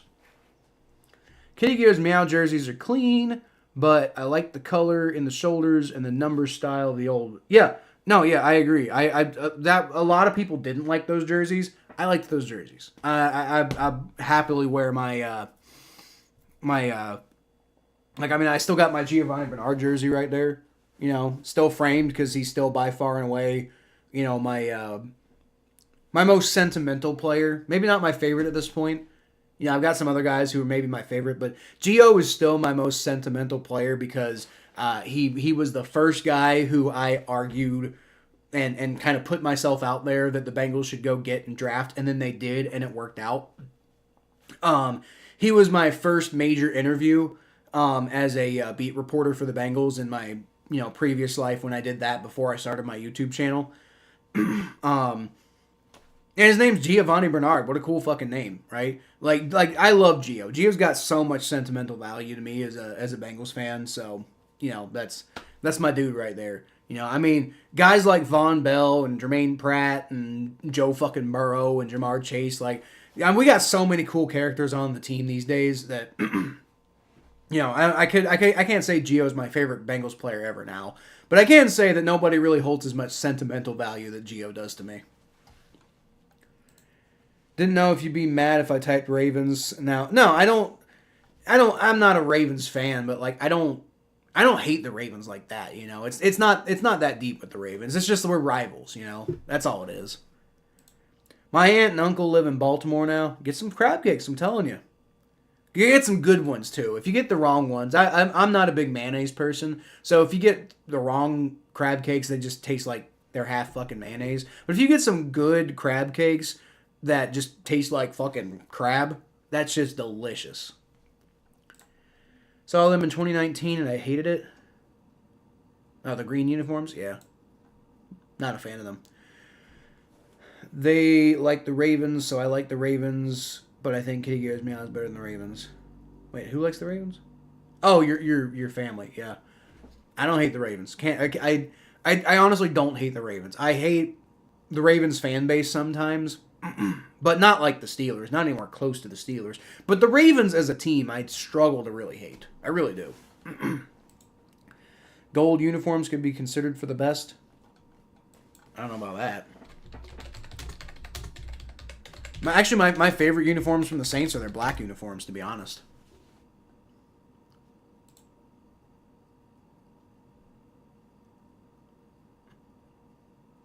Yeah, I think the Saints, like, all black uniforms, in my opinion, are some of the cleanest looking uniforms in the NFL. Maybe not the best. Maybe I'll do like a video where I rank like uniforms and helmets and shit. But no, I think the Saints have one of the best color schemes in the NFL to me. I think like the Saints legitimately do have one of the best. All gold. I can't remember. Like what like the color rush? I can't imagine that would actually look very good.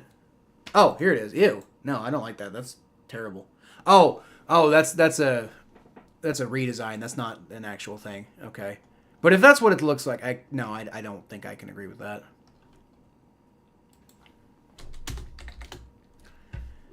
Saints all gold uniforms. Let's see. This is also a mock-up. I don't see any evidence of an all gold uniform. What? About their color rush jerseys? Is that what you're talking about? No, those were all white. Do they have an old gold uniform? Huh. I can't imagine that would look good though. In my head, when I imagine that, it doesn't. I don't think it would look good. But if you like it, that's cool. If you like it, that's cool, Mikey. Don't mind the Steelers. I hate the Steelers with everything in me. I hate the Steelers more than you hate the Rams. I promise you. Can't like the Browns. I like all the other AFC North teams, plus Browns are so bad, yet they still have a team when St. Louis doesn't. Yeah. Feel that. Even when we have black jerseys with gold pants. Yeah, that's good too. That's a good combination. I like that. I like the combination. I don't think I would like the gold jerseys, though, personally. I'm just not seeing any pictures of it up at all. Like, you'd think if you've used them even once, there'd be pictures up of it. But no, I don't. In my opinion, I don't think that would look good. We did it. We did, James. We did it. And you know what I need to do is I need to go to fucking bed because I need some sleep. I'll be back tomorrow 4:30 though. I will be back tomorrow 4:30. Bet.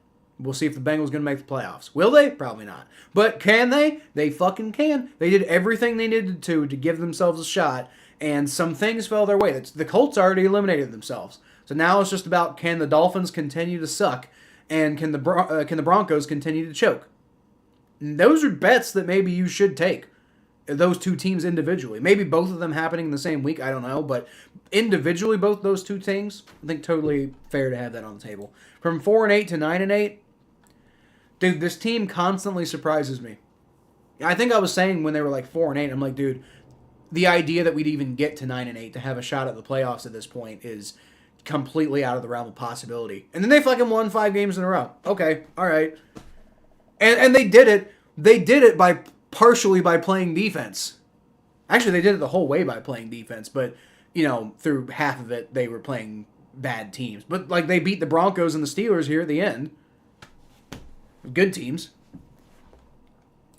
Caw! Let's go. Yeah, I'm gonna head out. Appreciate y'all showing up. See y'all tomorrow at 4:30, and then on Monday, new show with me and Mikey. It's gonna be 4 o'clock Eastern time is when we're gonna be doing that. So I appreciate y'all showing up. I'll leave y'all as always with a hoot-ay!